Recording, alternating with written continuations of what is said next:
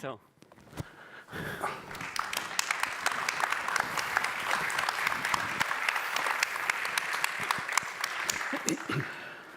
in medias res. Oh, pooh. Hello. Ladies and gentlemen, we want to welcome all of you to the second edition of the Time to Decide Europe Summit 2023. The summit is a co-creation event by ERSTE Foundation and IWM, Institute for Human Sciences. A very warm welcome to all of you who made it here and to all of those of you who follow us via live stream. We want to especially welcome all the speakers and experts who accepted our invitation. Welcome, great that you're here. Thank you. Also true, this year, a great lineup of distinguished personalities. We are happy that so many of you have followed our invitation to join us for the second edition. Looking at the audience, it is great to see that a remarkable number of experts is also assembled here, which makes this edition to a true encounter of European knowledge and experience. And I personally want to give a very special welcome to this year's participants of the Fellowship for Journalistic Excellence. Where are you? Yeah, okay. Ivan and myself, we are your proud hosts today. This event is an outcome of the unique partnership between ERSTE Foundation and the Institute for Human Sciences in Vienna and is taking place in its second edition. It is a great example of sustainable collaboration between scientific competence and philanthropic ambition. We celebrate this partnership through the results we achieve together. Ladies and gentlemen, let me welcome you on behalf of the Institute for Human Sciences, and personally I'm very happy that Boris and I again are the introductory hosts for this evening, and wonderful to have lots of friends and colleagues with us. This one-day conference came into being last year, and many of you were here with us in the context of the shock of Russia's brutal invasion of Ukraine. The Time to Decide Summit was an integral part of the way we started to deal with the crisis in political, economic, and social terms. We continue today conversations and debates this year with prominent thinkers, renowned political scientists, and economists, and you will hear many distinguished thinkers with their opinions. Together, they will seek to untangle the urgent questions facing us today, as well as offer insights on the future of Europe, and you are, of course, welcome to participate in the discussions. The ERSTE Foundation and the Institute for Human Sciences in Vienna have together forged a long-term partnership, contributing ideas and policies to strengthen European unity, democracy, and the rule of law. To think together about Europe's futures, thinking Europe, debating Europe, acting for Europe, supporting a civic, democratic, pluralist vision of Europe today. So only last week, the Ukrainian lawyer and human rights activist Alexandra Matvichuk gave a speech to Europe here in Vienna on the Judenplatz. Her speech with the title "No Peace Without Freedom and No Justice Without Law" reminded us of the importance of international solidarity and resistance against injustice. This is what she said. Europe must respond to the challenges of today's world. Europe must fulfill its role in a globalized world that is seeing a standoff between authoritarianism and democracy, interests and values, might and law, quick profits and long-term perspectives. It is the determination to act that gives a society its future. Quote, "We have invited these renowned experts today to think about how we can shape the future of our European societies." And yes, Ivan, I hand over. Yes, and going to practical matters for the day, speaking of the location where we are, allow me to list a few housekeeping rules. This is not your typical symposium. And we're trying to make it not typical. And I think we succeeded last year, and maybe we're bettering on last year. This is a working meeting. We want to immediately dive into the content. Please be on time for the sessions as they unfold during the course of the day and the evening. We have to follow a strict timeline. This is work today. We want to leave with outcomes. Let's roll up our sleeves and get to work. Right, and since last time there is a ritual, because we will show how you basically roll up the sleeves, right? So this is not a conference, right? This is not something where we just, talk bullshit here and bullshit a bit there. No, we want to come up with something which is really, really special, relevant, and important to discuss the future of this continent. It needs hard work, right? And all of us have to work on it and not just listen here, right? So be part of it. We are ready for the future. How? Now, how will this summit will go about? How will this summit will go about? The setup is more like a family table, as you see here, but a big one, we admit, than a classical conference. As we started last year with 25 people on the podium, they thought, you are really, doesn't work. It worked.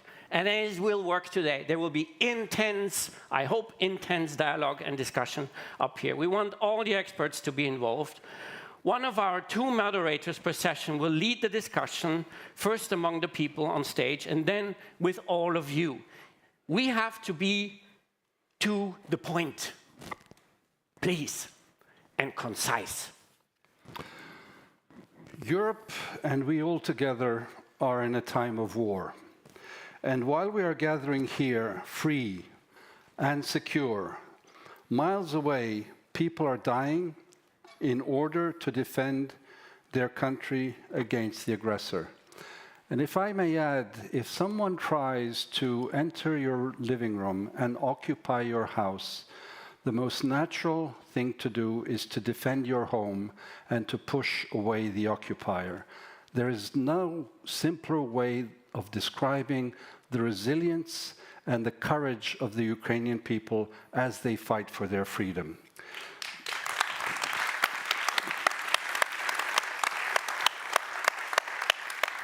Before we start working, let's please stand up and commence this summit with a minute of silence and commemoration for all those who lost their lives and their families and friends in this brutal war of aggression. Thank you.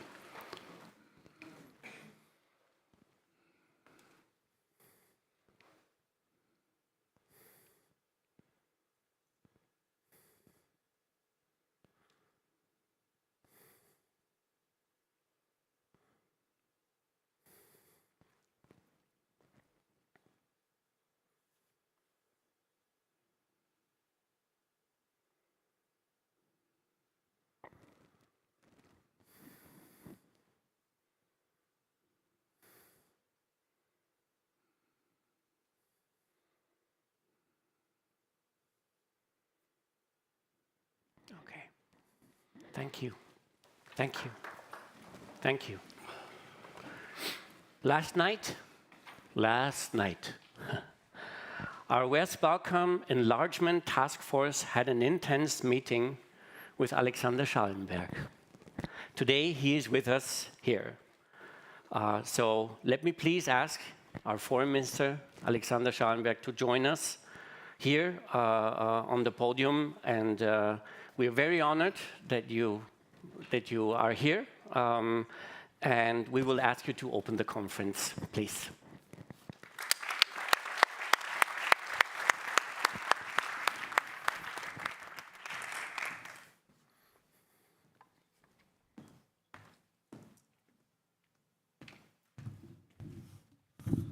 There's even a stool here. Incredible. Dear Boris, dear Ivan, dear ladies and gentlemen, I don't know whether I should roll up my sleeves too, but thank you anyways for inviting me to address this very distinguished audience. Actually, there are many people in this room I like to listen to from time to time, so it's reverse of my role, and I'm very happy to be here. The topic of this conference is actually very fitting. Time to decide. Yet we shouldn't deceive ourselves. every time was and is a time to decide. But we all know there are moments in our lives when we have unconsciously the feeling that somehow more is at stake, and that decisions which are taken might have implications for years, even decades to come. And I believe everybody in this room agrees with me and feels the same way, that we are currently living such a moment where more is at stake. The decisions we take today, be it on climate change, be it on migration, artificial intelligence, quantum computing, or our common stance on the war in Ukraine, might have a decisive impact on the course of history for the best part of the 21st century. In our own perception, we are living through a permanent state of emergency.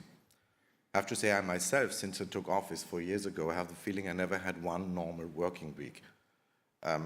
Be it internal crisis of internal politics, the cyber attack on the foreign ministry in 2020, the biggest ever experienced in Austria since the Second World War, the disruptive pandemic, and now the brutal war of aggression of Russia against Ukraine.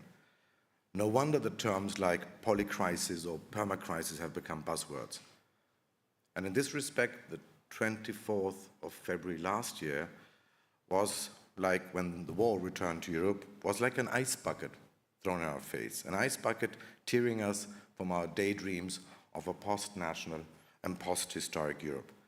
I always like to cite the US-American political scientist Robert Kagan, who wrote nearly 20 years ago, "Europeans live in a post-historical paradise of peace, while outside the rules of power still apply." End of quote.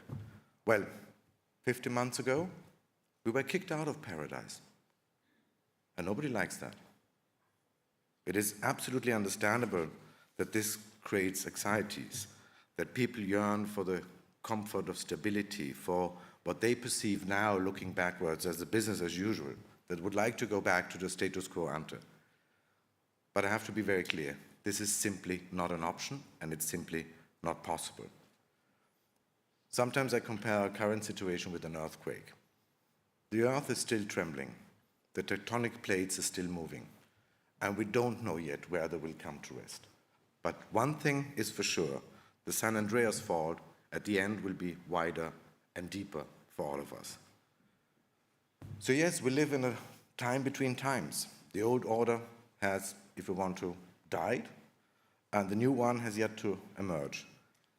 But as painful and as shocking and as problematic as this might be for us, this turning point also holds great opportunities for our societies. And I have to say, and this is something I like to repeat again and again, in our continent of doomsayers, I am confident. I am confident.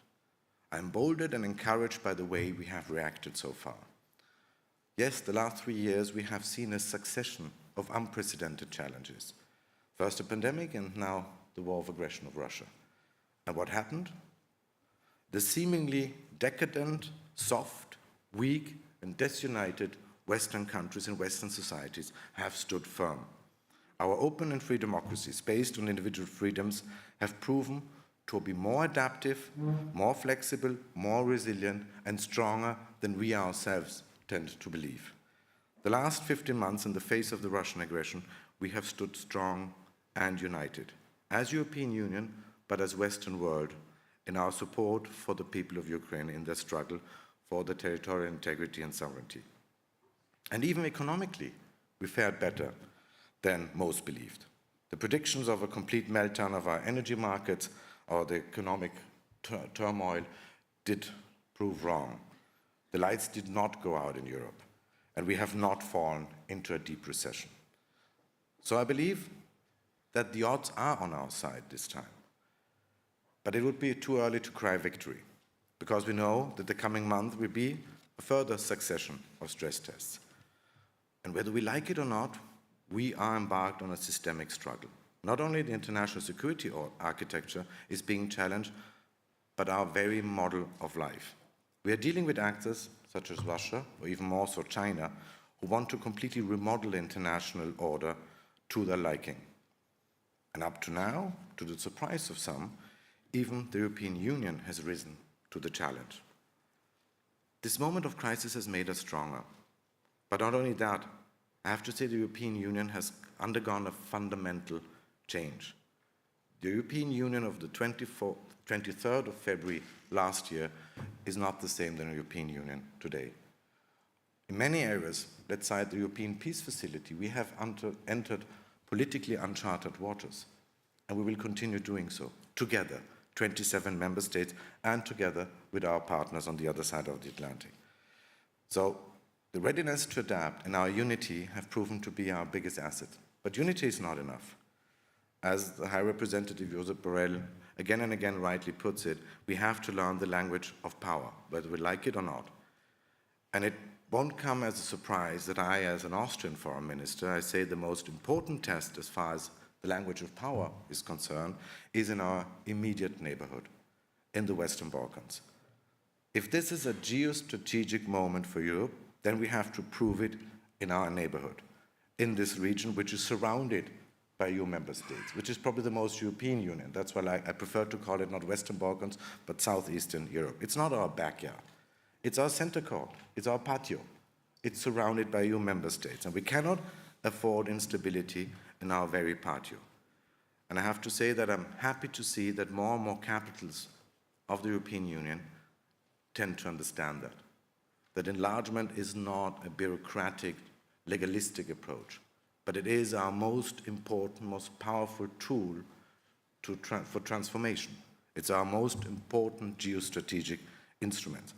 And the European Union or the European communities understood that in the past. When they took in Greece in 1981, when they took in Spain and Portugal in 1986, it was about fostering, strengthening new democracies, bringing them in clearly into the Western model and the European model of life. And now we have to do the same thing. We have to anchor our neighborhood, and I'm obviously talking not only about Southeastern Europe, but also about Ukraine and Moldova, very clearly within the European family. This is our most important geostrategic homework, and we have to get this homework done. From my perspective, the Western Balkans are the litmus test for the language of power or geostrategy of the European Union. If we fail there, then we are weakened, we are not credible in any other region of the planet.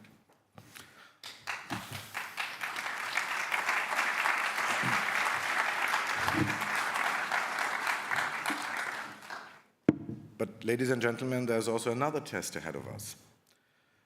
In this moment of shifting geopolitics and a war on our continent, we run the risk of becoming too self-centered. Eurocentric navel-gazing would be the biggest strategic mistake we could embark on now.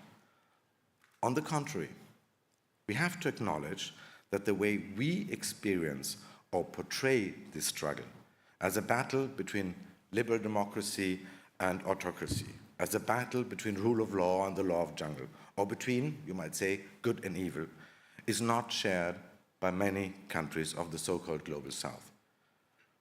While we see a new bipolar world emerging, you could say Cold War 2.0, they see fragmentation. And if we don't understand that, we risk losing out in the battle of narratives with the Russians or the battle of offers with the Chinese. In the last couple of months, I've had dozens of meetings and talks with ministers from Africa, Asia, and Latin America. And most of them have problems, struggle to understand what we are talking about in Europe, what our public debate is about. They don't want to pick sides. They don't want to be black and white. Either you are with us or you are against us. Just to cite an example, last month I visited Vietnam, and that's a country which is, to a certain degree, in a comparable situation than Ukraine. It has a huge neighbor, a powerful neighbor, breathing down its neck, with whom it shares a very eventful history, you could say. A neighbor who is making territorial claims and is ready to use military means to enforce these territorial claims. So the analysis in Hanoi is very similar to the one in Vienna. Yes, we need a UN Charter. Yes, we want a system where the sovereignty and territorial integrity of UN member states are respected, where the prohibition of use of force is respected.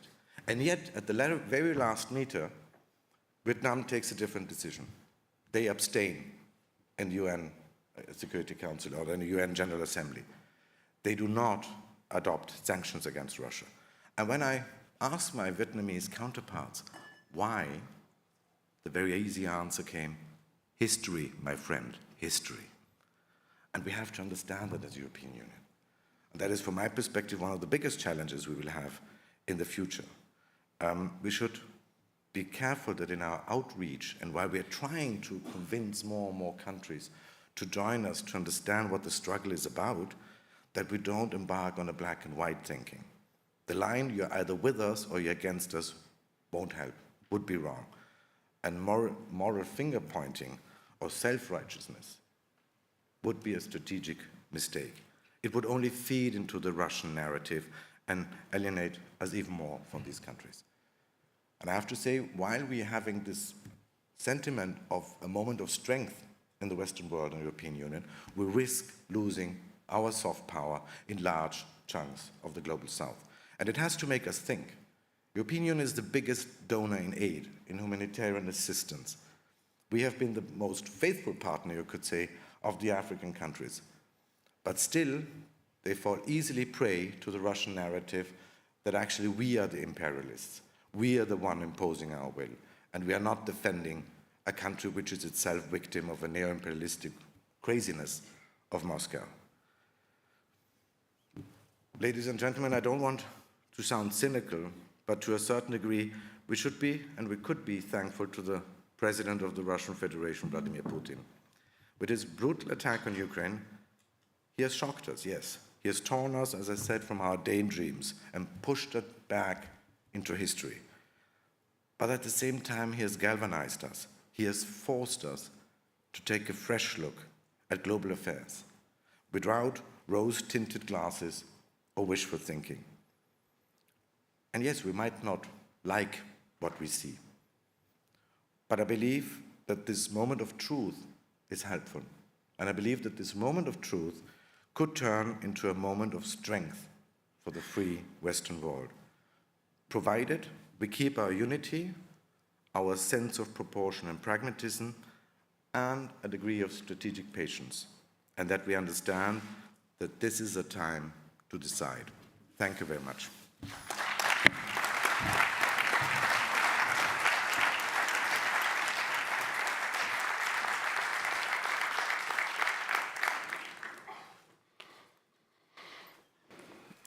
Minister Schallenberg, thank you very much for your words of wisdom, and as someone from the Western Balkans, thank you very much for highlighting the importance of continued European Union enlargement, including Ukraine and Moldova. And I'm sure these issues will come up in the discussions. Now we turn to a video message from Frans Timmermans, who is Vice President of the European Commission and graciously accepted to send us a message. He wanted to send this message in particular to the Time to Decide Summit, so let's listen to Frans Timmermans. Distinguished participants, I want to thank Ivan Krastsev and Ivan Vevoda for inviting me. I also would like to recognize Andreas Streichel, Boris Marte, and Misha Glenny. The title of today's gathering is Time to Decide. As the world is in flux, there are countless decisions, big and small, to be taken. But it starts with our diagnosis. Too often our imagination fails us. And once the unimaginable happens, those who said it was impossible will turn around and say it was inevitable. So, the first question is whether we can harness the power of imagining the unimaginable. Then we will have to plot a route and give ourselves the means to navigate these times of turmoil. The paradigms that have buttressed the global order since the Second World War are shifting. Europe has felt the chilly winds under the previous US administration and has realized that the transatlantic relationship needs constant maintenance. Our first duty is therefore to foster the transatlantic relationship by shouldering our responsibility in NATO. To be sure, the transatlantic relationship is as strong as it has ever been, but we will have to work hard to ensure that our commitment to this alliance is Loctite, whoever is in the White House or whoever leads any of the European governments.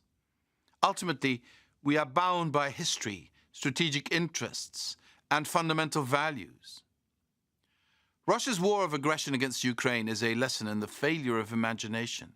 The depths of Putin's depravity are unfathomable, and he seems bent on torching all that is left of what once was a proud and rich Russian cultural heritage. We must counter Putin through unity and strength, giving Ukraine all it needs to push the aggressor out and start building an independent, prosperous and free country. This is how to define victory in this war. Timing is of the essence here. We must help them now and see it through, as fast as possible, as long as it takes. When Russia is an immediate threat, China's rise, its totalitarian system, and its assertiveness are a structural risk. India is already the most populous country on the planet and will assert its geopolitical role more and more. Latin America is coming back too. President Lula wants to forge stronger ties with Europe, but is also adamant that the world becomes a multipolar one where Brazil plays a leading role. Meanwhile, African leaders are coming closer to Europe because they understand that what they had expected from others, especially China and Russia, is not delivering what they hoped for. Make no mistake, if Africa fails, we Europeans too will certainly fail. Our destinies are intimately linked. Europe's environment is going to be challenging, dangerous, dynamic, and relatively unpredictable. Our truths and maxims are no longer dominant and will be challenged. We will have to be agile, and the question is whether our budgets are currently proportionate to our challenges. We also have to understand countries far beyond our borders and the geopolitical constellation in ways we didn't before.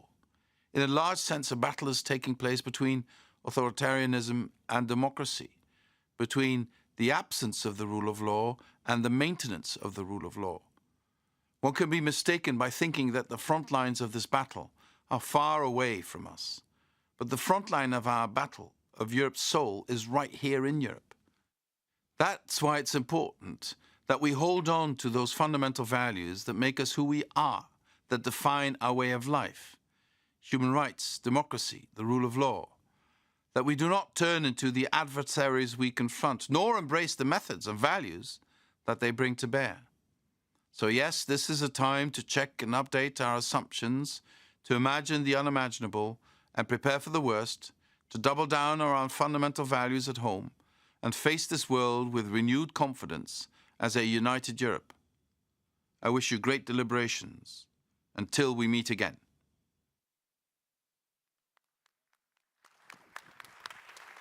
You have it? Yeah. So, we start working now. Let us introduce the two moderators for this very rich day today. And for me, it's a great pleasure to introduce Ivana Dragicevic. Come here.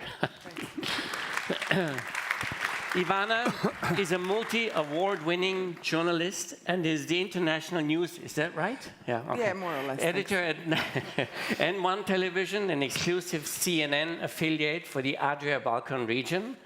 As a part of her Europe's Futures Fellowship in association with the European Parliament, she made a documentary series, Voters 2024, on youth and the future of Europe. Ivana, it's great to have you with us. Thank you for having me. Thanks. Yeah. And may I invite Misha Glenny to the stage and give a brief introduction. Full disclosure, we are very old friends, so it's hard to introduce a dear friend. But let me say, for those of you who do not know Misha, it's just over a year since Misha decided to make Vienna his home for the next few years, maybe more. He is the rector of the Institute for Human Sciences since the 1st of May last year. And he actually joined us here on stage, Time to Decide, actually just a few days after he came to Vienna. Misha basically is a Viennese because he spent quite a few years in the late 80s, early 90s, covering the 1989 revolutions for the BBC and The Guardian, the fall and disappearance of my country, Yugoslavia, and wrote books on all of these issues and many other issues. One of his books about international organized crime called Mafia was turned in a very successful TV series, which if you haven't watched, I highly recommend. If I'm aware there will be a second season coming soon. So he is a renowned author and journalist, and among the many things he is capable of and has done, Misha can do a very good Viennese German accent. So all of you who are Viennese should try him out on this. So Misha, we're very happy to have you and to have Ivana and you chairing this meeting. Thank you. The stage is yours. Finally, Ivana, finally, please. Well, here we are where we belong.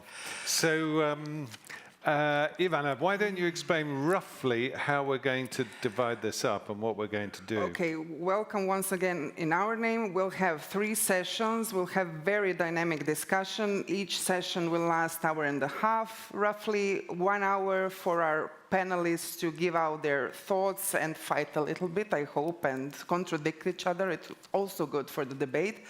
And we'll give half an hour to you and our audience who is watching us via YouTube. So all of you who are not here, you can send the messages. There's a link on ERSTE website, so you can watch us also at home.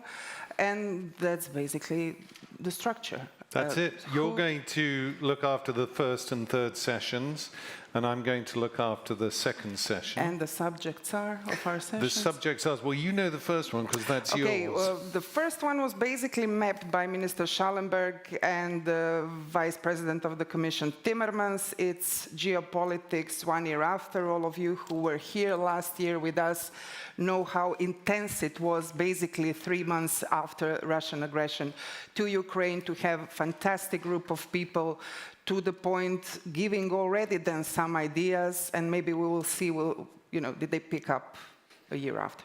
And then on the second session, we're going to go into challenges for European democracy. It's subtitled Fear, Loathing and Hope. So there'll be a positive note at the end, I trust. And then the third session, Ivana, yours is about energy and an issue of our, let's say, resilience in that regard, because it's not just Russia and the gas. It's how we built our green transition, how we built our resilient Europe in that regard. So we'll also have great, I think, inputs on the last panel. And we're going to start by introducing all our panelists. Finally, sorry guys that you've been sitting here for such a long time, so I'll start with this side. I'm very, very happy to introduce the first guest, Anthony Burnett. What can I say? An activist, a writer, a co-founder of Open Democracy, author of The Lure of Greatness and Taking Control, Humanity and America After Trump and the Pandemic. So your articles on Ukraine, which everyone knows, include After Putin in The Nation, which was published in March last year. And you had the clash with Yanis Varoufakis in Open Democracy. So I'm very happy to have Anthony Burnett. Please. Thank you.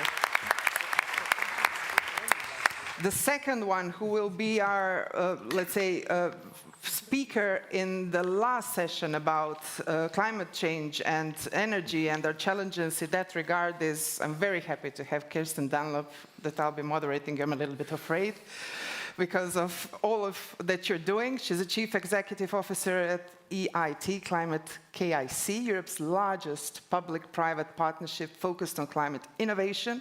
Over 30 years of experience basically in catalyzing systemic transformation, and career spanning academia, consulting, banking, insurance industry, 3 continents. You're on various advisory boards and recognized as a leader at the European Commission Economic and Societal Impact of Research and Innovation Expert Group. Please, round of applause for Kirsten Dunlop. So we have Jan Werner Miller, our third panelist from the right side. Roger Williams, Status Professor of Social Sciences, Professor of Politics at Princeton University, co-founder of European College of Liberal Arts, Bart Berlin. I have to be personal here. Bart Berlin hosted several of fantastic people from Syria after 2015 refugee crisis. One of them I personally know. We brought him through the Balkan route to Berlin, so I want to take you on personal note for being such an institution in these hard times. Your publications include Contesting Democracy for Yale University Press, Was ist Populismus? Your book from 2016 was basically translated into more than 20 languages, and you won the Varian Book Prize, and in 2021 saw the publication of Democracy Rules by FSG in the US and Penguin in the UK.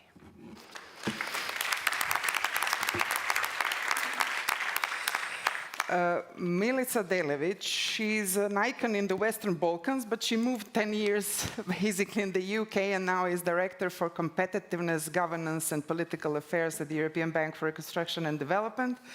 Prior to joining EBRD, you worked as a Director of the European Integration Office of the Serbian government. You were Assistant Foreign Minister. You chaired the Committee of European Integration in the Parliament of Republic of Serbia. You wrote extensively, you discussed extensively about the enlargement process. I don't know, we'll know each other for such a long time, but you're still there and fighting, and I think this fight we can maybe witness to be over finally about enlargement, so please a round of applause for Milica Delevic. So my first dear speaker on the first panel is freshly from Turkey, first round of elections, so we're going to hear a little bit about it also. Soli Özel, senior lecturer at Istanbul Kadir Has University, member of European Council of Foreign Relations, Europe's Futures Fellow last year. He's been a columnist on various newspapers. Currently, you write at Deutsche Welle Turkish, Politikyol, and you do weekly commentary on the world affairs for Gazete Duvar TV. You thought I won't read how many universities, but Soli Özel, thank you for being here, please. And this person everyone knows, so can I just say Ivan Kraste? Or should I read it? Permanent Fellow at the Institute of Human Sciences, Chairman of the Center for Liberal Strategies, founding board member of European Council of Foreign Affairs, writes from New York Times to Financial Times, contributes everywhere. His books has been, as we heard Mr. Timmermans, something we all learned from. Thank you, Ivan, for being here today. And last but not least, oh, Mary, Warlick. I'm sorry, because we're trying to catch up fast, so I'm really sorry for this, because Mary Bruce Warlick, we've been seeing each other for the last 2 days, but never had time to do this, so very nice meeting you finally, because she's Deputy Executive Director of International Energy Agency, so God knows how much work you have these days. She's a retired career diplomat, former US ambassador to Serbia. You had various senior leadership positions in the Department of State, National Security Council, Department of Defense, serving all around the world and in DC. From 2014 to 2017, you served as the State Department's principal deputy and acting special envoy for international energy affairs, and you represented US on the IEA governing board. So all of these roles of, I think, utmost importance for your inputs on all three panels. Thank you so much for being with us, and I'm really sorry. Glasses, fast. So Misha, left side. So, well, the first guest on my side is a man after my own heart, Taras Vedirko, because he's a lecturer in organised crime and corruption at the School of Social and Political Sciences, University of Glasgow. I don't know if any of you have been to Glasgow, but there's a lot of work to be done on that issue there. And, but he is Ukrainian by origin, and he is currently working on a book about the post-Maidan period in Ukraine, if I'm right, about journalism as it developed after 2014. Welcome, Taras. It's great to see you here. And of course, he is also a fellow at the IWM, I forgot to mention. Gundham Wolf, I'm going to struggle with all of the things that Gundham is currently and previously responsible for, but he was the CEO of the German Council on Foreign Relations. And you're now the Otto Wolff director of its research institute, is that right? No? CEO and director both. You're both. Oh my God. Look at that. And that's not the only thing. He also heads the Center for Geopolitics, Geoeconomics and Technology. And before that, he ran the Bruegel, the institute which deals primarily with political economy in Brussels. So European political economy in particular, climate change and transition, specialities of Guntram. So I'm going to struggle with Katarzyna's name, but I will try it in any case. Katarzyna Pełczyńska-Nałęcz is my best attempt. But the reason I want to highlight Katarzyna in particular is, I'll explain in a minute. So between 2014 and 2016, she was the first female ambassador of Poland to the Russian Federation. And she is now the director of an institute called Strategies 2050. But previously, and this is why I'm particularly interested in what she has to say, she was, as well as being Under Secretary of State at the Polish Ministry of Foreign Affairs, she was a member of the Polish-Russian Group on Difficult Matters, which I think is a lovely name for a think tank or a establishment. Gerald Knaus. What can I say in Vienna about Gerald Knaus? Mr. Immigration Strategy for the whole of Europe, indefatigable polyglot. I mean, it goes on and on. Spiegel bestseller. What can I say? Gerald, welcome. It's great to have you back in Vienna. We always love having you here. Janke Oertel, who is a former fellow of the IWM, is now head of Asia at the German Council or the European Council? European Council on Foreign Relations, ECFR, in Berlin. I also happen to know that in August, she will be publishing her next book, which is Das Ende der China-Illusion, auf Deutsch. But I dare say it will soon be translated into English as well. I certainly hope so. All matters China, US China, Europe China, security related, economic, politics related. Janke is your person. And last but absolutely by no means least, Kim Lane Shepperly. What can we say about Kim, who is currently a fellow at the Institute for Human Sciences in Vienna, which we're really pleased about. She is the Lawrence S. Rockefeller Professor of Sociology and Political International Affairs. I knew I was going to get something wrong with her because you cannot believe the list of posts and honors that Kim has had. But Kim is particularly important for us because she focuses on the sociology of law. And in our discussions about Europe's situation at the moment, this is absolutely one of the critical questions. And there's no one who knows more about it than Kim. So welcome, Kim. Thanks very much for being here. Thanks to all of my side of the panel for being here. And I will now hand over to Ivana, who is going to be moderating the first panel. Thank you so much. We don't have much time, even though we have an hour and a half. The unbearable lightness of power. Europe, geopolitics, and the war in Ukraine. Last year, we were standing here with the hope that we will not live the end of the year and the year after, that the war will still be going on.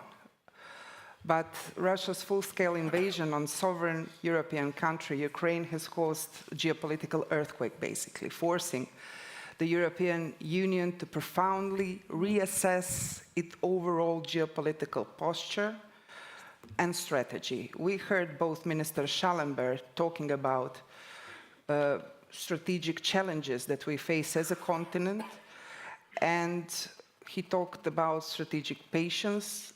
Mr. Timmermans talked about imagination that fails us sometimes. But we need to adapt, we need to think future-oriented, and we need to make decisions in that regard. So Europe is painfully aware that its security dependence of the United States is crucial for consolidating the West.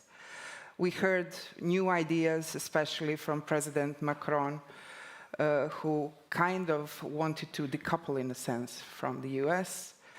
A lot of it on the table, but I will ask our first keynote speaker, Soli Ozel. Soli, join me here and tell me for the beginning, 3 main issues that you see as, or 3 challenges, or 3 questions, or 3 answers that you have, whatever, how do you want to articulate it, that EU needs to deal with. I wanted to say to survive, but you told me to ask you what Europe needs to deal with to stay relevant.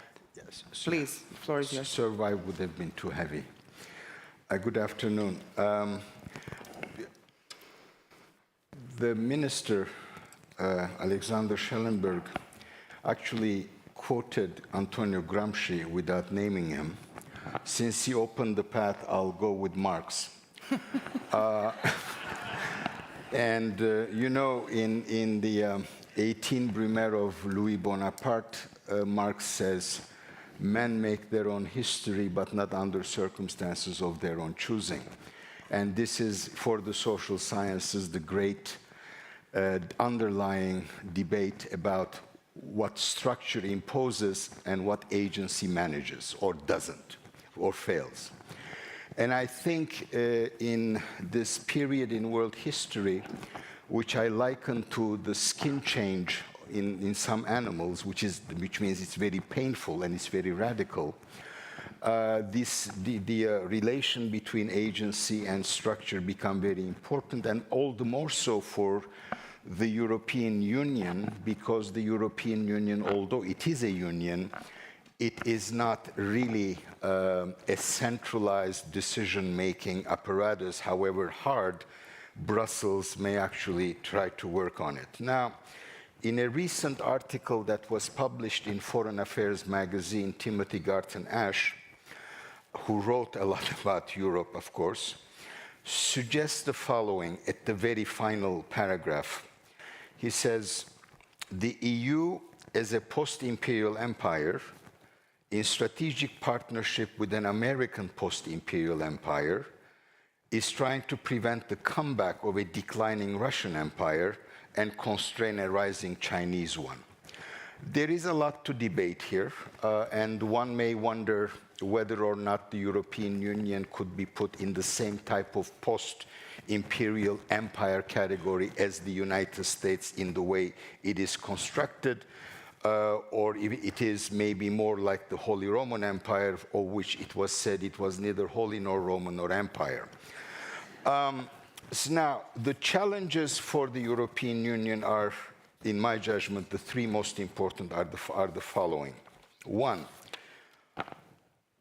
the Ukraine war is obviously primarily a European issue, and it puts back Europe, which was supposed to be post-bellum after the Cold War ended, back into a geography of war. And so what does Europe geopolitically does with this? Is that a final cry of a series over centuries of wars in Europe? Or is it in any way relevant to the rest of the world? And of course, we've heard both Mr. Timmermans and the minister, who, without necessarily acknowledging it as openly, suggested that maybe it's not. I think it is, but for a whole variety of reasons, it looks like this is something strictly European and it does not concern the rest of the world. And that, of course, is part and parcel of a resentful reaction to history of the past 2 centuries, perhaps. As I don't know who said it, but I've read about it. Somebody said, the time when Europe's problems were the world's problems and the world's problems were not Europe's problems, that time is over. I think we will come back to a far more logical balancing point, equilibrium point, but we're not there yet. So this is a world in which there is a massive geopolitical shift, which is a function of the massive economic power distribution in the world, and where Europe is going to be situated, whether or not it will be relevant, is the first major question that Europe will have to face, in my judgment, as a collectivity. Secondly, and that becomes ever more important after having been in hibernation or in complacency that Thomas Bagger actually wrote about in 2009 already. Europe will have to deal with the fact that it lags behind Asia and the United States in technology. And in this world, this cannot really be tolerated if Europe wishes to remain relevant. And by the way, because the transformation in today's world is geopolitical and economic, and they actually feed on one another, it is absolutely impossible for Europe to remain relevant without taking the issue of technology and economic prowess as part of its geopolitical game as well. And the third one, of course, would be economy, and how Europe reorganizes its economy. Can it really continue with the kind of dependence it has built on Chinese markets, the way it has built the dependency on Russian energy, which seems to be taken care of today? So what I will do in the remaining 2 minutes is also a way of making suggestions to Europe, and maybe it will, I don't know, scratch your ears to hear some of what I'm going to say, but I think these are parts of the debate. And I want to refer to a speech recently given by the National Security Advisor to President Biden, Jake Sullivan. Now, Sullivan's speech was mainly about the economy, what the Biden administration was doing in the economy, how they actually talked about, how they actually thought about international cooperation and how the United States would relate to other countries in the world in terms of economic and technological developments, but that was part and parcel of the American strategic outlook as well. Now, there is one thing the Americans have passed last July called the Inflation Reduction Act, which is a misnomer, in which they actually put in implementation an industrial policy, a protectionist industrial policy, and challenged the world to actually live with it. Now, a year later, less than a year later, $200 billion have been invested by corporations in order to take advantage of the incentives provided by IRA. And since 2009, apparently that's been continuing even before IRA. And 1/3 of these are foreign corporations. So I suspect that a lot of European companies are investing in the United States to actually take advantage of those incentives, but they have to use American inputs. Now, how does Europe deal with that kind of challenge? And one way of actually dealing with it, and in a way Sullivan implies that as an invitation, partially to sugarcoat the very harshness of the American protectionist policies, is inviting Europe to actually join forces with the United States. So one big question, you know, there was something called TTIP, Transatlantic Trade and Investment Partnership, which was dead on arrival, and we no longer talk about it. But what Sullivan is saying is basically a resurrection of that. That is, what he's saying is, should we have a transatlantic economy to deal with the inevitable rise of a trans-Pacific economy or an East Asian economy, because that is really the only way we can deal with a Chinese-centered Pacific economy. But on America's terms, and that may be the harder thing to swallow. And that will be something to think about, just as in NATO, the Europeans still need American protection. and whether or not they will ever be able to get the strategic autonomy that is so dear for President Macron and maybe some others. Let me finish. I've run out of time with the following. There are too many geographical divisions in the European Union for it to be able to come up with a coherent, all-embracing strategic approach. A former American official, Fiona Hill, talked about mini lateralisms in Europe. You have the Scandinavian outlook, you have the Mediterranean outlook, you have the Northeastern outlook, and Germany remains the central country that may actually pull it all together, if it can actually pull its own politics together. Thank you. Thank you, Solly, very much. Very challenging inputs. I will just say to our panel, if you want to comment later, just put your name tag up there so that we know that you're there. But we heard something both from Minister Schallenberg and from Vice President Timmermans, and it's this, and now from Solly, this West and the rest, or West versus the rest. Our second keynote speaker, Janka Ertel. Janka, you said you're going to quote who? The Indian minister who said something? I'm actually going to quote the person that you couldn't remember the name of, Solly, but that way it fits nicely together. I think we can. Please join me and let's hear your thoughts from this more wider perspective than our Europocentric, which we heard we don't need to be Europocentric, from Minister Schallenberg. Please. Thank you, Vanna, and thank you, Solly, very much. I was a bit afraid, because I'm a China watcher myself, and I was always a bit afraid when I talk to a broader audience like that I don't fit in. But you offered me a nice segue by quoting the person that you couldn't remember who said it. But the Indian foreign minister is, I think, a good way to start this, also by giving me a segue with starting with Marx, the people that I study kind of like that guy too. So let me start with that particular quote and refocus on that. Europe has to grow out of the mindset that Europe's problems are the world's problems, but the world's problems are not Europe's problems. Jay Shankar said that on a big stage. It has been taken up widely, and it has been used as yet another indicator of how self-referential Europeans are when it comes to the world. I think the big problem with this quote is that while being incredibly smart and incredibly respectable, for once Jay Shankar is wrong, and he's wrong at two levels. The Russian invasion of Ukraine is not Europe's problem, it is the world's problem. And Europeans are acutely aware that the world's problems are Europe's problems too. And they feel it every single day. The war has not only had an impact on global norms, from territorial integrity to sovereignty, that most countries, big, small, authoritarian or democratic, actually care quite a bit about.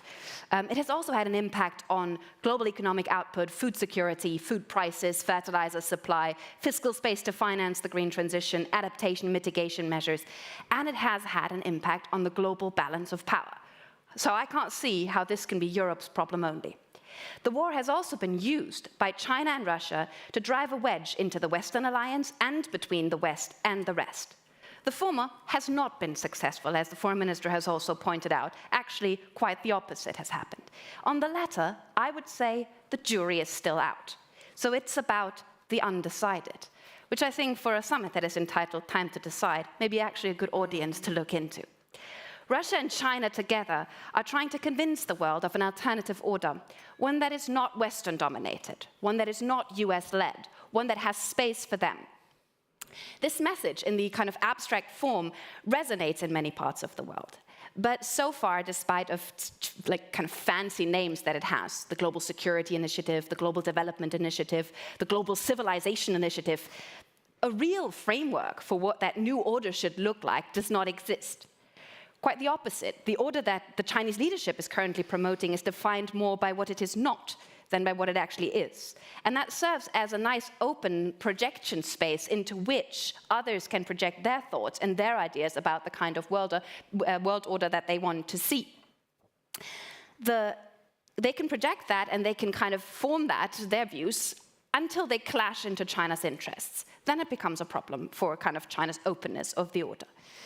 The Russian invasion of 2022 has served as a catalyst for all of these developments. It has accelerated the China debate in Europe and beyond. And that's actually quite surprising, because one could have thought that the China debate would be sidelined. We have to deal with the war now, we have to deal with something more immediate, we have to deal with Europe now. But quite the opposite has happened.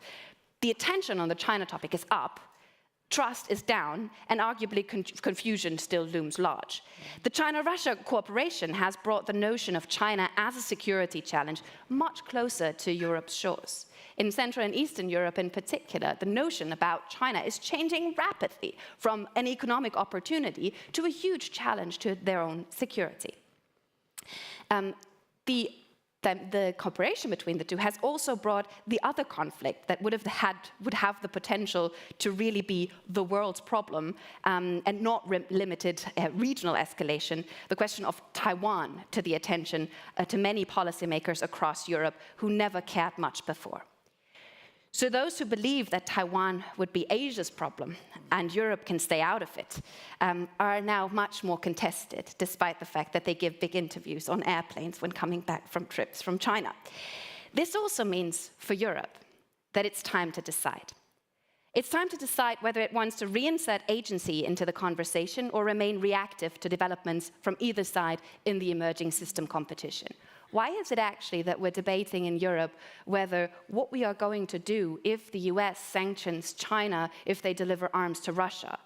Why would that not be very weird as a concept? Why would that not be our utmost security interest to think first about that and be proactive and have something on the table to also deter these actions?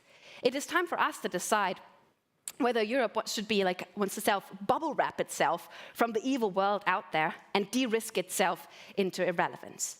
Or do we actually develop an ambitious vision for the order that is conducive to European values and interests and make Europe irresistible for the world?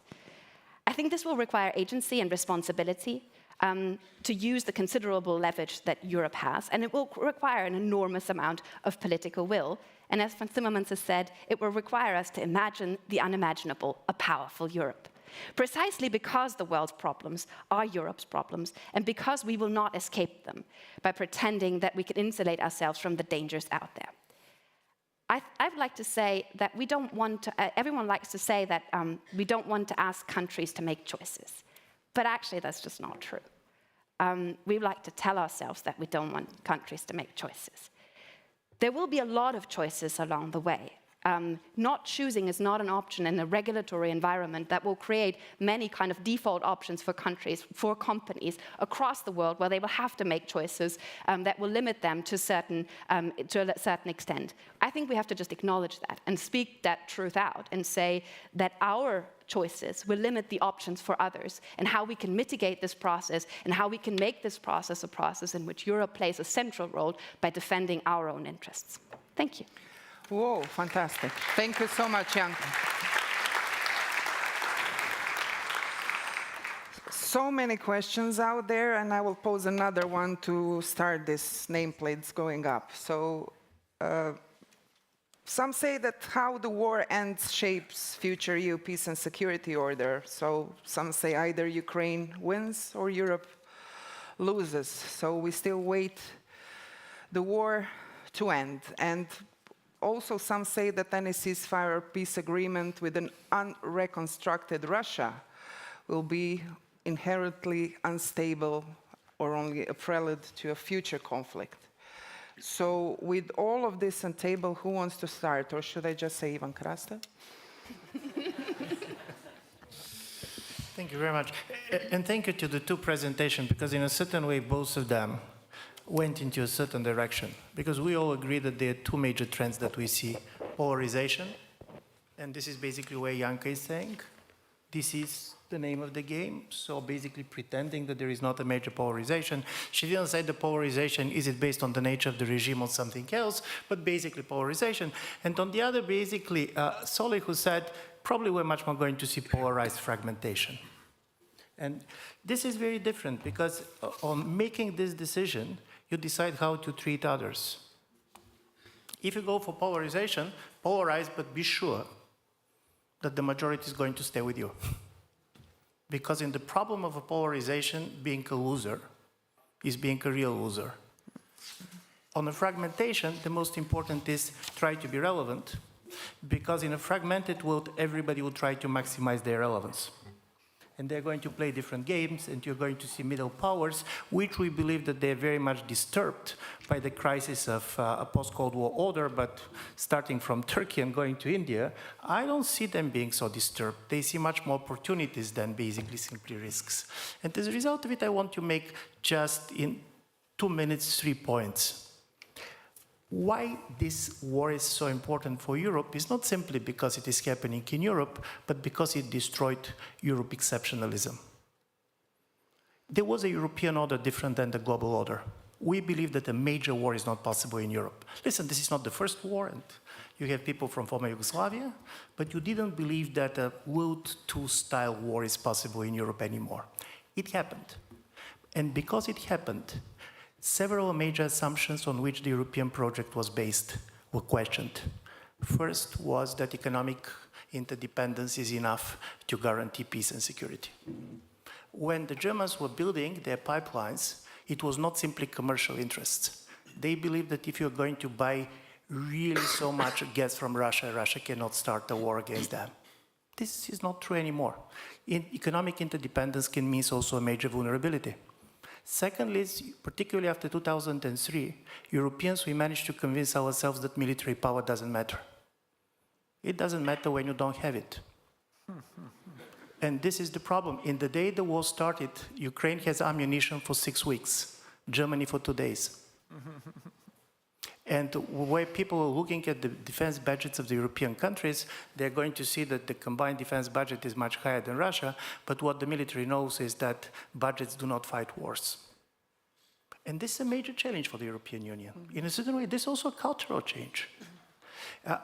And the third thing that I do believe is also critically important is that we also didn't realize why Ukraine succeeded to resist. Because the other things that Europeans kind of lost is the transformative power of nationalism. Europe is dramatically a post-national project. And nevertheless, of what we are talking about, you are seeing that basically the strength of the national sentiments defending the sovereignty of the country is critically important. When people are fighting, they're not simply saying Slava for Europe, they're saying Slava for Ukraine. And I'm saying that I'm going to end up on this because we're going to work in a world in which sovereignty is going to be at the center of what is happening. And if for countries like United States or Brazil or Turkey or anybody else, sovereignty is quite obvious because they're basically nation states, this world that is coming is so difficult for Europe because on one level it is pushing Europeans to be much more unified in order to be relevant in any sense, but on the other you have the level of national sentiments coming back, and I do believe Poland is one of the great examples of everything good and bad that goes with it. Thank you so much. Guntram Wolf.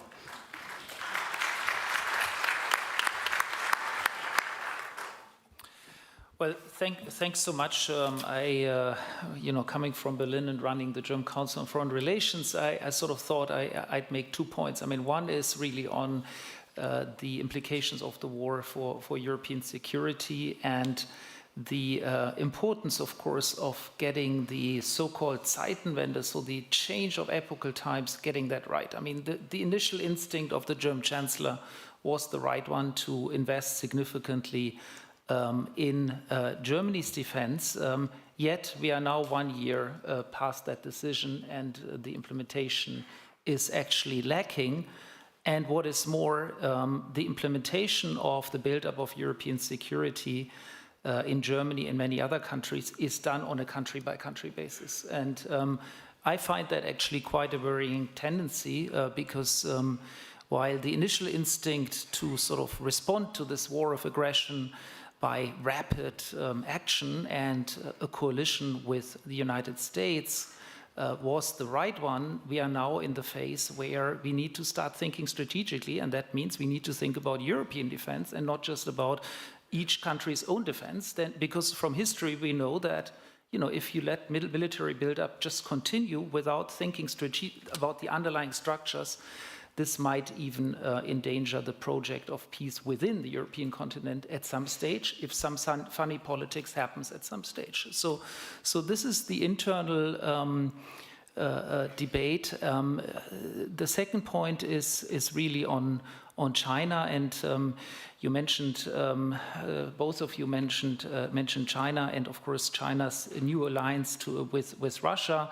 It has implications for the war, but it has also implications for our economic relation. And let me just say the Jake Sullivan speech was a very interesting speech. It's a speech that referred to only one European politician, Ursula von der Leyen, not the German Chancellor, not Emmanuel Macron, but Ursula von der Leyen was mentioned in that speech. But the one speech you did not mention is the one by Janet Yellen, right? And I think if you contrast those two speeches, the speech by Yellen and the speech by Sullivan, you see actually exactly the same kind of debate that is ongoing in Europe as regards the relation to China. Janet Yellen wants to limit the risk to China. She used the term de-risking, but wants to do it based on clearly defined criteria, while Jake Sullivan has a much more encompassing and much broader definition of what is the challenge coming from China. And if you take Jake Sullivan literally, you can go as far as saying the actual problem is the rise of China, right? It's the rise of the Chinese economy that actually puts in danger the US dominance in the Indo-Pacific. And you know, I think in Europe we are basically having the same debate. We are on the one hand in the camp of those wanting to engage with China. We do want to buy Chinese goods. We do want to export. We do want to make money. But then we are starting to see increasingly that China is also a risk that goes through Ukraine, through Russia, its alliance with Russia, its role in the Indo-Pacific. And I think it's exactly that kind of debate between Jake Sullivan and Janet Yellen that we are having in Europe, and which I think at the moment we are only starting to have. Actually, we haven't come to an end point here. Thank you.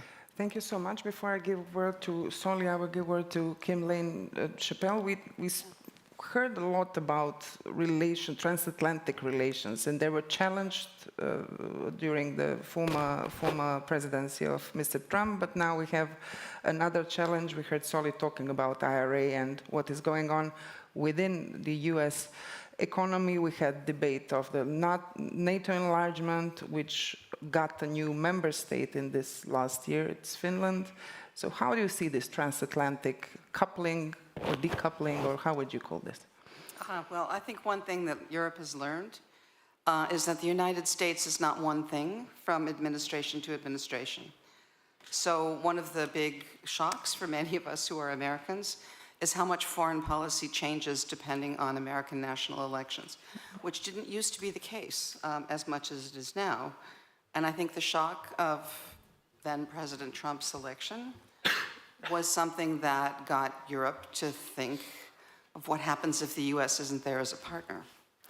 And I might say, and I don't think the US is out of danger yet, even if we're in a peaceful moment at the moment, because the US political system is really broken, and the US election system is such that it is quite conceivable to imagine another Trump victory. So it's a moment when I think it makes sense for Europe to think about a transatlantic partnership that may come and go, I hate to say.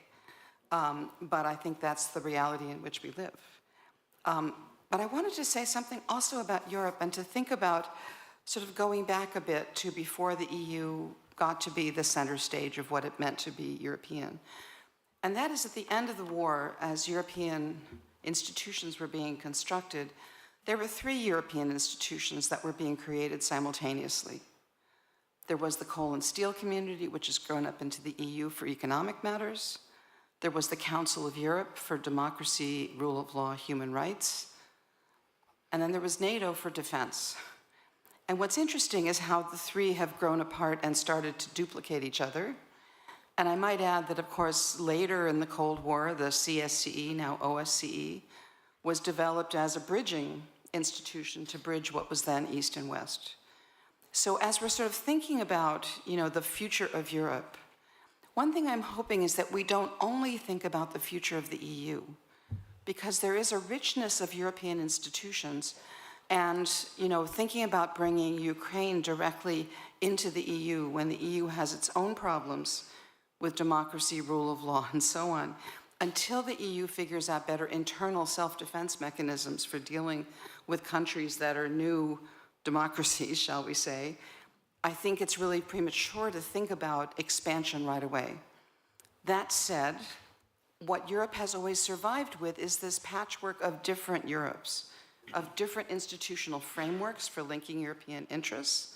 And I think as we're looking at what this is going to look like at the end of this horrible war, I think we need to think about, again, that patchwork of institutions, about the various ways that different countries can relate to each other, and not assume that the EU in or out is sort of the only way to ensure that there is a Europe that can stand up for itself. Because to go back to the beginning, the transatlantic partnership, I hope, will remain strong. Many of us in the United States are working hard to keep it that way.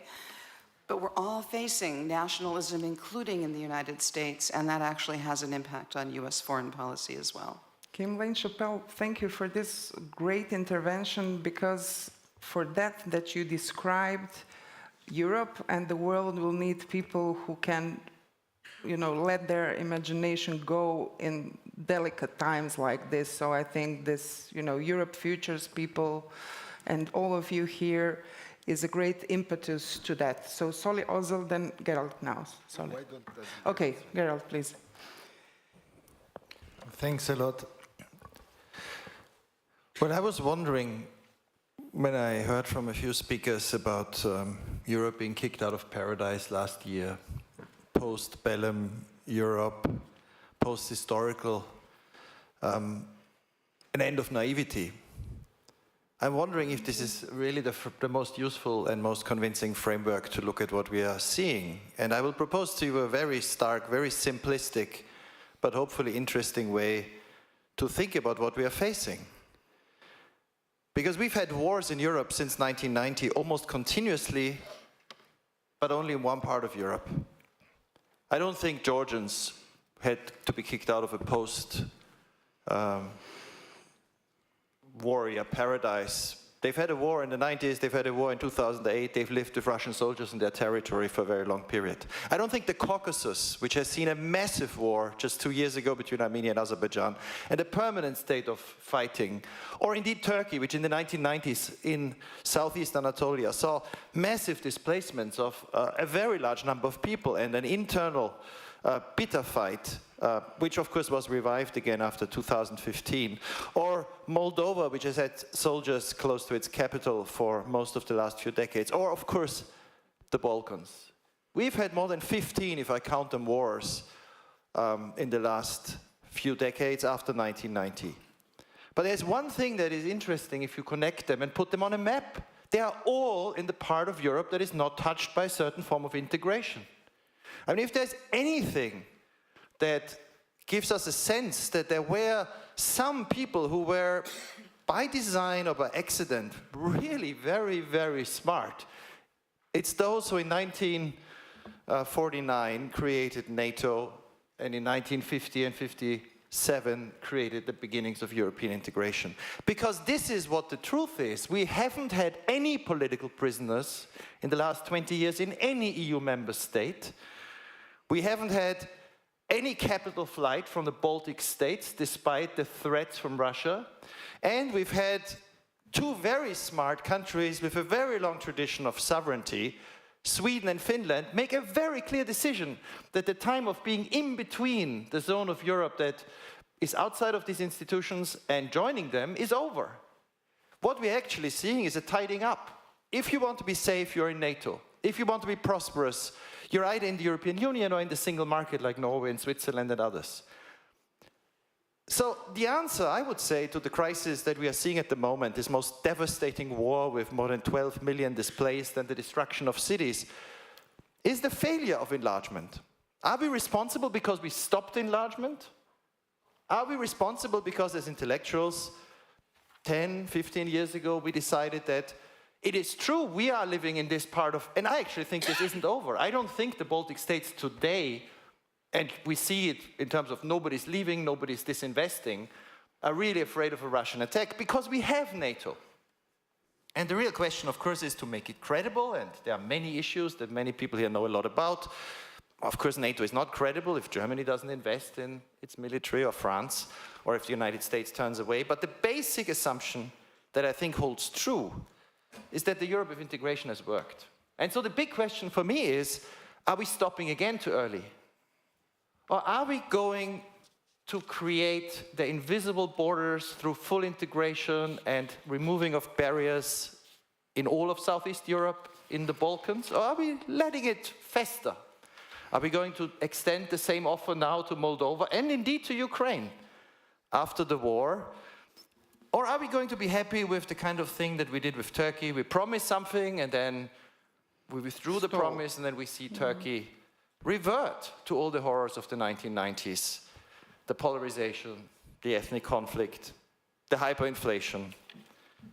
So I would put it to you that perhaps the question is very simple. Are we ready? Are West Europeans ready? And can we convince them with the argument that it is in their self-interest, because in the end, otherwise they won't move, to extend step by step and pragmatically the order of integration to all of Central and all of democratic Eastern Europe. And as we speak today, there is a meeting of the Council of Europe in Reykjavik in Iceland, which we don't usually mention, the 4th summit in the history of the Council of Europe, which also shows us that enlargement alone is no panacea.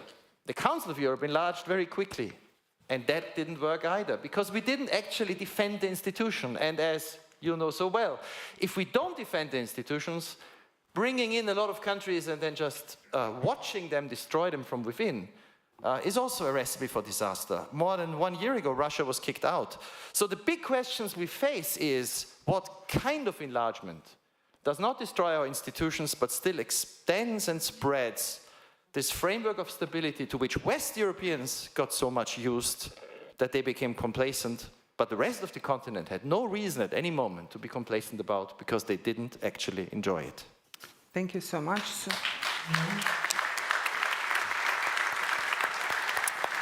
We have Solly Ozel, Kirsten Dunlop. Okay, so Kirsten, please.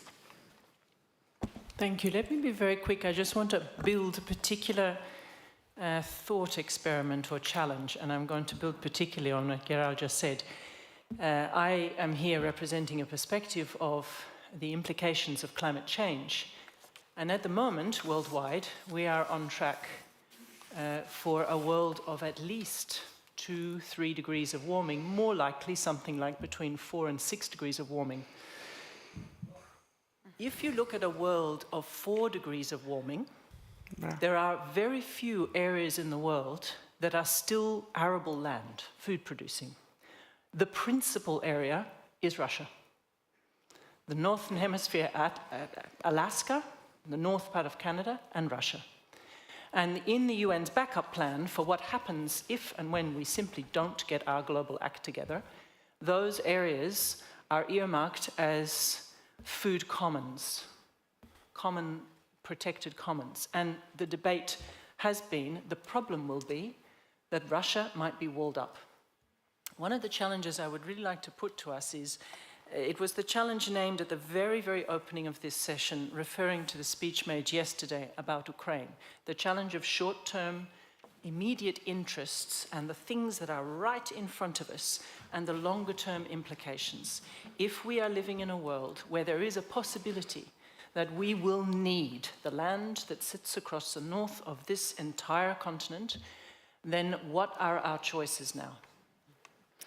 And I would add to that also, we heard last year from our fellow Olivia Lazard, she's writing a lot about the resources that we need for basically transitioning of our economies to climate neutral and resilient economies, talking about rare earth, either lithium, so the biggest basically basin of it is in China, then in Russia, then we saw what happened in Chile, what was the decision basically of the Chilean president to nationalize the lithium reserves. So we, as a continent without it, also need to think, plus what you said. So in terms of, you know, reinventing security as human security for, I call it 22nd century, is something that we lack in discussions and decision-making.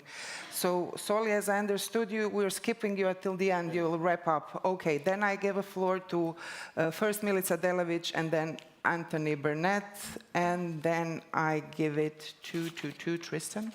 Yes, please. Thank you very much, Ivana. I somehow couldn't resist when Gerald raised enlargement, and I think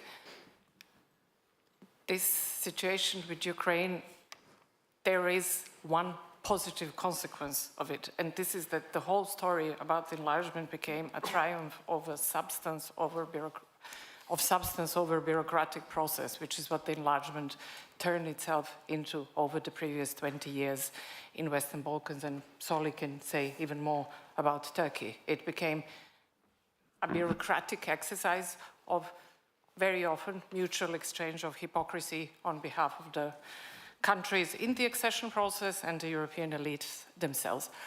I think what we saw since the war in Ukraine started, it's basically that Ukraine experienced two parallel processes. One technical, where Ukraine applied for membership, was given a questionnaire, quickly and competently responded to the questionnaire. The same holds true for Moldova. Both became candidates. There is now an exchange of reports between the Commission and the two countries with a view of opening accession talks later this year. What has happened in substance and in reality, in order for Europe to be able to sustain its support to Ukraine, it basically integrated Ukraine dramatically without any change of methodology, any change of technical process. As soon as the war broke out, Europe invoked a temporary protection directive allowing Ukrainian citizens to live, work, and use social services in Europe, which normally you get in the end of the enlargement process. Suspended tariffs and quotas on Ukraine imports, including agricultural. In order to provide stable and predictable financial assistance, went to borrowing against headroom, which at this scale was possible only in the next generation EU to finance pandemic recovery. The same thing for financing military effort and ammunition. So it's basically, you saw that in order to sustain the country, a rapid process of real integration happened. So what I think we need to reflect on now is how to make this process work for everybody else and return enlargement to much more substantial than bureaucratic and technical question. And how to bring, not to have enlargement as a separate problem, constantly addressing a separate issue of either one country or one region, or how to integrate all of these problems, which are geopolitical, climate change, functional economy. And I think maybe a moment to ask, not being able to successfully finish Balkan wars by integrating those countries, has it been a projection of weakness, which together with refusing to consider applications from Ukraine, Moldova, and Georgia has encouraged what we are seeing now? So I think, awful as the situation is, it gives us an opportunity to return to substance and to stop thinking how to tweak the bureaucratic process, but rather how to advance the substantial integration. Thank you. Mr. Burnett. Mr. Burnett. Please. Thank you very much, and thank you for this wonderful event. I'd like just to half agree with Gerald that I think Europe is not post-bellum. It is a peacemaking process.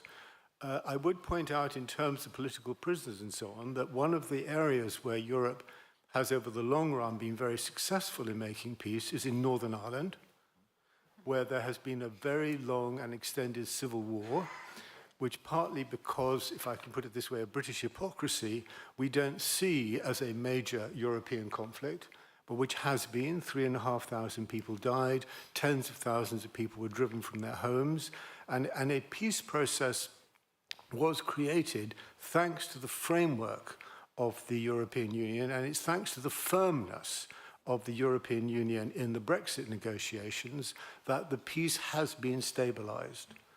And so where does that put us in terms of what we're looking at now? And I would just like to put one issue, it seems to me, into the discussion in terms of the challenge that Ukraine poses for us.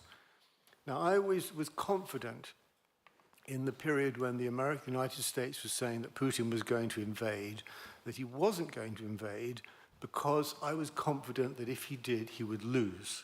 And that I thought in the end, he had enough hardness, enough sense to know that if he precipitated Ukrainian national resistance, that he was going to bring out into a force which would be indomitable. Well, I was wrong that he was stupid enough and sort of short-sighted enough to invade, but I was confident from the beginning that Ukraine will win. And we don't know any longer how long that will take. Russia is now fighting for its credibility.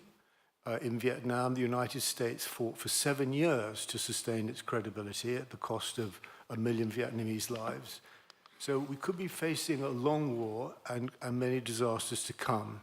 But we can be confident that Ukraine will win. And this means that Putin will lose. And that means we should be thinking about, as peacemakers, if we're thinking in terms of European terms, of what will be the outcome towards Russia that we want. And do we want a democratic Russia? And do we want to help the space between Russia and Belarus and Ukraine and Georgia to be a space of democracy and of peace? And how do we help to build that?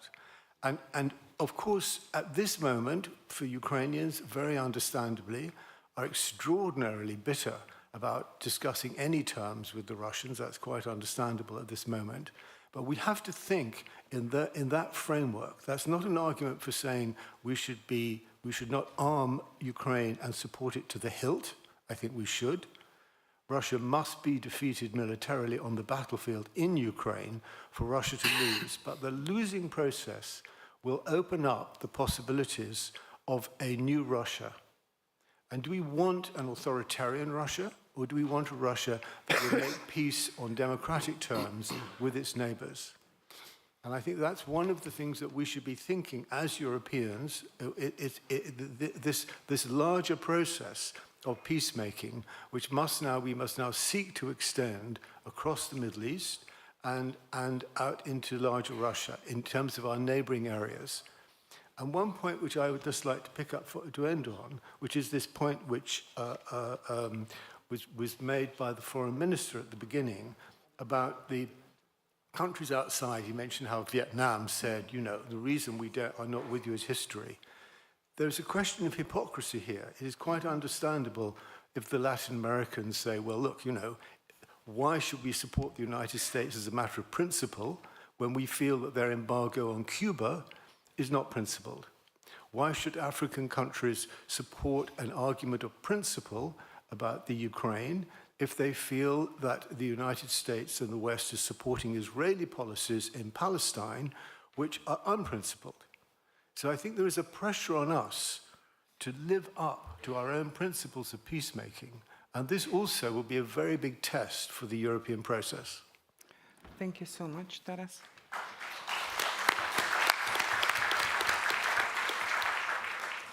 Thank you, Anthony. And I want to build on that actually, and what Kirsten also said, because there's a theme emerging of short-term versus long-term interests here and our ability to generalize the support to Ukraine.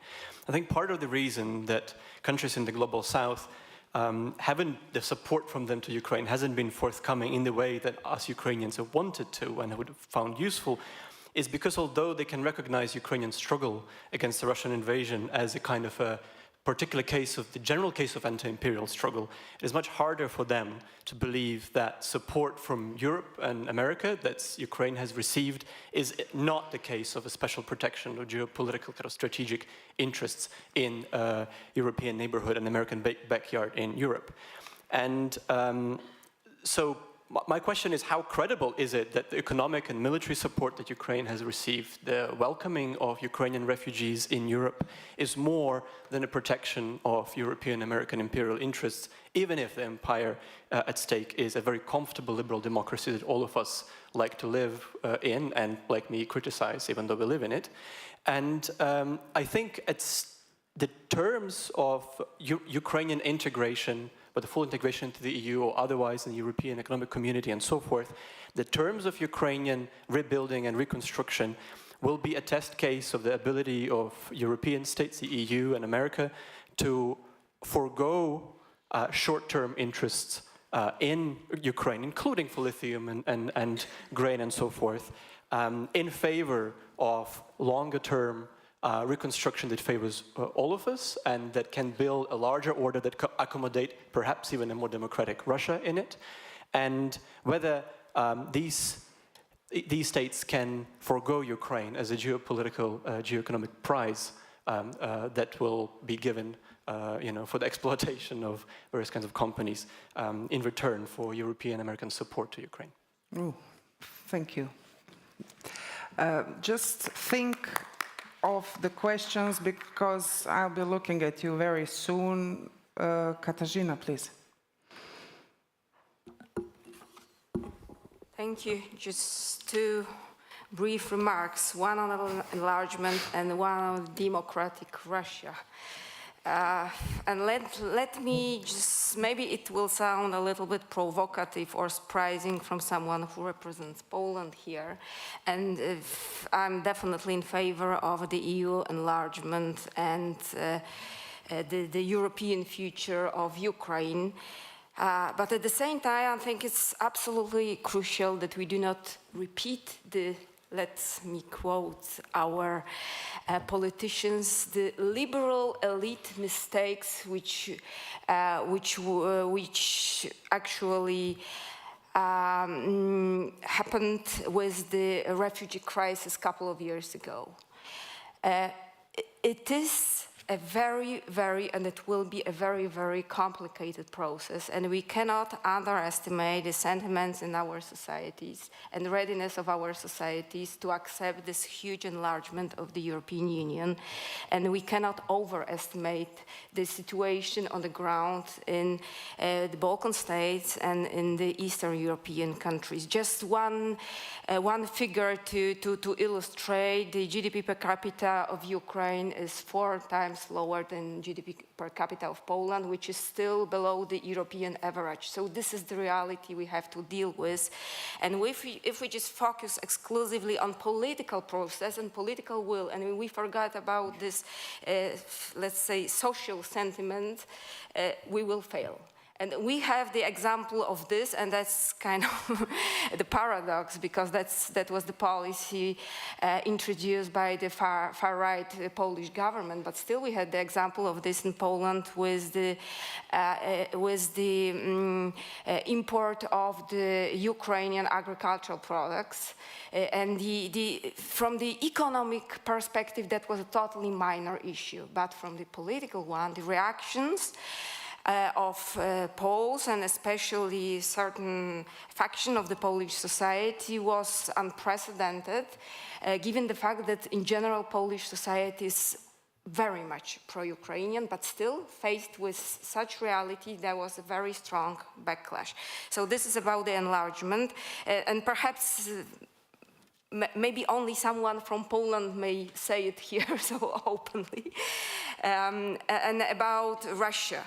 Again, about not repeating the mistakes.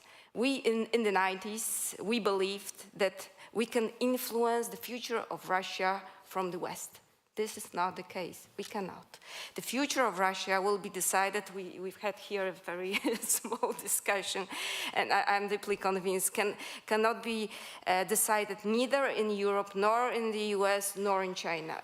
It will happen or not in Russia, somehow irrespective of what our decisions with regard to Russia will be. So what we can do is to defend or help Ukraine to defend itself, to secure peace by providing weapons to Ukraine, and then something may happen in Russia or may not, but the future of Russia will be decided by the Russians. I mean, that's my very deep conviction. Will the future of Europe will be decided by Russia? That's also, we have a lot of, now everything is coming up.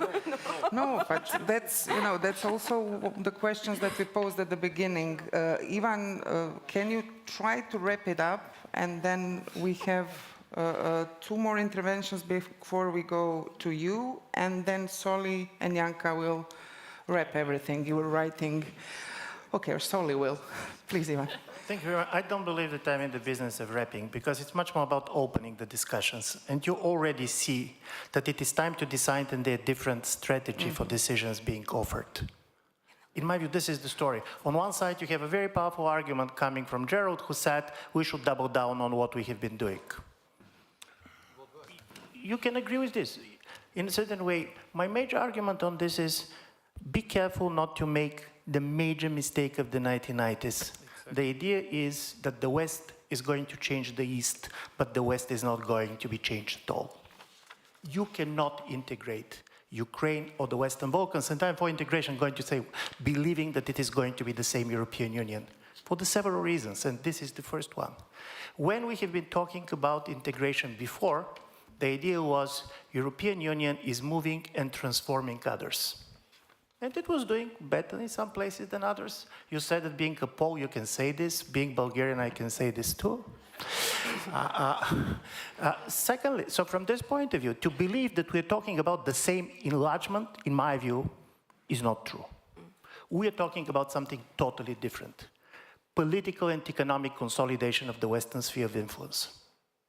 This is what we're facing, and because of it, the timing is totally different. Before, the European Union was surrounded by the waiting rooms, in which the Balkans are living for 20 years, and because Ramzi Lani is here, I cannot not quote him now because I'm quoting him all the time when he's not here. He gave the greatest definition of the political logic of the Balkans in the last 2 decades. He said, we moved from repressive to depressive regimes. This is the life in the waiting room, but there is no waiting rooms anymore. Ukraine cannot be a waiting room. Ukraine is an emergency room. So from this point of view, we should be very clear what we are talking about. And from this point of view, of course, there are going to be choices, and I do believe the argument came, we talk about industrialization. Who is doing reindustrialization? The decision of the German government to make a major subsidies for the battery factory is a great national policy, but now the reindustrialization is on the level of the national governments, much more simply the European policies. I'm saying this and I want to end up on this. The major mistake that we can make is to believe that simply this is a European moment. This is a European moment and nationalist moment at the same time. Thank you so much. Thank you. Jan Werner Miller, then Guntram Wolf, then Kim Lynn-Chappell. Please be short so we let the audience ask. I was slightly, triggered by Katarzyna's mention of liberal elites. And I just have a very small quasi-methodological footnote.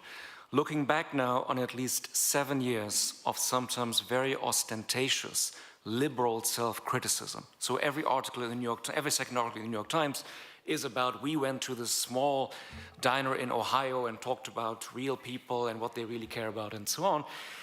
I just want to remind us that sometimes this criticism, as ostentatious as it is, rests on the assumption that it's all about what liberal elites do or don't do. And maybe that's a mistake.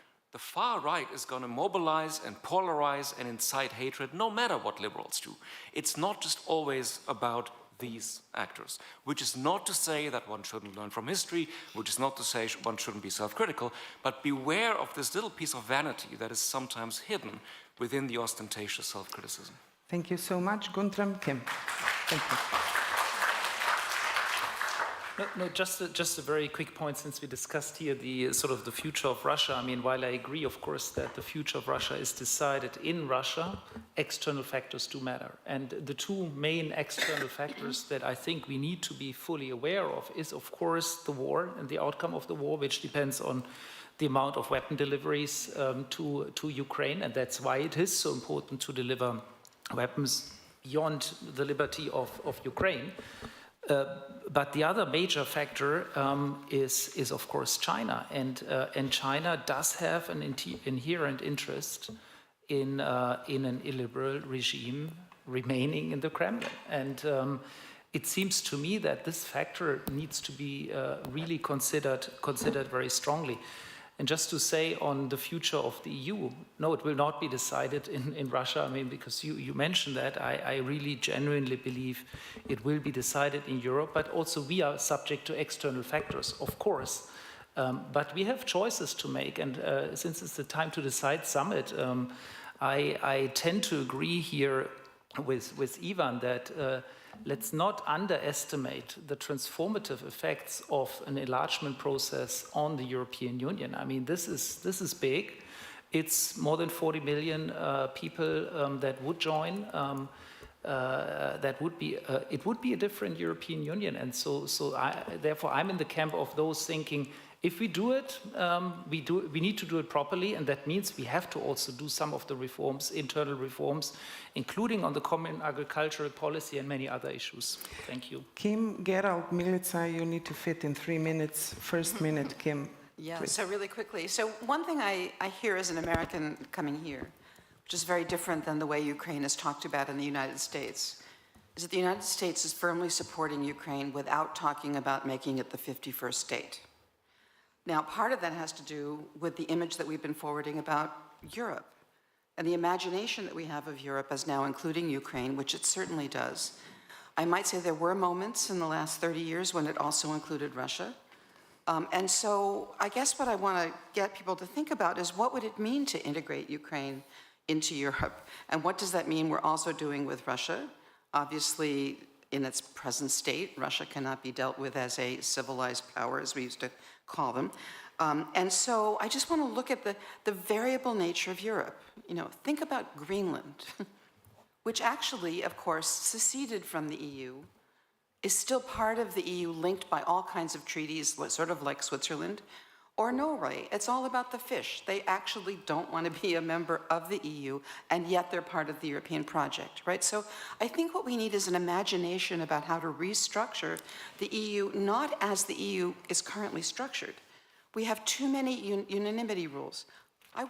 I'm an enemy of the state in Hungary, so I can tell you that Viktor Orban will veto anything he can with the unanimity rules, and until that problem is fixed, you can't talk about enlarging.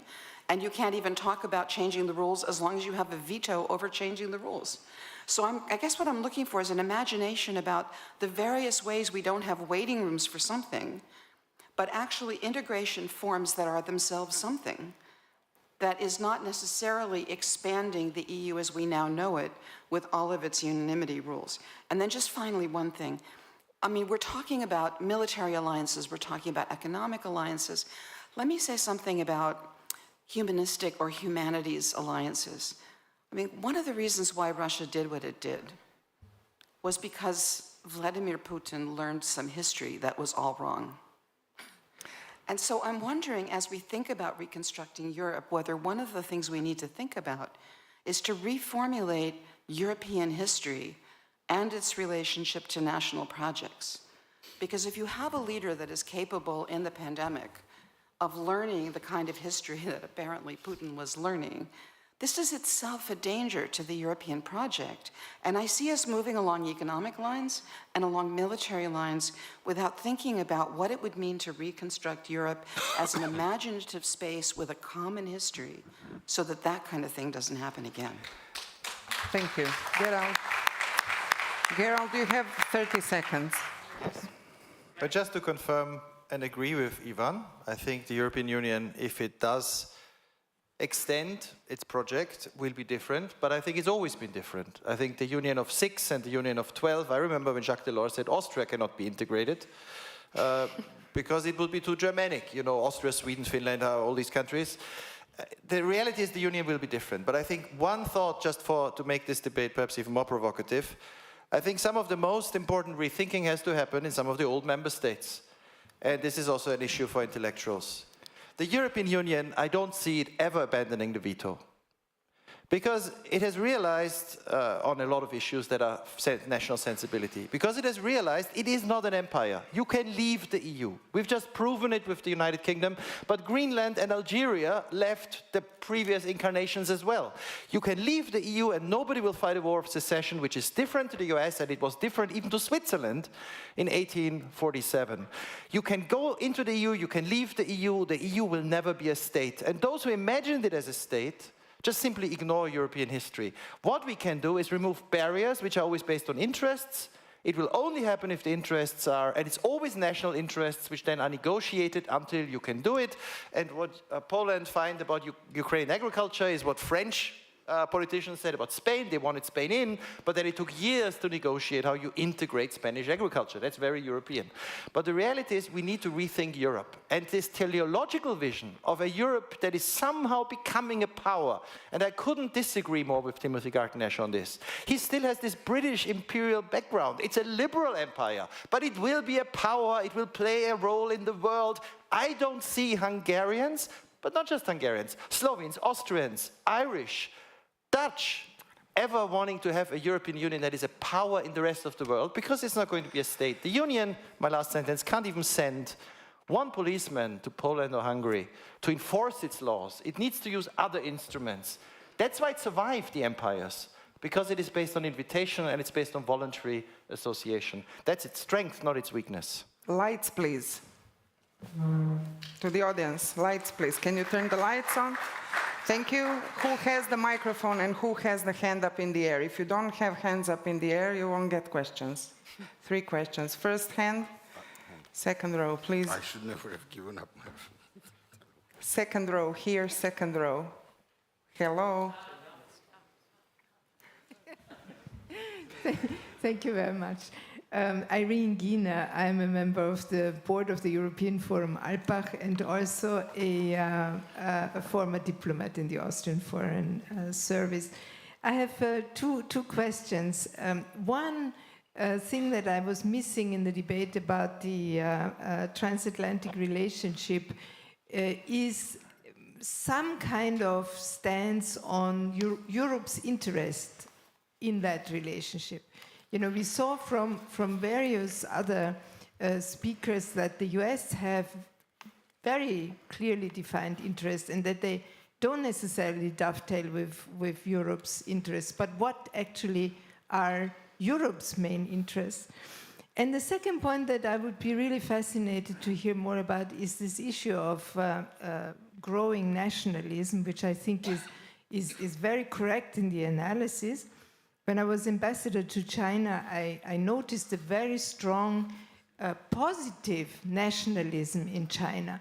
And I was really struck by the positiveness of it. Here we are very much afraid of a nationalism that is often captured by populism.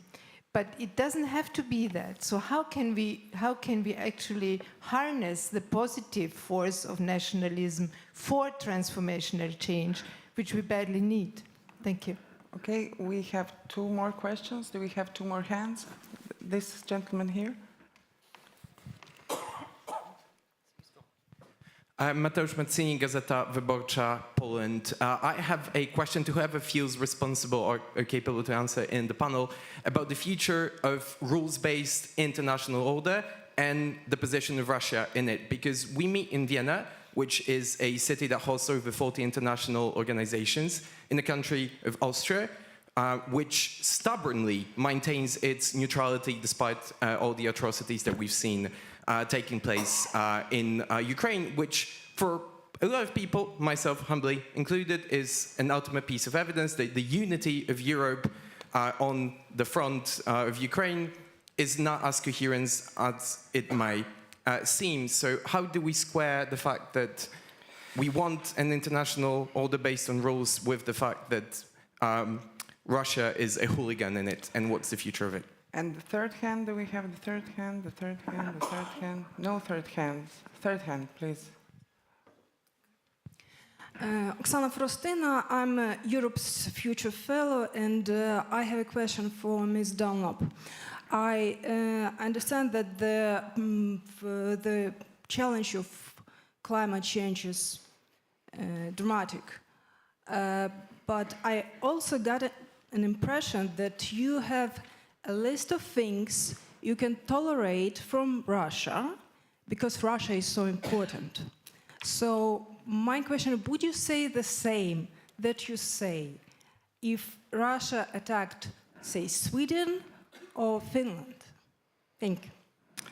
Okay, 3 questions for the end. Shall we go from the beginning? Europe interests in relationship with the US and growing nationalism. Who want to pick up on each? Okay. So I'd just like to answer the point about positive nationalism. I think this is a very good and important question. There is a very important difference between civic nationalism, which is a patriotic appreciation, articulation of your own nationality, and which goes along with multiple identities, where your national identity is not seen as exclusive. And the European Union, as I see it, as an Englishman who deeply regrets and fought against Brexit, is that the European Union saved European nationalisms. It saved it from their imperial legacy. And I agree with Gerard that it is not about the creation of a single new sort of power, but it is actually an area in which nations can live together, and the experience, especially of young people, of being able to be themselves in terms of their nationality, but also to be able to travel freely across a continent, so the continent is theirs. This is a model for us. And I think this also impinges on the question of Belarus and of Ukraine and of Russia. There's a very powerful Russian of self-feeling, of pride. And it has to be, and this is something I think I can say this as somebody from the United Kingdom, they have to learn to separate this from the desire for greatness, for imperialism. And we don't want a Europe which takes us back into we must be a great world power. Thank you so much. Janka, you want to answer which one? I would like to take a stab at the first one in Europe's interest in the transatlantic relationship because the China factor in it looms so incredibly large. I would like to just throw a thought towards all of you and say, well, the last 4 years have been a time of indecisiveness of the Europeans. We didn't want to be fully on board with this United States, with the US-China agenda as well, because there could be a Trump next, and we're kind of not sure what this is going to be and whether we actually share the interest. If you look at the hard facts in terms of our analysis of how much we agree on the analysis of the challenges that China poses, this sort of immediately you say, well, we should work together on this because actually it enhances our options massively. But we didn't do that for 4 years. My big question to all of you is, what are we going to do if Biden wins? Because we cannot do this for another 4 years and say, we'll be scared again. You may have a Republican administration then in 4 years. We will have to deliver something. When the Biden administration came into office, they came to Europe and said, so what's your plan on China? What can we do together? We had nothing that we could put on the table. We better have something this time around in case it happens. And actually, all of these matters would actually be a good thing to be prepared for, even if there is a Republican administration, because it's sort of the same things that we need to get ready for. And I would just like to throw that out because I think we're sort of stuck sometimes in our own indecisiveness on all of these questions because we wait for someone else to make a move. And I think it's really time to act in this regard. Thank you so much. I will give the answer to Kirsten, and then I'll leave the last question of Europe, future of international rule-based order and Russia's role in it in Solly Ozel's final wrap-up. So please, Kirsten. Thank you very much. So in direct answer, I don't condone anything from Russia. And in fact, I think the point about living up to our own principles-based approach to peace and to the rule of order is absolutely essential. What I am asking us to reflect upon is some of the learnings that we have from our own history. If you think about what happened in the wake of the First World War, we set up a set of decisions that led fairly directly to the Second World War. And we really need to think about how do we come at a problem which is way more complex than simply deciding good and bad, evil and light. We are a species that is facing an existential threat collectively. And that means we need somehow to find a way for our institutions to begin to help us to think collectively of a planet, not of countries, not of political blocs. We need our institutions that are political and that are nationalistic and that have a deep sense of grounding in earth, in territory and identity and culture to begin to expand to a notion of an imaginative space of survival collectively.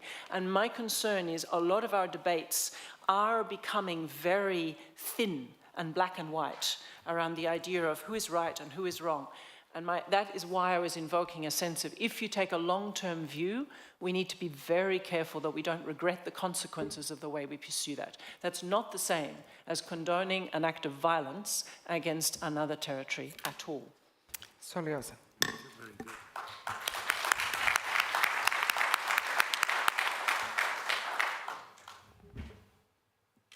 Gerald is always fashionable, and he has lived to his fashionableness by expanding the borders of Europe.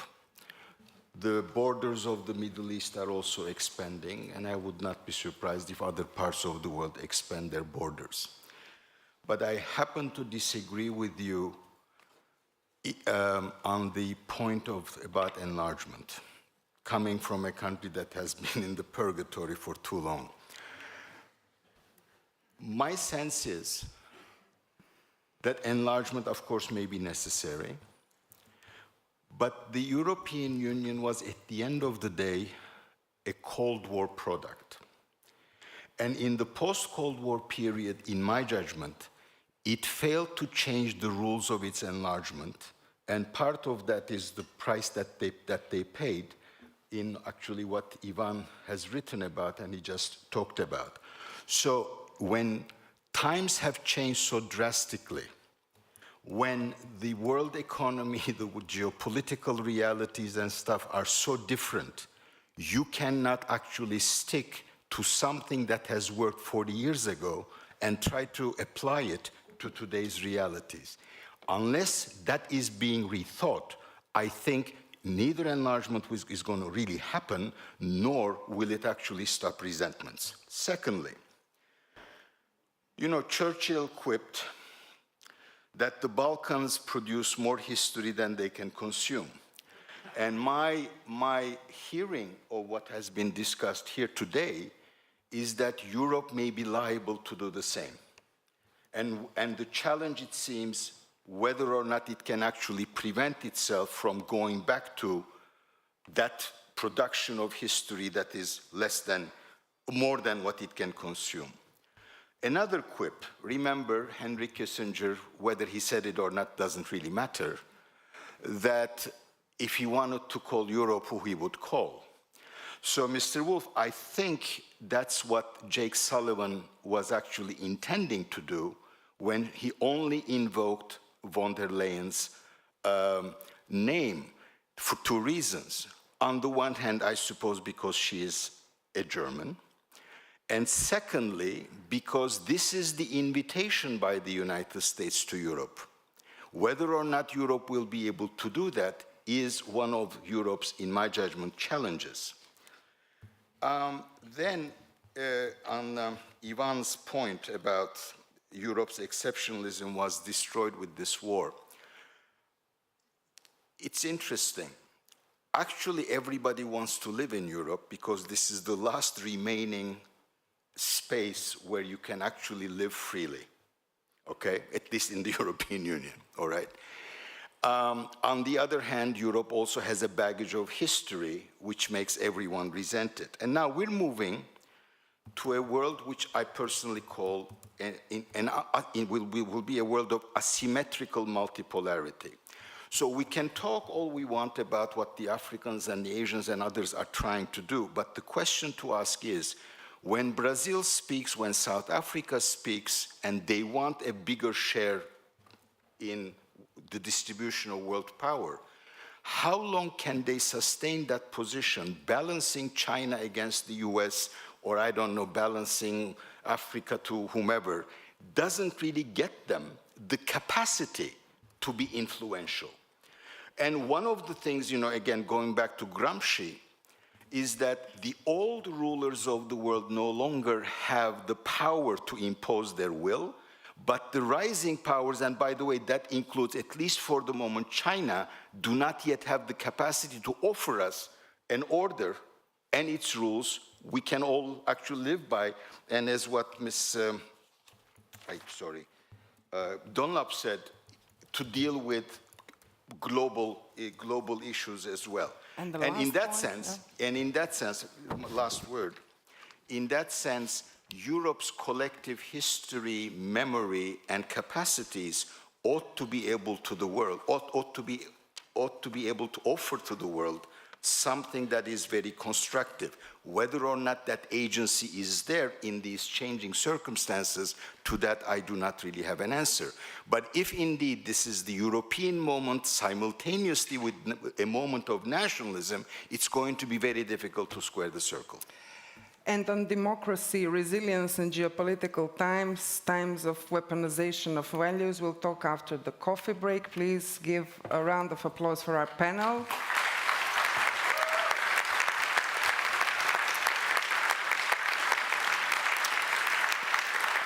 And see you at 4 p.m. sharp on your seats. Thank you so much. Whew.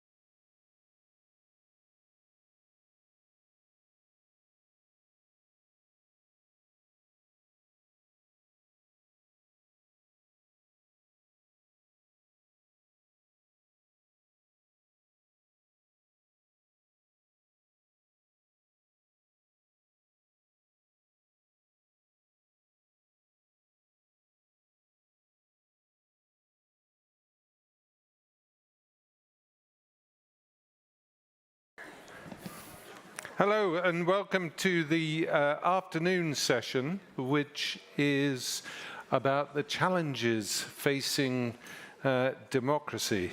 Now, I expect most of us around the hall here like the idea of democracy, but it can, of course, be very exhausting, very enervating at times with its short-termism, its rising levels of mendacious bullshit every time there's an election coming around.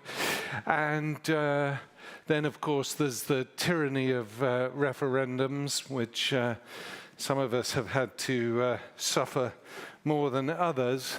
And more recently, along with the polarization of social and political discourse in many, many parts of the world, there is, for the first time, something which, certainly when I was growing up, we never really imagined, and that is serious and possibly existential threats to democracy in many parts of the world. So that's what we're going to be talking about in this session, and I would like to start with Katarzyna Pełczyńska-Nałęcz, because there are two probably outstanding elections this year in Europe, which mean a lot to us. One we've just had the first round of on Sunday, that's Turkey, of course, and I'll invite Solly a little later on to give us an assessment of that. But the other one coming in the autumn, and this is not to diminish the importance of the Slovak elections or the forthcoming parliamentary elections in Montenegro, or the elections in Greece, or anywhere else that I happen to have forgotten in Europe. The other one, which we're really watching with bated breath, is in Poland. So, Katarzyna, we're desperate to learn from you whether we're coming to the end of the populist peace government, and if we are, what does that mean? And if we're not, what does that mean? So please take the podium, and we look forward to it.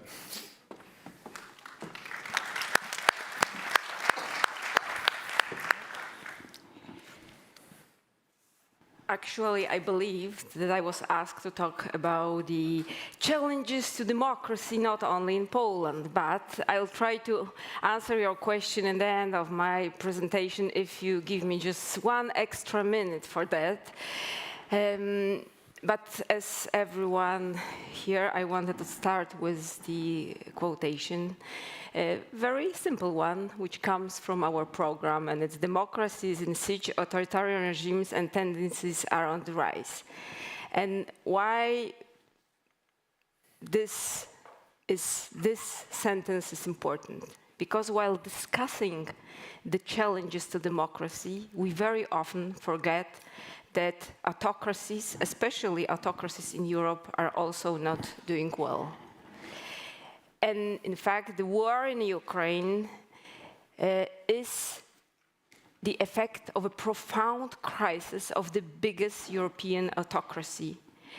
The autocracy which cannot, because of the domestic problems, cannot exist any longer without military conflict, and cannot conduct this war, that's the good news for us, in an effective way.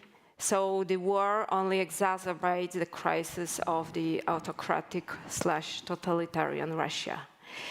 And it's not only Russia which is in crisis. Just to illustrate the inflation rate in Europe in March 2023, it's 50.6% Turkey, 25.6% Hungary, while average EU it's 8.4, in the euro area 6.9. So it is important that we remember that it's not only the crisis of democracy, it's also, at least in Europe, the crisis of autocracy. And here, of course, the question arises whether what is more dangerous for our, the prospering or failing autocracy. Having said this, I would like very briefly to highlight 5 challenges to democracy which were caused by the Russian invasion of Ukraine. Firstly, this is the very much feared refugee crisis. And we've been dealing with totally unprecedented situation in Europe. We have 5 million refugees registered under temporary protection or national protection schemes. Only in my country, in Poland, 1.5 million refugees with 11 million border crossing registers since the beginning of the war. Just to compare, in 2015, and that was perceived as a major crisis, refugee crisis in Europe, around 1 million refugees have arrived to the European coast. So given the scale of this crisis, the effect, I would say, was quite moderate. In fact, Poland peacefully turned into a multinational state without any serious security incidents so far. Obviously, that does not mean that there is no negative sentiments against Ukrainians growing, especially in Central European countries. It has happened also in Poland, but what is interesting, I mean, and quite surprising, this negative sentiment is mainly among young women, not young men. Why? Because they compete with Ukrainian mothers and children for the public services, nurseries, healthcare, education. But this does not fuel, because they are young women, this does not fuel the support for the populist and far-right parties in Poland. The second challenge, it's economic warfare. That's obvious that every democracy develops better, and that the economic prosperity is very important stabilizing factor for democracy. And the European Union, in fact, has entered the full-scale, full-scale economic war. We've implemented 11 packages of sanctions. We've undergone rapid energy transformation, cutting off, actually, almost totally the energy dependence of Russia. That's been the revolutionary change. And the political effect is, I would say, quite moderate. It's very difficult to assess, but it seems that there is, I would argue that there is only one country where this economic earthquake has changed the political landscape, and this is Slovakia, with growing support for the Social Democratic Party of far-right populist Fico. Third challenge is the undermining our rule of law by ourselves. There have been many comments that we need more decisiveness in Europe, that Europe has to decide quicker, and as the title of our summit even says, it's time to decide. But to decide in democracy means to engage in a certain process, and it takes time.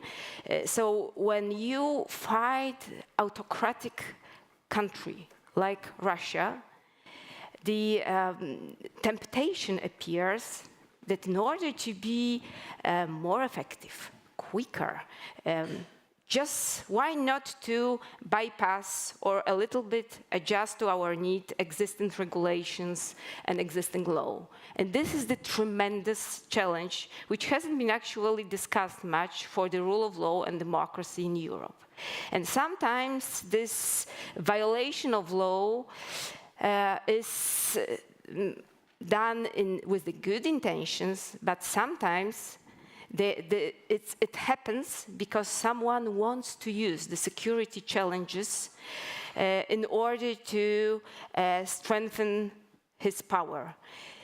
And the war is used as a pretext for extraordinary security measures. The good news is that such problems as illicit surveillance and spyware, I mean, the biggest scandal in this sphere happened before the war.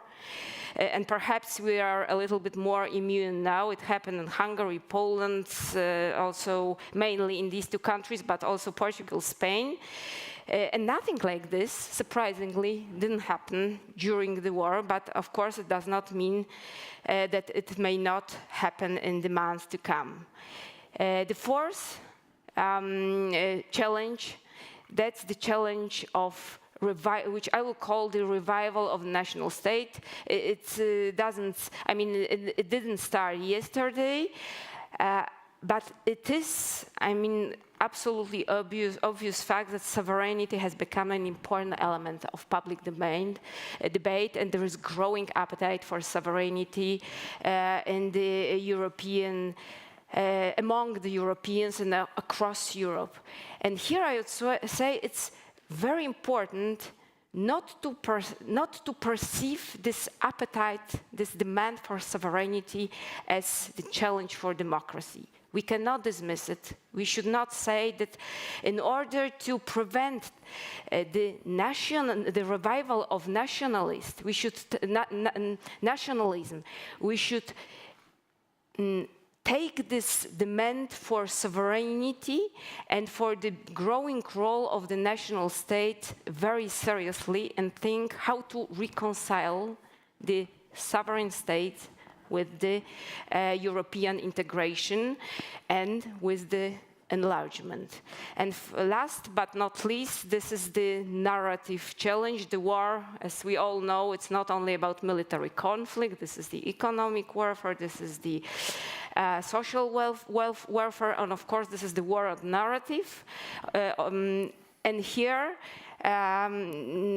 Russia is very active, still is very active with disinformation campaign, with propaganda, interference in our domestic processes. And definitely we should all be very much aware of this, but there are very interesting results of the recent ECFR studies, which shows that actually over the last year, the pro-European sentiment in Europe has strengthened, while the pro-Russian has weakened significantly.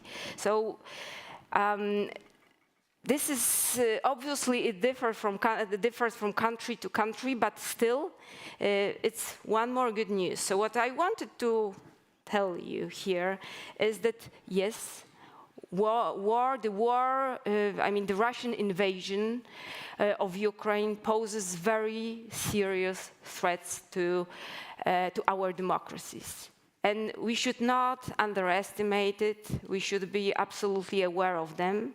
But at the same time, I think we can say that the first battle was won, and that our democracies have done pretty well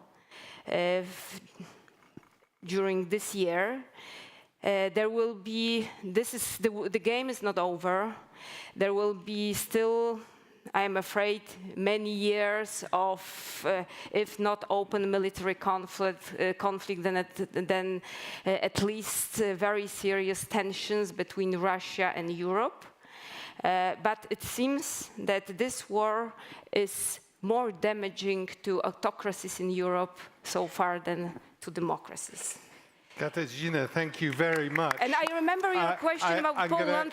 I'm going to come back to you on the Polish issue, but that's a great place to stop in order to, because what your remarks did was, I think, set up Jan-Werner Müller quite nicely, as Jan is going to talk to us about fragmentation in Europe and who is responsible for populism, authoritarianism, or whatever it is we decide to call it. Jan. Thank you. So when one thinks about internal threats to democracy in Europe today, I think one image is still most likely to come to mind. And that is the image of the supposedly unstoppable wave of populism. And what I want to suggest to you is that this image is empirically misleading, and it's also politically pernicious. And instead, I would like to reframe our debate along two lines. One has indeed to do with fragmentation of party systems, and the other one has to do with what bluntly can be called the mainstreaming or the normalization of the far right. So fragmentation first. I think across Europe we've seen what you may also call the Netherlandization of party systems, almost up to 20 parties in a parliament. Obviously, this has made coalition formation and governing more difficult in certain ways. Also raises questions from a democratic theory point of view about accountability. Nevertheless, I would not agree with our great colleague Adam Przeworski, still probably the leading political scientist in the world, that instability or changeover in party systems is automatically a sign of crisis for democracy. And all those who maybe pine for a golden age of large people's parties or of an era when society as a whole, the chorus of society, sang in a more harmonious way, I think we have to remind ourselves that, well, it only seemed so harmonious because so many voices were not included or didn't sing at all. And there is no way back to that age. Which leads me to the connection between fragmentation and what's been happening with the far right. Basically, what we've seen also virtually across Europe is a process of normalization and mainstreaming. I don't think I need to pontificate or give lectures on one of the mechanisms through which this has happened in Austria. You form an official coalition with the far right. But if even as Machiavellian a politician as Wolfgang Schüssel cannot succeed with a strategy of destruction through inclusion, then you wonder who possibly can. And secondly, and maybe less obviously, plenty of politicians have of course resorted to simply copying the rhetoric of the far right, even while nominally keeping up the so-called cordon sanitaire. I'll just remind you of one incident last year. In February 22, Valérie Pécresse, a Gaullist, as mainstream as it can get in the French Fifth Republic, basically appeared in front of supporters and repeated the theory of the Great Replacement. And then the next day kind of walked it back a little bit, but once you've told nice bourgeois people that this is what's really happening, you can't really take it back the next day. Now, some of you might be tempted to say, but look, this rise of the far right is in and of itself democratic. This is driven by certain grassroots movements. This is due to people wanting different policies. And here, forgive me for being so professorial, here I would simply point you to some literature that basically suggests that this is the wrong way to think about what has been happening recently. Just this year, my former colleague Larry Bartels brought out a book called, tellingly, Democracy Erodes from the Top. And what he shows very convincingly is that in most European countries, there has not, I repeat, there has not been a major shift in public opinion when it comes to questions like what you think about the EU, what you think about refugees, do you trust the main institutions, and so on and so forth. And if we look a little bit further east from here, what he also shows, and this is what people like my colleague Kim Shapley have been saying for a long time, yes, you can find evidence of so-called illiberal opinions in Hungary and Poland, no doubt. But this is the effect and not the cause of regime change. Of course, if you have by now, more than a dozen years of government propaganda in Hungary, of course people change their minds. And God knows what day and night pro-Putin propaganda right now in Hungary is going to do to the country. But to kind of have this very complacent Western European story that, oh, our brothers and sisters in the East, they were always more illiberal and they didn't have enough time to learn democracy and they hate multiculturalism. There's no evidence for these sorts of claims. Yes, of course, there are differences in political cultures, but these sorts of generalizations about, oh, people actually want the far right, simply isn't correct. So long story short, the lesson here is indeed that, yeah, some things do change, but the things that change have much more to do with how elites behave And again, this very sort of convenient liberal story. Oh, it's the people, they're so irrational, they're all waiting to be seduced by the great demagogue. Something that, became very popular, salonfähig again, after 2016, has very little evidence. Now, you might say the lesson isn't really new. Last year, we were commemorating 100 years of the March on Rome.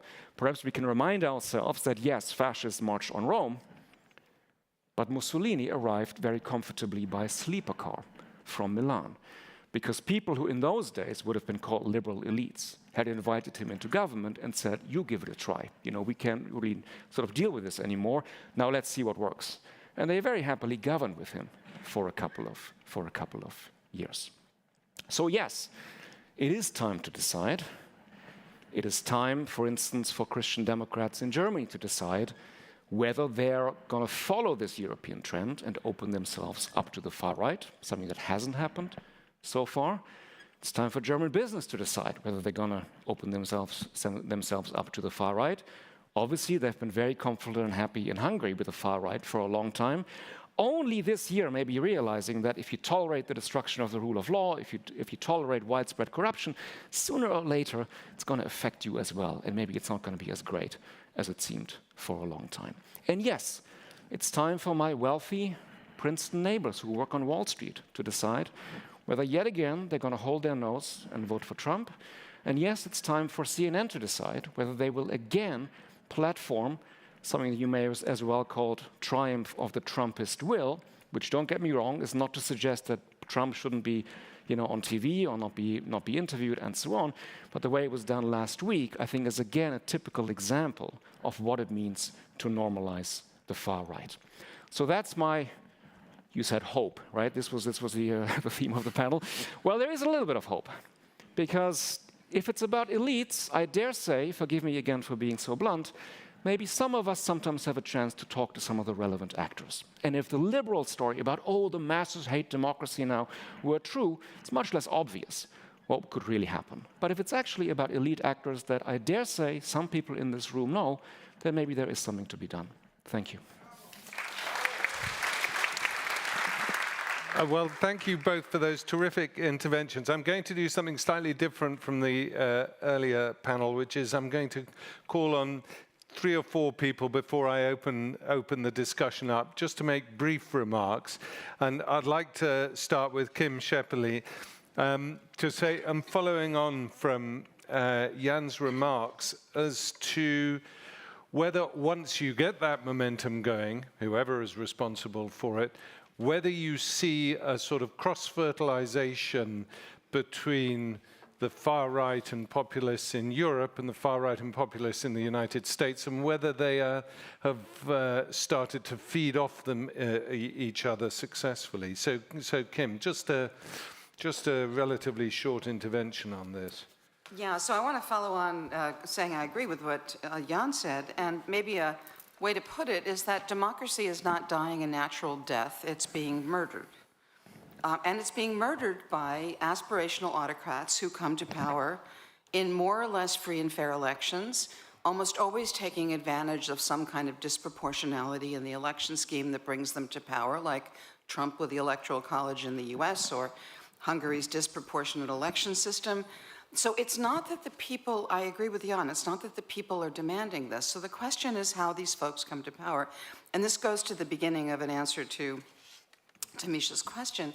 Orban was elected in 2010 because he had running his campaign 2 Republican Party election consultants from the United States, who also ran his campaign in 2014, and one of them ran his campaign in 2018.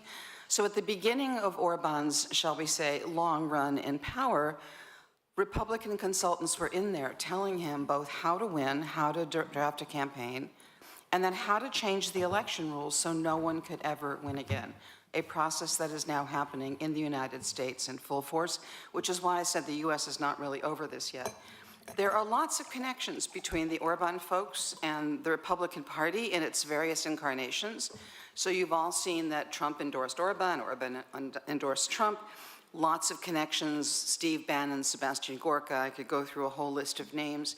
But more crucially, what the Republican Party in the United States is doing is admiring what Orban has been able to do in Hungary, which is to come for the culture wars, stay for the autocracy, right? Because essentially the lesson that I think a lot of leaders are learning is that if you engage the public with these kind of emotional culture war issues, they'll put that over voting for Democrats. So to follow on Jan's comment about what some of the academic research is showing, there's some new work that shows that actually the people who vote for aspirational autocrats are not themselves much in favor of autocracy. You ask them questions about whether they believe in, independent courts, free and fair elections, constitutional government, checks and balances. And the countries that score very high on those things are also the countries that are electing autocrats. And how do they do that? It's that the people who are voting put democracy second, and they put something else first, right? So I think this is one of the lessons to be learned. And so the question is, how is this autocracy coming in under the cover of these culture wars? And that is, it sneaks in. And so I just want to say, because this is the news this week in Vienna, some of you saw the headline that a Hungarian institution, a foundation, called the Matthias Corvinus Collegium, just bought this model university here in Vienna, which I gather is the largest private university in the city. The Matthias Corvinus Collegium in Budapest is actually no ordinary foundation. It's the boot camp where Orban trains the young Fidesz leaders. It literally is the center of Orban's propaganda machine. And now it owns the largest university in Vienna. Orban has been buying up the media in Slovenia. He's been buying up the media in North Macedonia, speaking of accession countries. He's had his people fanning out. They are targeting the European elections and trying to build networks of far-right parties with common messages that will cause people to put culture wars first, democracy second. So coming soon to a country near you is Orban. And what will happen is he will lead with messages that will be popular, and then behind the scenes, he will undermine democracy at home. Thank you very much, Kim. This was a word of warning, but I'm going to exhort the participants today, if they can, to come up with some concrete ideas about how you can counter these challenges, how you can meet the challenges, and whether we have got real mechanisms, ideas out of some of the cul-de-sacs that we appear to find ourselves in now. And with that in mind, I'm going to turn to Anthony Barnett. Anthony, you've looked closely at trends amongst progressive and liberal forces in the UK and the US, and by contrast with many people, I would argue that you're feeling quite optimistic about what you call the definite left. So I'm interested to know what you mean by that and why the optimism. I don't regard myself as an optimist. I regard myself as not being a pessimist. And I think there's an important difference there. I think the politics across the democracies on a knife edge. And the question that Misha has just dropped on me, which I wasn't preparing to answer, is I wrote an article about the definite left, which drew upon what I thought was a very remarkable experience taking place in the United States, but which points towards a very long-term possible progressive future. And that came from the alliance of the Biden centrists with practical progressives in the American Congress. And I called it definite because an alliance is emerging, which I think is committed to democracy in a way which is not paternalistic, it's not welfarist, it's empowering.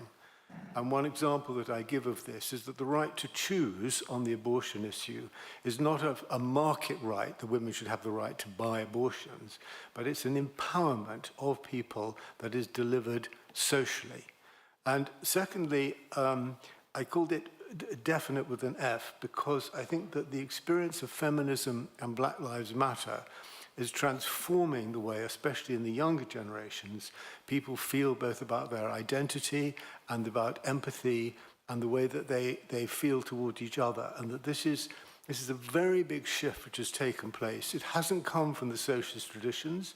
It's connected to the great movement for human rights, which has taken place. And it seemed to me that this was a kind of anti-market countercurrent to the great wave of marketization that we've seen over the last 40 or 50 years. And it's also connected physically to our bodies, to health, to our sense of ourselves, and to how we treat ourselves, and the sense of becoming a species. And the it at the end of definite is because it exists in the United States. There is a practical sense of trying to replace a neoliberal order with a, if possible, a progressive or democratic capitalism. So that's what I was arguing for. But I would just like to add one thing about the danger and the knife edge aspect, picking up on what Jan Müller was saying, and that is the role of the media. So I'm very struck when Kim talks about Orban buying the media, but in the United States and the United Kingdom, the media got in first, in particular with Rupert Murdoch. And so there is a definite way in which the media loves winner takes all, to the victor the spoils, that kind of polarization, and opens the way to the legitimization of the right. So that democratic, and this is one thing about when we come to practical solutions, democratic solutions are scorned, seen as trivial, marginalized, pilloried in the press. And the far right are given a narrative of they're the real people, all that sort of Trumpite stuff, which I think Jan Müller is referring to. And so I think that's one of the ways in which our democracy is being undermined, is through the oligarchical control of our media. Thank you very much, Anthony. And those of us who experienced the referendum in the United Kingdom can only confirm his observations about the media in that country. I think I will go to Janka next, who's been very patiently, she's had her name tag up. Janka. Thank you so much. I was just prompted by two things that were said in the initial remarks that I found very striking. One of them being, autocracies aren't actually doing so well, which I think if we look at China, demystifying a little bit what's going on, and actually the structural deceleration that we're seeing, the economic troubles that we're seeing, the youth unemployment that we're seeing, telling that story as well, not making it 10 foot tall and unbeatable, but actually saying, this system isn't delivering at the moment, this government is struggling, is an important message also here to everyone who is more in favor of authoritarian tendencies. And the second thing that I found very striking was, Jan, when you said democracy erodes from the top, that the main message that the Chinese leadership has taken from the fall of the Soviet Union is that authoritarianism erodes from the top as well, and you better not let it happen. And so some of these messages that you kind of are posing for democracies really hold true for how authoritarian leaders maintain their power, how they need to stick in power, how you cannot let the elite slip. When Xi Jinping is, you can quote, he has said more than one time, the reason why the Soviet Union fell was because no one was man enough to defend the system. And I think this is the logic with which we are dealing with, and why our whole question of how we deal with China is one where I always have to giggle a bit when people say we have to unideologically deal with this challenge. This is a highly ideological system, and we have to defend kind of our system as well, because this is a system competition, and it is about democracy just as much, and not just about the economy. Thank you. Thank you, Janka. Get out. Yes, I very much agree with what Jan was saying about elites and their responsibilities. And I'm struck by the experience of France, where I've lived for a few years recently. And to see respected writers like Holbeck give interviews where he fantasizes about the coming civil war, where the French will have to go into the mosques and expel the Muslims. And where he then fantasizes about how the white supremacy in America will save Europe.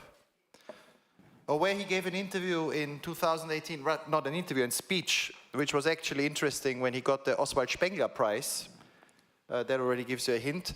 Where he talks about the decline of the West, and then says, no, it's not a decline, it's suicide. And then he says, no, it's not a suicide, it's a murder. And then he says, because of the EU.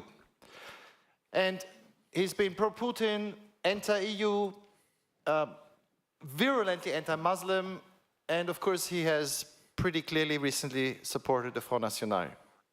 Now, in a country where you then have extremely centralized institutions, where it basically is enough to capture the presidency, very different from Germany, where you have coalitions and checks and federalism, this should really worry us. And these ideas of the Great Replacement in France, Pécresse was already mentioned, which have really become part of the mainstream, are probably the most dangerous ideas in Europe and in America, in the West today. This idea that there is this vast conspiracy and that anybody that you see in the streets who looks different is evidence for this conspiracy. And in the end, the logical conclusion is the only way you can solve this is through expulsions. We've seen so much ethnic cleansing and ethnic violence in Europe in the 20th century, including in recent decades. We know this is deadly serious, but it is very emotional. And that's my second point. Small groups with strong emotions, and the genius of Orban is really, besides his power building and using resources by others to build structures and clientelism, his genius is as a storyteller. You know, if you read his speeches over the last few years, very few people have told this story of the Great Replacement and migration as the existential threat to the West better than Orban. And this is really up to elites. Do we challenge this with arguments and emotions? I think Germany is a good example where it's actually worked. You know, in North Rhine-Westphalia, 18 million people, the AfD is at 6%. It's stronger in the new Länder for a variety of reasons. And I've just been in Saxony, so I won't go into this. But in the areas of Germany which have taken in the most refugees in the last 6 years, which have seen massive regular migration from across the EU, including from Bulgaria and Romania, and migration from the rest of the world, the far right is not that strong yet. And the CDU wins elections, won elections recently in North Rhine-Westphalia on a very moderate platform. And right now, there is a broad consensus among politicians about the need for more migration. But don't mistake that. They also need a story of control. This is where it's crucial.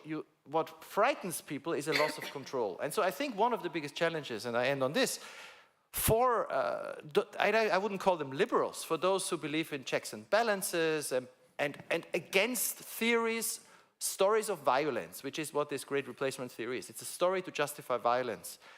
What we need to do as thinkers, as writers, as intellectuals, as part of this group that has time to think and present alternative, not just stories, but strategies of control.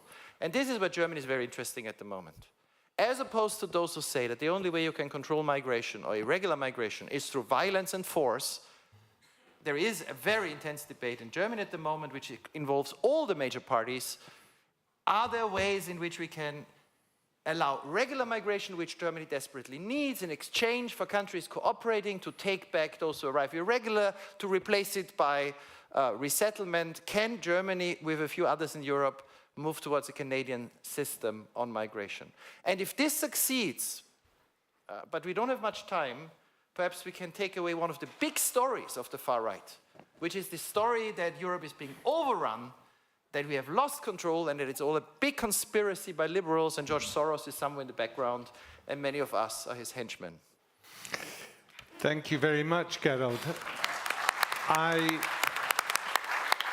want to mention that for people who are watching on the live stream, if they want to have a look, we are going to get up a QR code here, and with that QR code, it will take you to a Slido website, which will enable you, from the comfort of your sofas, to pose questions to our panel, and they should, if the iPad here reconnects to the internet, they should be able to ask those questions to our panel via me once we get to the Q&A.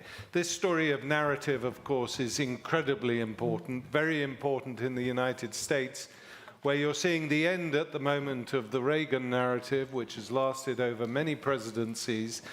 And I think you could argue that the Republicans in the United States are in a rather desperate state at the moment, and they're throwing everything that they can at the electoral system, at the Constitution of the United States, because they're in a state of panic, that they are retreating. And Biden is turning out to be a surprisingly transformative president who may well shift the narrative, and I think the Inflation Reduction Act may be part of that. But Ivan, what about you? I was hoping you were going to give us some sort of long-term trends that will challenge the idea of how robust or fragile democracies in Europe are. But of course, you can talk about whatever you like. Thank you very much. But I want to start with something that Katarzyna said. She said, we democracies are not doing very well, but authoritarians are not doing very well too. And by the way, this is not new. In the 1970s, famous French political scientist Pierre Asner came with the term competitive decadence. The problem is not who is going to do better, the problem is who is going to do worse. The difference is, and for me this is because this was a really very important presentation on both sides, because the problem is how we are framing where is the problem with democracy. Listen, we can say, right, and I do believe Jan is right, you cannot blame the people. But the moment when you blame the elites, what you're doing is you still insist that the major divide in society is between people and elites. And you're reproducing the major scheme. And here's the story. I talked to a very senior Republican after Trump was elected, and I said, listen, are you going to handle him? He said, 20 years ago, we were going to handle him for 2 months because we have been coherent elite. We were coming from the same families, from the same schools, we were totally privileged, we have a very high trust between each other. But the problem is that the Republican Party also was democratized. Suddenly, different type of money, different type of people entered, and these traditional elites cannot handle somebody whom they don't like. Trump is kind of a quite crazy even for some of his voters, at least donors. Why I'm saying this? Because we're coming in a moment where I see the real problem that both on the left and on the right, there is a consensus that the system is broken. And from this point of view, the problem of the elites, in my view, is going to try to come a different offer what it means basically to reform the system, then basically to try to insist, no, it's okay. It works. And being the broken system, and this is my last point, coming from something that really worries me is, I don't believe that democracy can work in two cases. One is when the stakes are very low. Imagine, and by the way, in Eastern Europe it has happened in the 1990s, you're voting differently on every elections and you're getting the same policies. It was important, we're calling this consensus, but when basically the politics goes to consensual, people decided to vote in a wild way to try to basically show how unhappy they are. But then democracy cannot also function when the polarization is so big that you believe that if the major threat to democracy is the other party, you win the elections. And I do believe this is the real story, and this is what we're seeing in places basically like the United States or Turkey or Poland. Everybody is for democracy. The only real problem with democracy is the other party to win. So you're ready to tolerate undemocratic behavior of your own people if they're going to guarantee you that you're going to win. And in my view, this is the story which I found really kind of a very difficult, because for the European Union, the major story is that, and when you say long trends, I don't believe that the problem of Europe is the lack of democracy on European level. I never believed this. The problem is that people have, that nevertheless that they have more rights, they don't have more power. And this sense of powerlessness, because the world has become more complex, insecure, you don't know exactly what you're doing, creates a situation in which you're ready to trust a person. You're not ready to trust an institutions. And while Kim is totally right that people like Orban are engineering the system and making almost impossible for the opposition to win, keep in mind, this is what they promised.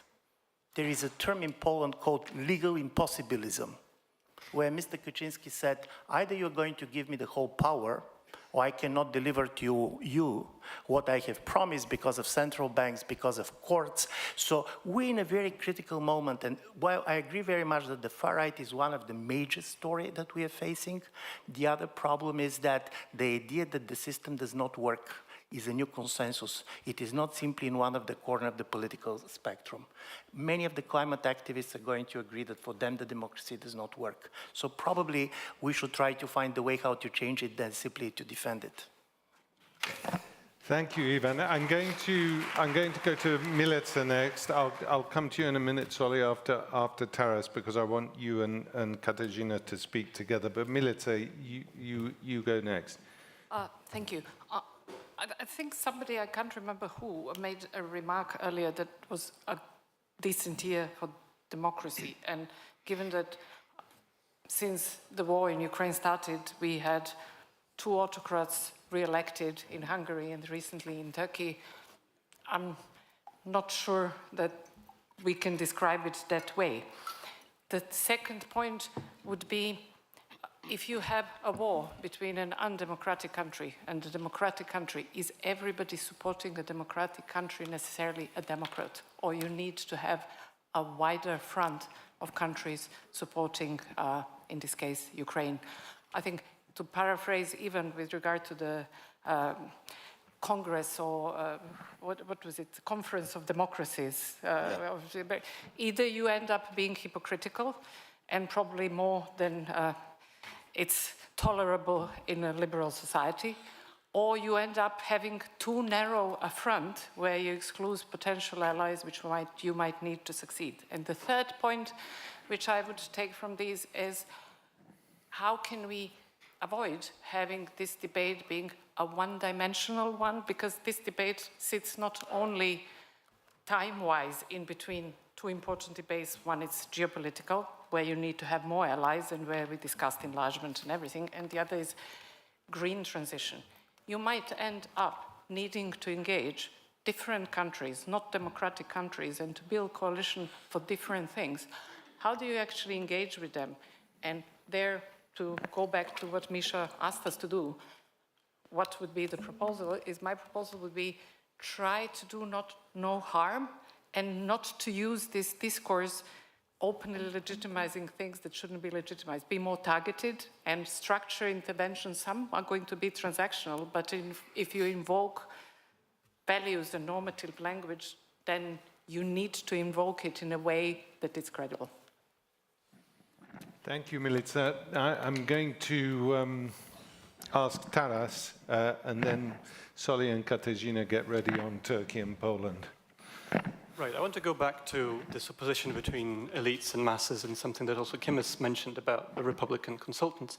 So, of course, Orban in Hungary has been in the business of constructing a kind of not just an autocracy, but an oligarchic autocracy, with trying to construct in the place taken up by foreign capital a coalition of industrialist national capitalists. So in a sense, the main beneficiary of his project, besides Orban and Fidesz, was a man called Lőrinc Mészáros, right? But this is not just a story about the narrowest of the elites. It's a story about broad factions of the middle class that has benefited vastly from this process of economic redistribution that Orban's government has started. And you mentioned Republican consultants. We can talk about journalists, we can talk about accountants and lawyers, not just those who maintain transnational infrastructures that allow Mészáros's money to be parked elsewhere, but Hungarian ones, right? And of course, before, so I'm trying to say that there are broad swathes of not elites, but upper middle classes and middle classes, people very much like us, who have benefited from that autocratic regime. So we need to ask, what are the mechanisms that keep them benefiting? And of course, before these Republican consultants went to Hungary, they'd been to Ukraine. Before they'd been to Ukraine, they'd been to Azerbaijan, often the very same people. Yanukovych got elected in 2010, thanks to the help of a US political consultant who'd been moonlighting to the tune of 70 million euros in between US electoral cycles. And I think professions, and I've studied that on the example of journalists in Ukraine, professions have a very big role to play, because these systems of power, they're not just maintained by political parties and their mass support and so on, they are also maintained by technocratic experts who think they're outside of politics and who maintain the sort of infrastructure that keeps these political processes happening and going. And we need to think about a democratic way of potentially regulating them in a way that would prevent them from supporting these sort of autocratic transformations. Taras, thank you very much. And so, talk about autocratic transformations. Solly, what do you make of Sunday's election? Okay. If you'd allow me, I also would like to say something about the debate so far. Please. Then I'll get to Turkey. Jan, in the previous round, said that we should not put the liberal elites at the center of everything, that we should look at the strategies of those who actually challenge them. So I'll take issue with what Ivan has said. When you look at the Republican Party, there is a systematic effort from 1979 onwards to actually take over the party by delegitimizing American democracy's institutions, and the leader of that was, of course, none other than Newt Gingrich. So Paul Pierson and Jacob Hacker have come up with this term, plutocratic populism, and if somehow the Republicans managed to get to serve plutocratic interests while mobilizing popular resentments, if you will, for populist policies, particularly in the post-Cold War period. That was much more fertile ground for them. That's one. Second, I mean, obviously, zillions of books are published every year, but I mean, already in 1983, probably earlier in the French version, Jean-François Revel, who was a journalist, wrote this book called How Democracies Perish. And the problem, and this was the second Cold War and stuff, and the idea was, how do we actually defend democracies? Because they are constantly challenged from within, and if you're going to allow people to participate, can you really block them because you don't like what they're saying? And this is really the core of Jan's book, that is, are these really democratic movements that we should tolerate, or are they a threat? And they are a threat because they're not pluralist, they don't really believe in democracy and all that.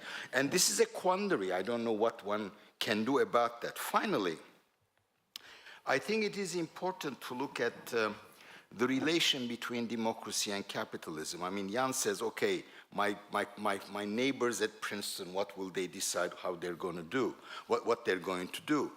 And if it is indeed an elite decision to go one way or another, then we really have to look at the crisis of capitalism alongside the crisis of democracy. And I don't know which way it works in different countries, but that is, in my judgment, the single most important thing, because contrary to what we were led to believe, liberalism and democracy on the one hand, and liberal democracy and capitalism on the other, are not necessarily natural allies. Finally, Joe Biden put trillions of dollars in the pockets of Americans. The unemployment rate is at its lowest, 3.4 or 3.2. He is trying to, whether we like his policies, he's trying to reindustrialize the damn country, and does have a much more socially conscious approach to those things, and his popularity is at 38%. Please explain. How is he going to be a transformative figure? We are afraid of a Trump comeback in 2024. And it is not objectively explicable, as far as I'm concerned. Anyway, in our case, now news are coming to me that there's been a lot of cheating, especially in smaller neighborhoods or in smaller constituencies in the country. But Erdogan did have control over 90% of the media.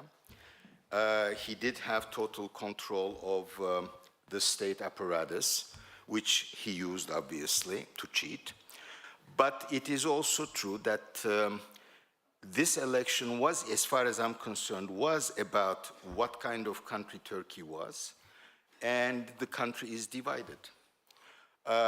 Nationalism is on the rise, but part of that nationalism is more religious and conservative nationalism, and part of it is very secular nationalism.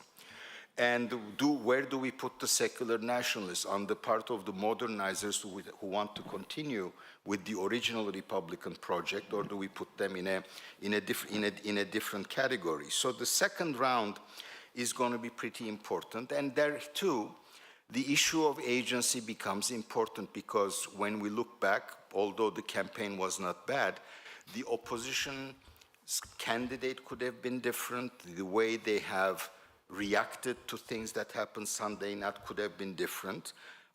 We will go to a second round. I personally do not have much hope that the second round may give us a different result, but increasingly I'm thinking maybe it is not totally impossible for the second round to give us a different result, because maybe some people who were complacent, who did not go to the polls, although the participation rate was at 85%, may decide that it is worth giving it another try if this demoralization is overcome in due time. So, and finally, coming back to the elites and closing, there is no way the economic elites in the country, no matter what their ideology is, could be happy with the so-called unorthodox policies that Erdogan is actually implementing. But the fear factor, the pressure, the fact that it is a patronage network-based economic management probably also keeps them from joining the ranks of the opposition and help the other camp. Thank you, Solly. I just think I'd throw in to enhance what you were saying, one book that is worth reading is Jane Mayer's Dark Money, in terms of the systematic attempt over a 30-year period of the Republican Party to shift the narrative in the United States. Katarzyna, are you happy to give us an assessment of the forthcoming Polish elections and what that might mean? So if I may, commenting situation in Poland, at the same time refer to some elements of our discussions. I definitely agree with the statement that the democracy erodes from the top. But the thing is that it started to erode a long time before the populists came to power. And that means that something went wrong with the so-called, or in fact, liberal governments. And what happened in Poland, that after 25 years of different but definitely pro-European, pro-democratic and liberal governments, it was almost impossible for these governments and for Polish liberal elites to admit that something went wrong. So, in fact, they didn't. What they did, they just blame the people. That's why I mean, it's very difficult to me to agree with this perception that it's been the liberal elites who killed democracy, and so just people don't want the dismantling of democracy. Yes, obviously people don't want dismantling of democracy, but people want something, and to blame them for their wrong choice, this is not the best democratic strategy. And that was the reason, and the Polish opposition was just waiting for the people to realize that they voted wrong, and next time they should vote for the liberal elites. But it didn't happen. And in fact, the democratic, so-called democratic elite lost 4 elections in a row, including the local elections, European elections, and 2 parliamentary elections, and 2 presidential elections. So it's quite a lot. So what was the conclusion of the mainstream of liberal elite? If people are stupid and they are still voting for this bad option, we should do what this bad option does. So we should behave like the liberal elites. And what we have now in Poland is the competition between the ruling party and the major opposition party, who is the bigger populist, who offer people more. The ruling party, the leader of the ruling party just offered the incredible benefits, given that we have quite high inflation now in Poland, benefits, social benefits to people. And the response of the leader of the biggest opposition party was to offer even more, and not after the elections, but now. Why not? So this is the debate we have now in Poland. And my impression is that this cannot work because the liberal elites will never be better in being populist than the real populism. So, and here that brings me back to this very important dilemma of fragmentation and polarization. Yes, in some countries, perhaps fragmentation may bring some instability to the democratic process, but in some countries, and Poland is definitely one of them, polarization, so this two-party system, or de facto two-party system, may be one of the main killers of democracy. So that is my personal assessment, that the outcome of these elections will depend on ability of smaller players to depolarize the political scene in Poland. Because if we have 2 camps, then the, let's call them, a populist camp wins. And it's been, I mean, it has happened like 6 times, and definitely the last presidential elections, we had the best possible candidate, I mean, from the perspective of liberal elite, and he lost. So the more of the same will bring the more of the same. And then there is one more tricky issue here, because there are like 2 parties which try to depolarize the system. One is even more radical than the ruling party, and the other one is more democratic.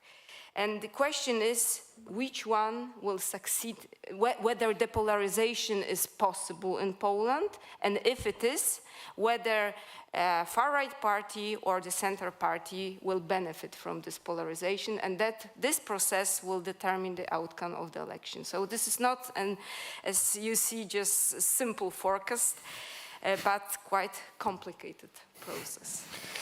Thank you very much, Katarzyna. But these are complicated issues, and so you shouldn't be worried about that at all. What I'm going to do is I'm going to ask Kirsten Dunlop to intervene, and then I'm going to throw it onto the floor, and then at the end I'll ask Jan if he wants to make some final remarks. Katarzyna, if you have any other final remarks after that, you can as well, but you may feel as though you've said what you wanted to say, so the choice will be yours.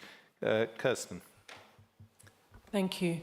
I want to bring a perspective from, as a refugee. I am an Australian passport holder who's a refugee in Europe because of actually what I would consider to be an absolute demonstration of democracy eroding from the top. And it's a perspective around that's linking a couple of things. I particularly wish to pick up on your point, Solly, about the relationship between democracy and capitalism. And bring into that, for example, the latest report from the Club of Rome, Earth for All, which is pointing out that there are no generations, or very few generations, that have lived a healthy democracy. A democracy that has not been captured by a set of professionalized, and I would very much agree with you, Tara, on the question of the professions and the role that they are playing on professional power broking, serving a set of interests linked strongly to extractive neoliberal economics and economic thinking.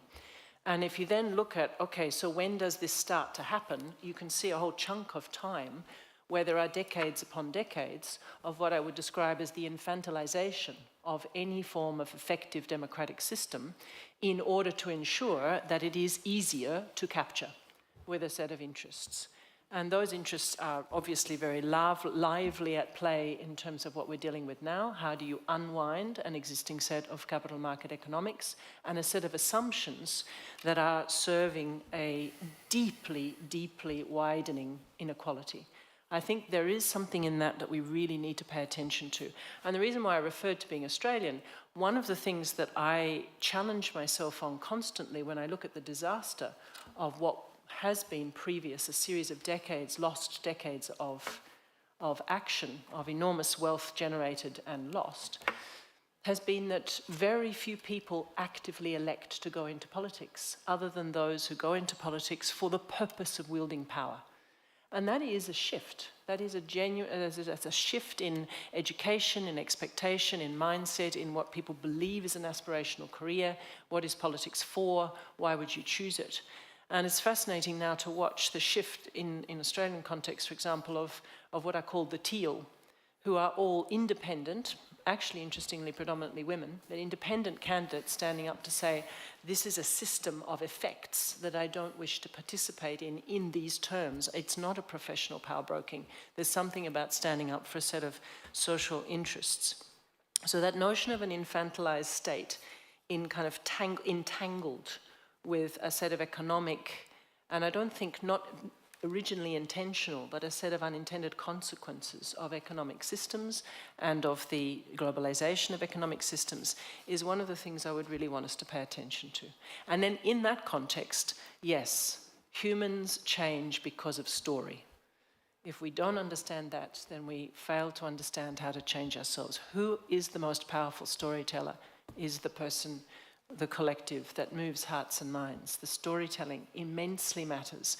And that same degree of a professionalization of investment in the storytelling is something to ask ourselves. Have we professionalized the investment in the stories that would enable youth movements not to be movements of anger and resentment and despair, but maker movements, forming new forms of democracy and new forms of leadership, because they have a sense of the narratives that empower and enable that?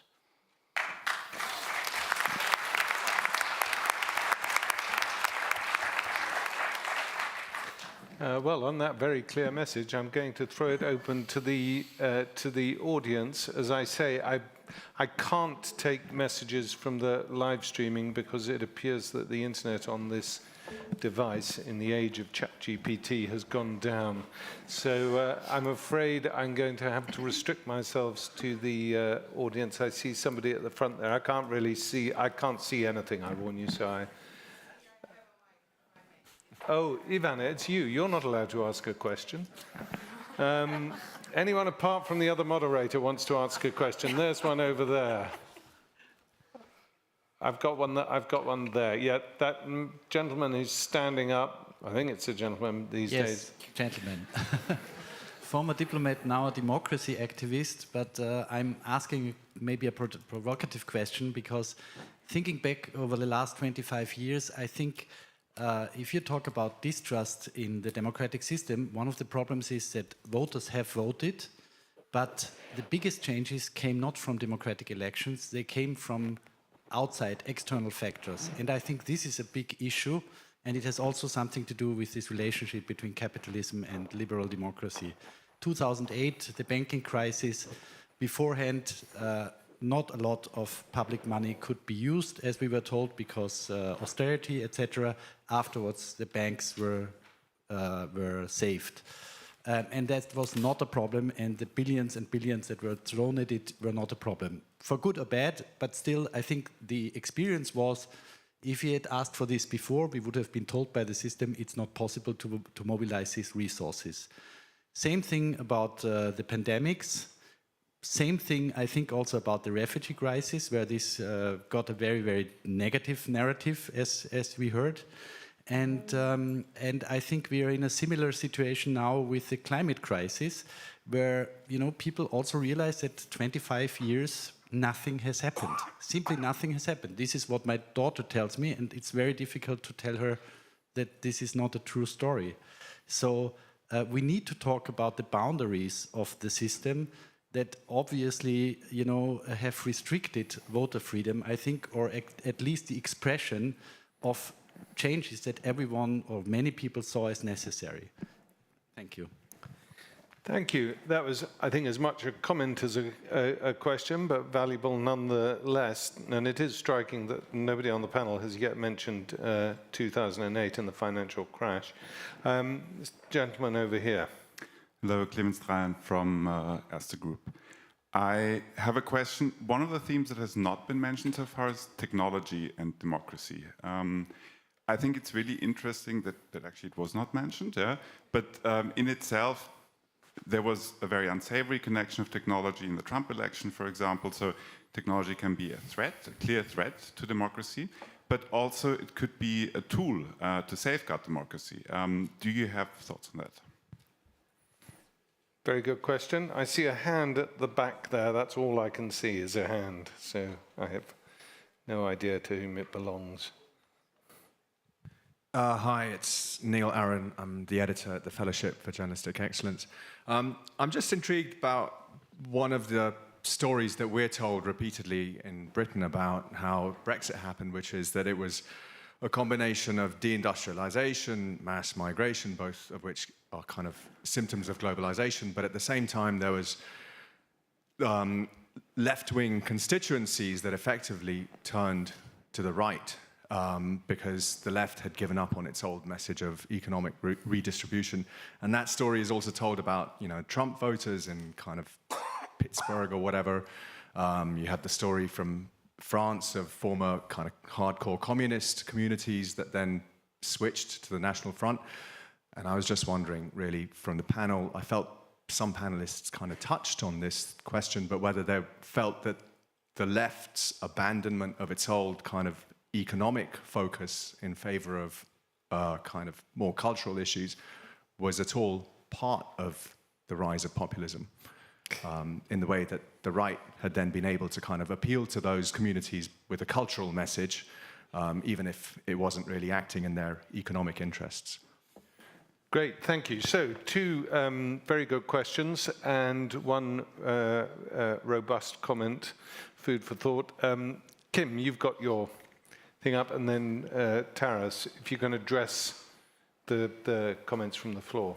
Yeah, so I think my thoughts go to questions 1 and 3, which is that I think you're absolutely right to say that one of the things that deepening economic integration, including in the EU, what that's done is it's taken out of the hands of national politics the ability to do very much about economic issues of the old-fashioned redistributive sort. So as inequality is magnified, the ability of individual countries to really redistribute has been sharply limited by their entrenchment, in this kind of broader economic system. And that's why it's so interesting in a government like Poland, which has been handing out these sort of family subsidies, or ditto in Hungary, where again, it's been kind of middle-class, benefits, lower taxes, and benefits for children, and so on. But this is sort of bucking against the trend. So if it's the case that one of the things economic integration has brought us is the inability of national governments to do much about it, then the system on which our party system has been based for 150 years, namely a kind of left-to-right dimension, starts to disappear, right? Because if the left was in favor of redistribution and the right was in favor of deregulation or something like that, the answer is most countries don't have a big choice. So what's happened, I think, is that politics has shifted to issues that national governments can do something about, which is where you get these culture war issues, whereas where you get this migration is still a national competence in the EU, for example. So this is where politics moves, and that has a couple of consequences. One is that those are issues about which it's much harder to compromise. With redistribution, with regulation, there's a more or less space within which you can negotiate answers. With a lot of the identity questions and with migration issues, it's much harder to do more or less, sort of solutions to culture war issues. So what this has done is to take parties of the left, which no longer campaign as readily on redistribution, and parties of the right, which don't necessarily campaign on issues of deregulation, and what you find are parties that mix these things up, So you look at Viktor Orban in Hungary, who's on the right, which used to be the deregulatory part of the spectrum. And in fact, Orban himself, started as a kind of Hayekian liberal. Now Orban's been nationalizing big chunks of the economy. Now is that a left or a right policy? Which side is he on? And you start seeing, this kind of mix-up of left and right. And what that's done is it's kind of messed up the traditional party system. So you see battles, and this is, I think, a lot of Brexit. Anthony and I were talking about this earlier. Brexit turns out to be a battle within the Tory party between nationalist and cosmopolitan camps. This has also happened in the US Republican Party. You see it on the left in the US in the battle between the sort of Clinton wing and the Sanders wing, of the party which Biden has somehow been able to straddle.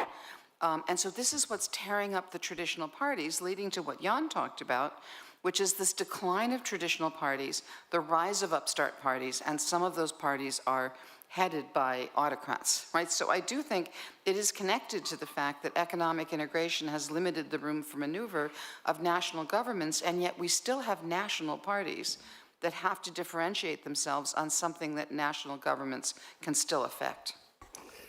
Thank you very much, Kim. I'm going to go to Guntram next because he hasn't spoken on this panel. I'm very interested to hear his thoughts.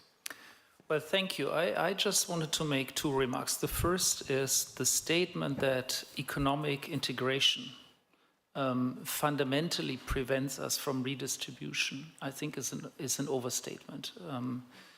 And if anything, Brexit has shown us the opposite, right? I mean, Brexit has meant far less integration with the European Union, far less trade.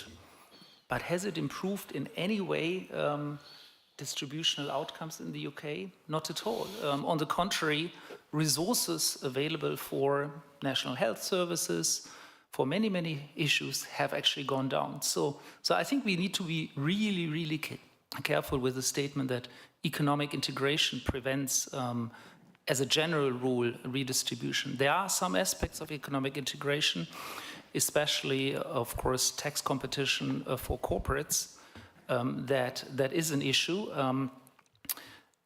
But I think these are concrete issues that can be addressed and can be solved. It's more a question of political will rather than actual the fact of economic integration.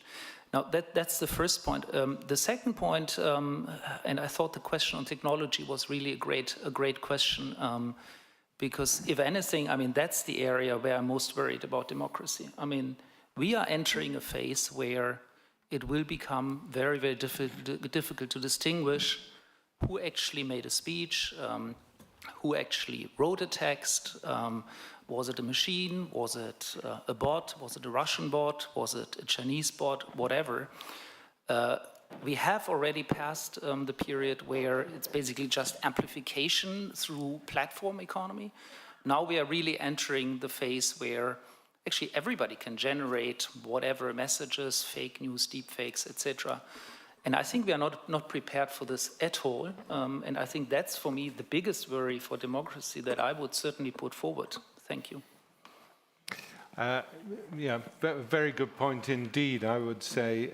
Having done some work on artificial intelligence over the past few months, this is extremely unpredictable where it's going to lead us.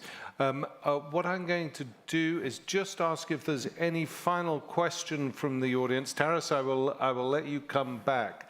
But if there is,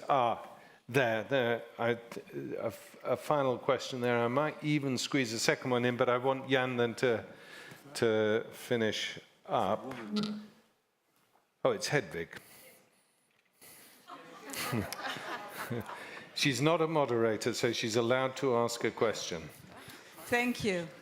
Hedwig Morway from the ERSTE Foundation. You mentioned, Ms. Čepele, Orban's boot camp for building the next generation of conservatives and the liberals, his followers. So I wonder, where is the boot camp, the democracy boot camp for the new generation of democrats in Europe? Good, pithy question. And just down here, a final question. I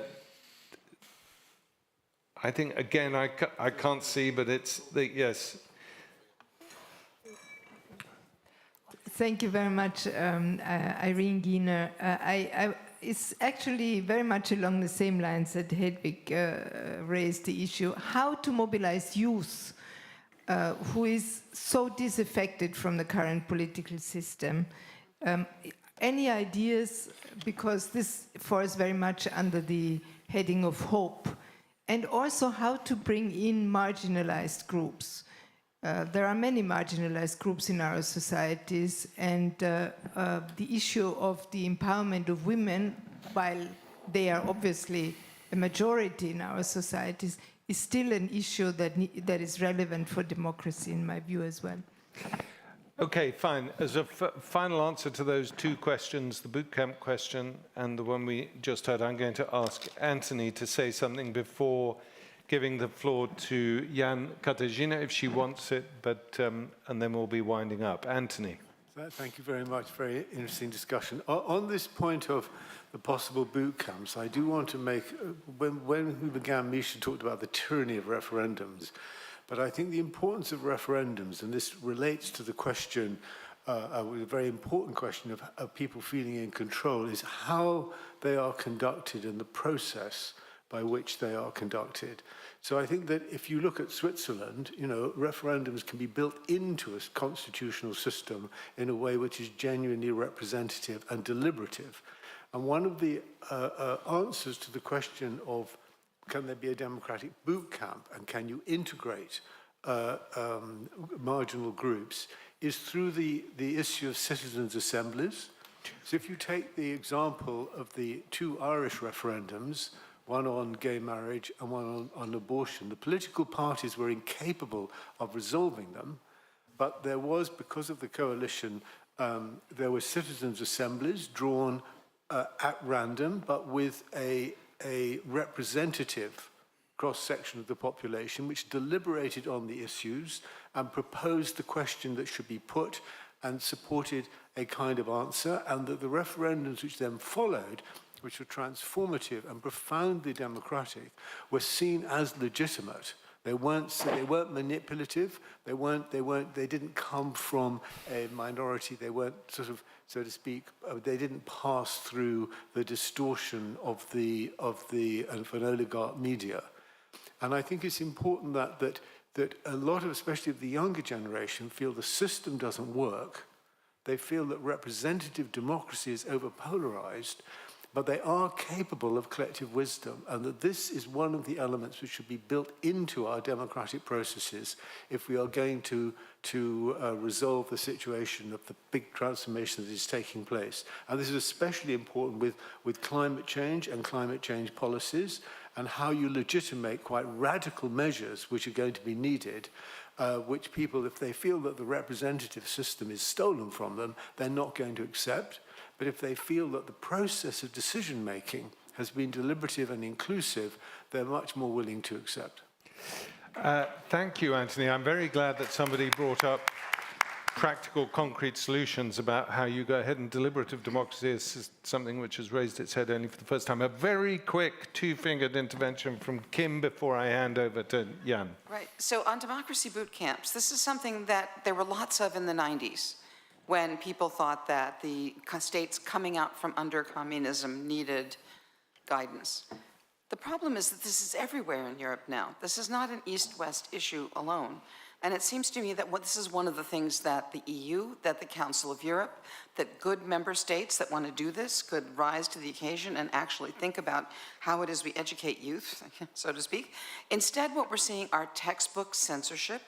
We're seeing the closing in of university curricula. We're seeing, universities under attack, as you probably know. Almost all the universities in Hungary were recently privatized under politicized boards of trustees, and now Florida is following Hungary. So we need to defend academic freedom. We need to defend boot camps, and all these institutions are under attack. And if I can just abuse just 1 second on just the limits of redistribution, read the European semester reports. The reason why Macron had to do pension reform now was that the EU was pressing him to do it, and when the National Front is there, National Rally is there, nipping at his heels, is this the right time to really do that? The EU is tone deaf on when it pushes different kinds of structural reforms on member states. Thank you very much. Jan. So if I may, one word about technology, and then a story in response to Misha's initial question, wo bleibt das Positive, what can we do concretely? So I think, again, it's interesting in retrospect that there's been something perversely comforting for some people about a certain kind of technological determinism, which basically says, oh, every media revolution is going to give us some horrible form of politics, printing press, religious civil wars, radio Hitler, TV McCarthy, and social media triumph of right-wing populism and so on. And in retrospect, these stories are not totally wrong, but every single time we should have learned the lesson that no, there are still political decisions to be made, and there's still questions about regulation.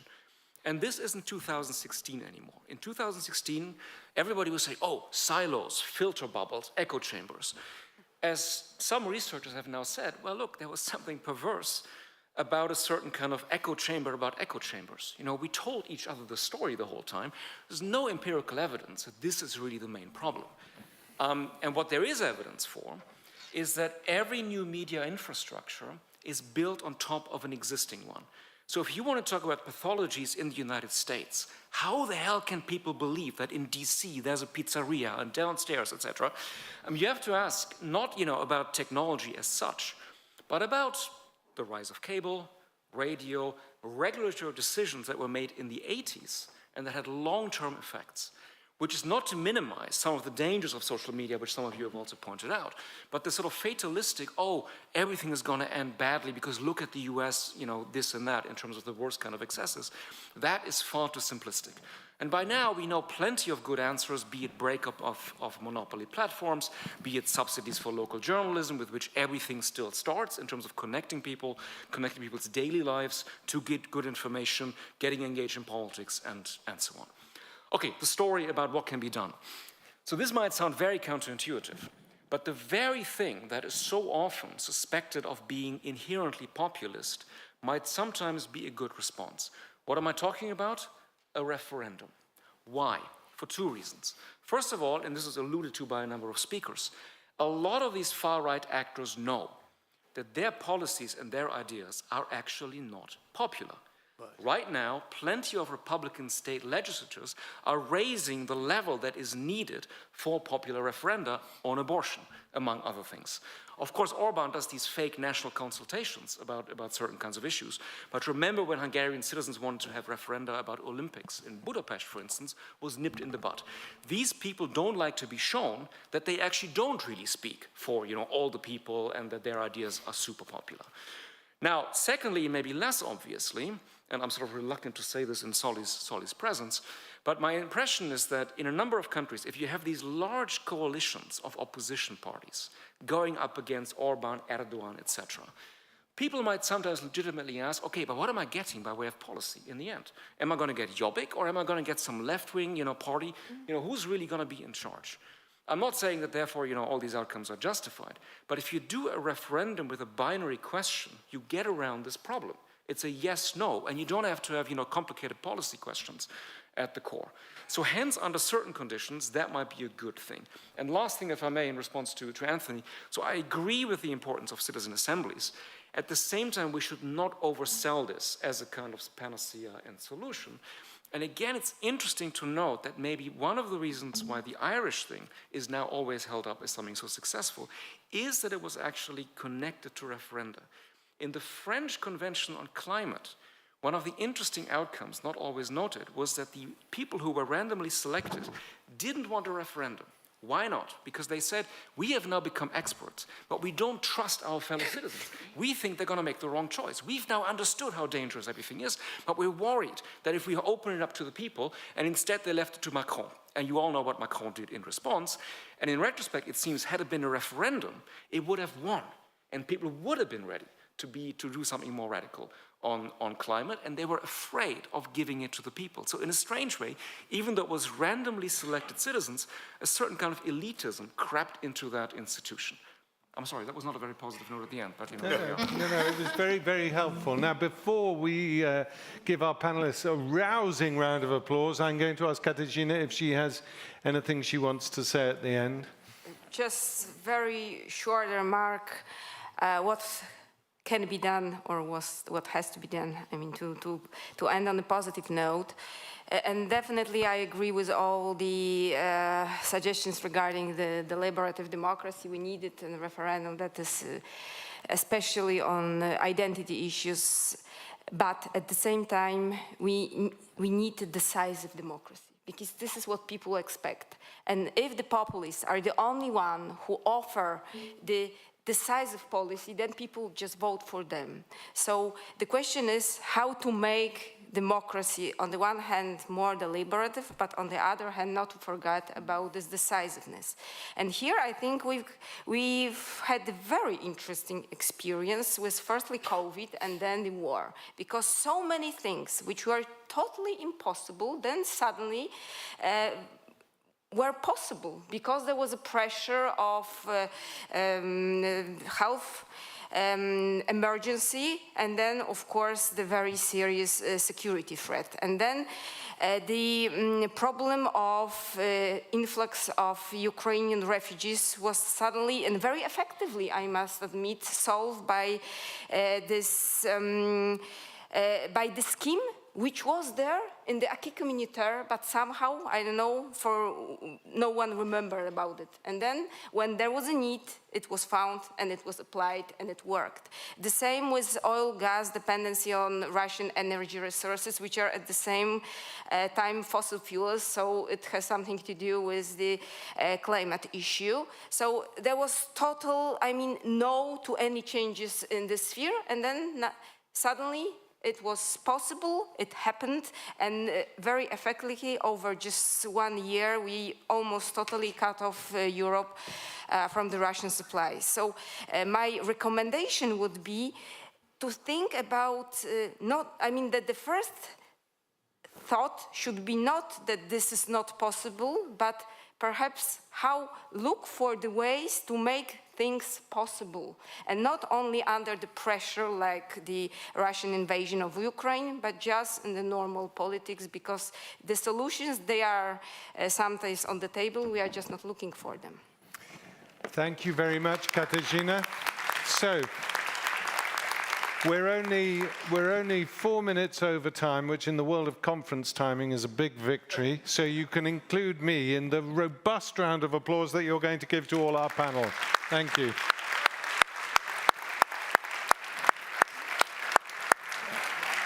And back at 6 o'clock on the dot for the final panel on energy, which will be very interesting.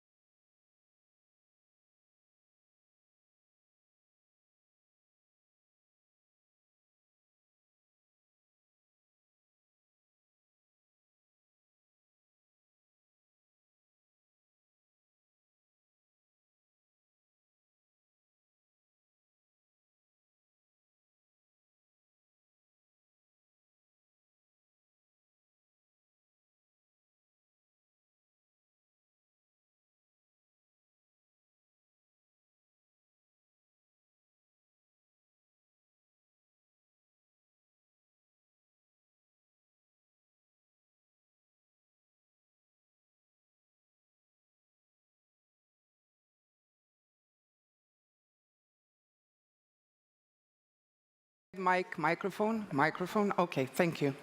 So, very easy topic for the evening session. It's just economy, energy, and climate change, nothing less. So, welcome to the, I won't quote my dear friend Srećko Horvat about the apocalypse, but as we heard previous speakers on the state of our democracy, challenges from the digital, from the foreign, or which some who are writing democracy defense package for the European Commission are saying these malign influences that we are open to showed its full force after Russia's aggression towards Ukraine. So we are now witnessing a huge challenge for our resilience in terms of what will be the economy model that we put on paper, and that is for Europe to be climate neutral upon 2050. With this energy crisis, soaring inflation that we witnessed, maybe people on this panel have answers, because energy and climate change play both into geopolitics and also to the issue of our democracy, which we saw, for example, in the debate with climate change prior to the war in Ukraine. So as this panel is the shortest, it will last until 7:15, I'm very happy to introduce our first keynote speaker, and that is Guntram Wolf. You will start, as I understood, come join me. You will talk about the energy shock that we experienced in last year, and we'll see if we learned something from it and where can we go from now. So the floor is yours. Well, thank you so much for having me. And it's 6 p.m. in the evening, and we are talking about economics. Okay, so this is going to be difficult, but thanks for bearing with me. So I want to first talk about the energy shock and the lessons we can learn from the 2022 experience.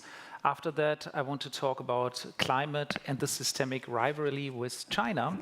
And of course, also give you a bit of a sense of what's going to be next. So let me be very quick on the 22 energy shock. I think the first big lesson is that strategic complacency is very costly, right? I mean, we could have done better if we had listened to the many, many warnings that were out there. And I think it's important to recognize this. It costs us several percentage of GDP in terms of buying more expensive alternatives. But, and that's an important second lesson, is we managed to actually get through this massive energy shock without an economic Armageddon. You might remember at the beginning of 22, there were statements out there that the German economy could decline by up to 10%. That all of Central and Eastern Europe, which also were very dependent on Russian gas, would suffer massively.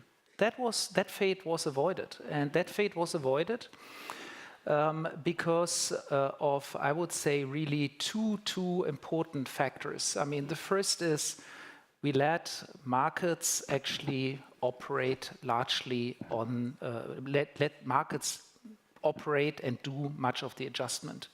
This was really important. The price signal was there. We didn't cut the price signal. We ensured that the price signal was there and was felt, and therefore people and firms adjusted. And this adjustment was adjustment in terms of energy savings. We saved, in some weeks, temperature adjusted 20 to 30% of gas. It was efficiency investments. It was investments in insulation. And it was also a very important political response on the supply side, building supply infrastructure, LNG terminals and others in rapid time. The third point from the 22 crisis was that European integration actually helped.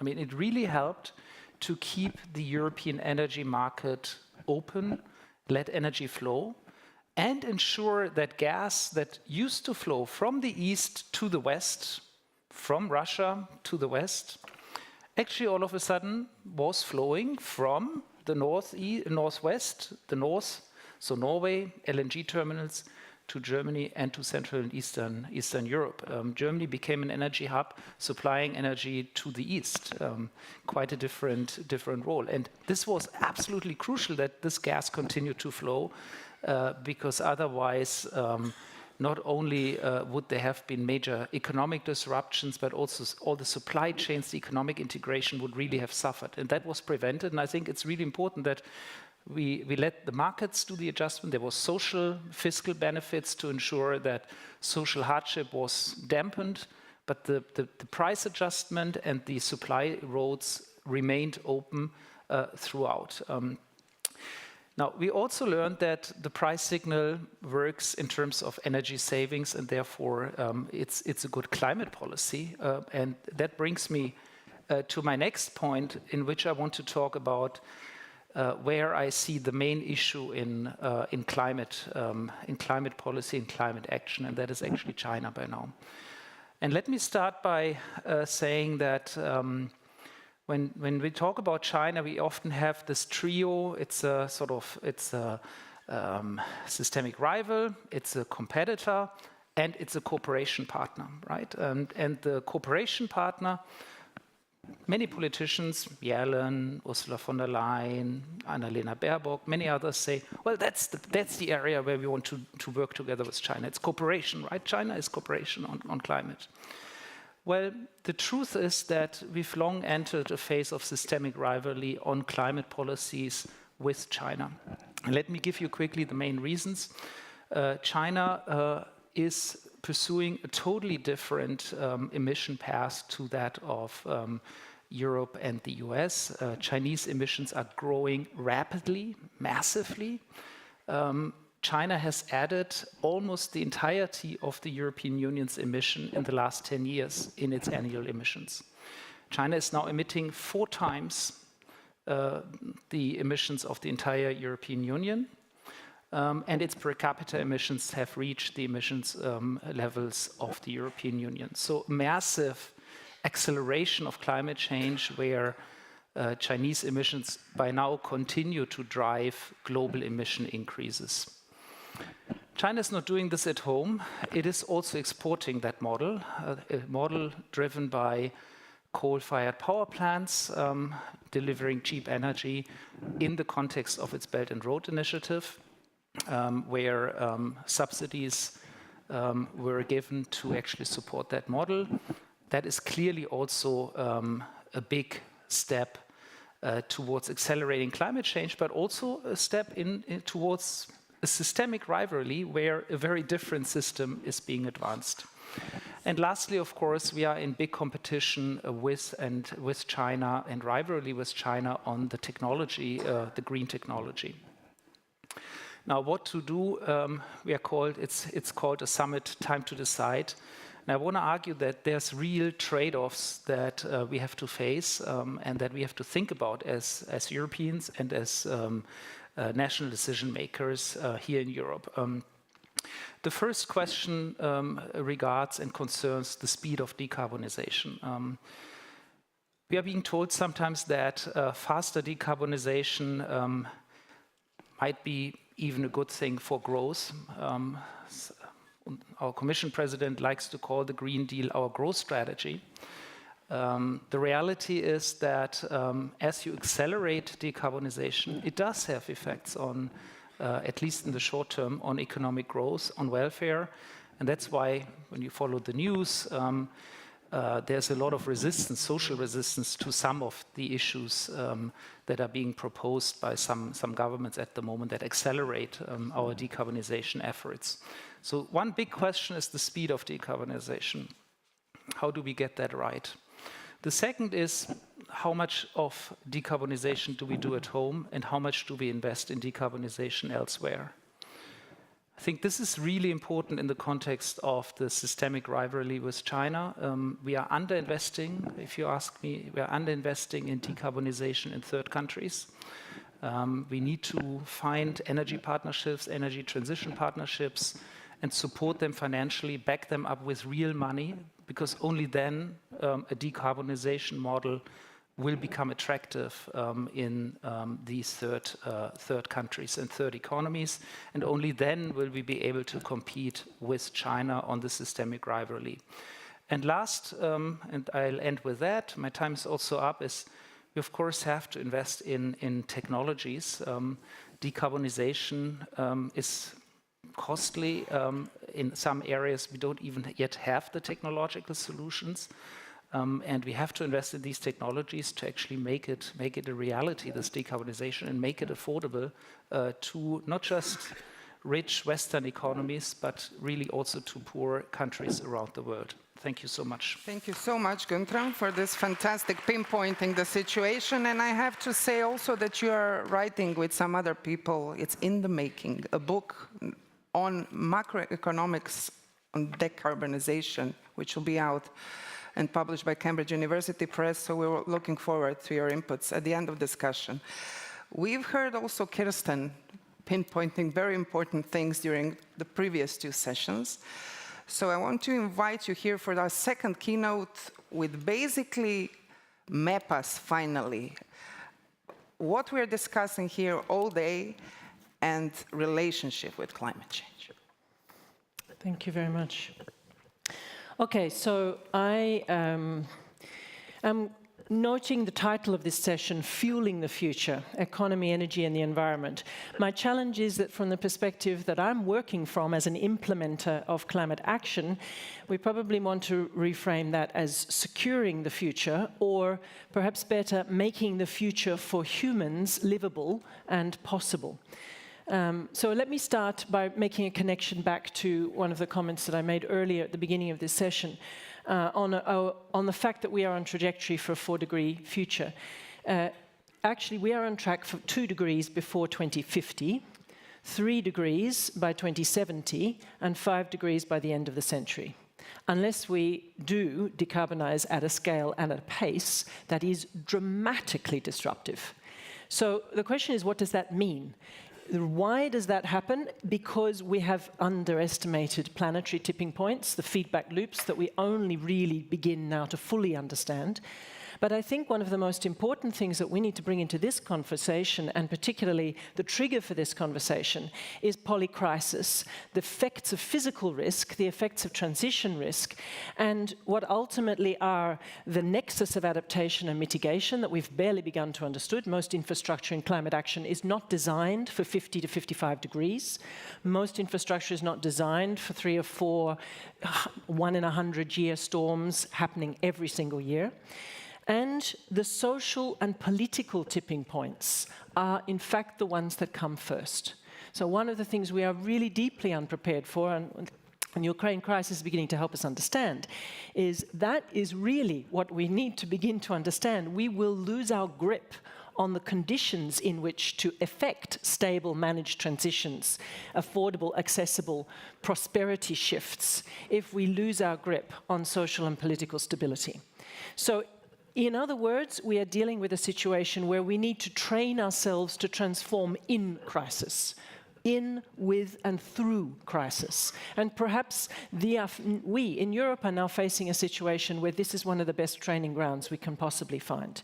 We need a new design for human life, a design that will enable 10 billion people to live successfully, prosperously, and in balance on this planet. And at the moment, Europe is a place in the world where structural momentum, a combination of multi-level regulation, policy, action, even aspirational pictures of possibility are extremely well constructed. And they open up a space of possibility for transformation. The precedent of catalyzing unprecedented change using emergency measures, of beginning to act together, does open up a very interesting space for action. And I want to focus on how can Europe offer something in that context. What is it that Europe offers? What do I mean by that? But I want to just very quickly bring in one way of making sense of what's happening in Ukraine. ETH Zurich has come up with a map of what the geopolitics of the world look like in a future where the future is entirely renewable. It's a completely different map of who holds power and who holds the trading rights and who has power over whom. And I think that's one of the things to bear in mind if we look at what is playing out between Russia and Ukraine. Most of the Russian campaign is paid for by oil and gas revenues. There is a really interesting tectonic plate shift here, really coming around in terms of how the world moves. And that does go back to some of our root cause issues on how we think about the underlying structures and assumptions. So how can Europe offer, and what can Europe offer to secure a green and prosperous future, which is one of the core questions for this last session, and in the context of war on the threshold? The first element is place-based demonstrations. The Horizon Europe missions, the European mission on climate smart and neutral cities, 112 cities committing to decarbonize by 2030. Amsterdam, Madrid, Rome, Paris, small cities and big cities. Grounded in multiple identities, beginning to pull in the element of thinking systemically and acting systemically on the ground, in places, connecting to different cultural identities, helping people intuitively get a sense that this is about shifting all levers and intervention points. It is about coming up with new physical, social, cultural and economic designs. The way in which, and the adaptation mission, the soil mission, the ocean mission, these are constructs and frameworks that open up a space for demonstrating possibility and for capturing the imagination on the ground.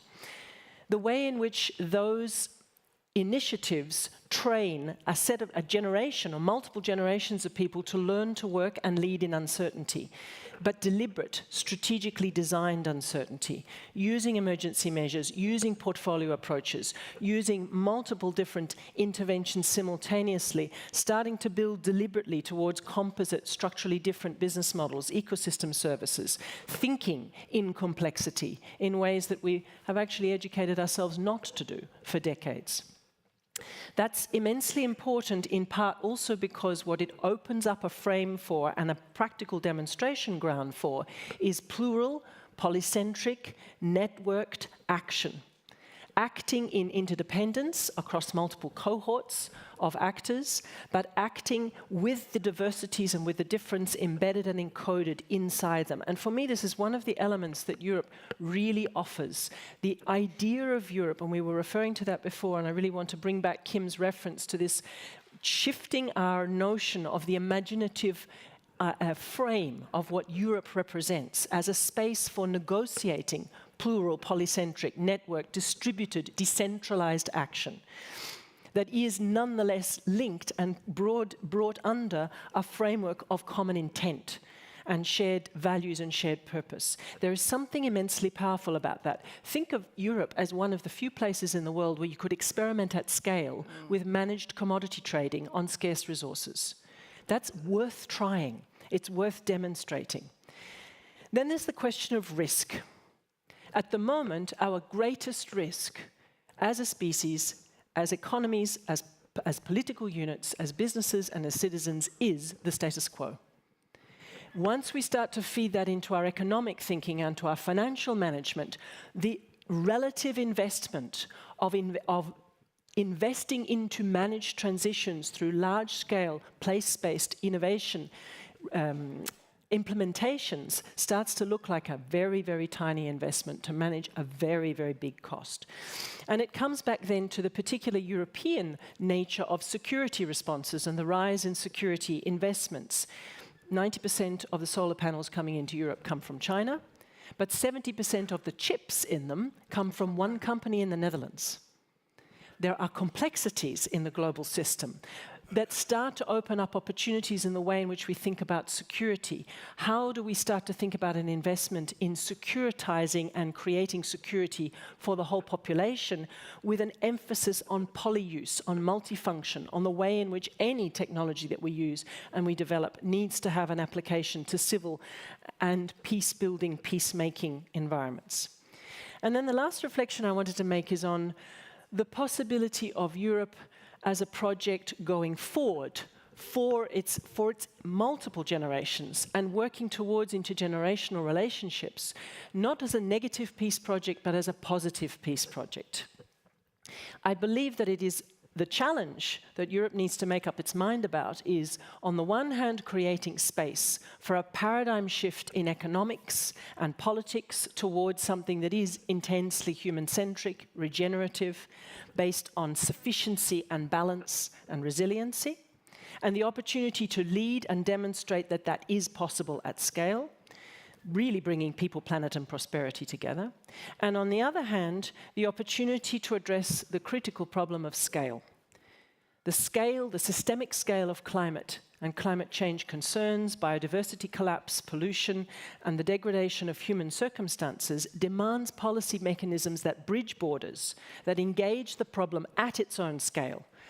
And if not individual institutional actors, then coalitions of actors who are willing to solidify around the intent to transform. That, I think, is Europe's remarkable distinctive possibility, to create and hold space for that, so that the time to decide becomes the time to decide whether we want a future and what that future will be. Thank you. Thank you.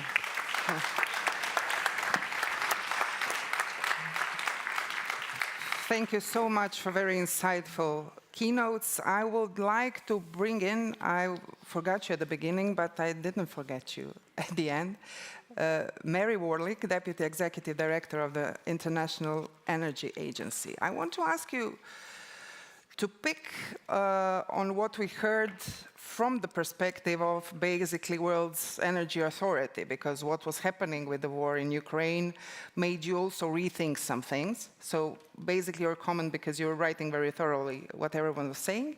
And the second point, which I think is of crucial importance of what both Gunther and Kirsten were saying, is that in September, IEA is organizing first ever Critical Minerals and Clean Energy Summit.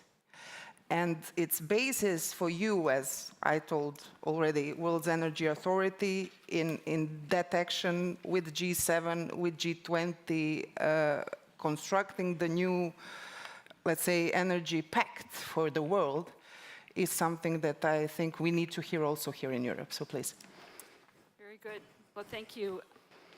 Thank you very much. And let me just say thanks to Kirsten and Guntram for your framing remarks. I think you've outlined the transformational challenge very well that lies ahead. But I thought it might be useful really just to say a few words about just how impressively, in our opinion, European Union in particular has responded to the huge challenges of the past year. And since we're a data-driven organization, I'm going to mention a few data points just to put this all in context a little bit, because it's important, I think, as we look at how the current energy security challenges are being tackled and what sort of, as you touched on sort of a little bit briefly, energy security challenges lie ahead as we look to transforming our energy system and moving to a clean energy economy. So before the February 2014 Russian invasion, Europe, as I think you all know, was Russia's main client for oil and gas exports, imported about 55% of Russia's oil exports, and 75% of Russian gas exports went to Europe.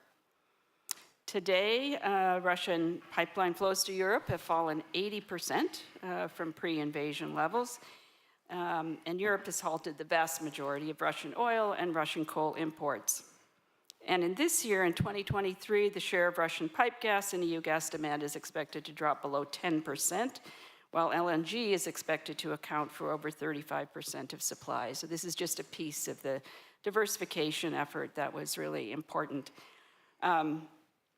Russian oil and gas revenues, importantly, have dropped almost 50%, and I think that's really quite significant, and I think an indication of the impact of the oil price cap, which was much discussed, but eventually put in place. So Russian monthly oil and gas revenues were about 20 billion per month pre-invasion. They have fallen to they fell to about 13 billion in March. They've edged up a little bit in April, so up to 15 billion. But there has been an impact, which I think is important. Coming back to this, really some of the very important steps, Guntram mentioned them, that European member states have taken filling gas storages to 90% fill level. They're now approximately 55% full, which is well above the 5-year average, which means that filling them again in this coming winter season will be a slightly less difficult lift to achieve the 90% fill rate. Of course, milder weather last year, slower economic activity, but also, really importantly, timely policy actions were really key to reducing gas demand through the 2022-23 winter season, which dropped by 5% year on year across key regions. And I think it's really important too to note that the challenges that Europe was facing last year with respect to the turmoil and gas markets in particular, in our view, and I think there's no question, again, looking at the data, have really accelerated the energy transition. The EU Power EU plan, EU's Fit for 55 package, other important regulations and incentives have really fast-tracked the transition in an important way and are really helping, again, to address the longer-term energy security challenges for Europe. Within 1 year since Russia's invasion of Ukraine, the EU's seen 40% more solar and wind power additions, 40% more heat pump sales and installations, 15% more electric vehicle sales, investments in energy efficiency have jumped, and CO2 emissions across Europe have fallen by 2.5%. So clearly there's much more that needs to be done to accelerate investments in renewables and clean energy technologies, as was mentioned. Of course, not only in Europe, but really across the world. And we've done a lot of work focusing in particular on what needs to be done to really accelerate the clean energy transition through both public and private sector investments in emerging and developing economies around the world to really move the needle there as well. One of the reports we came out with earlier this year, our Energy Technology Perspectives 2023, really pointed out the challenges with respect to the production, processing, and manufacturing of critical minerals, as was mentioned, as well as other key energy technologies, and really focused too on how heavily they are concentrated in just a few countries.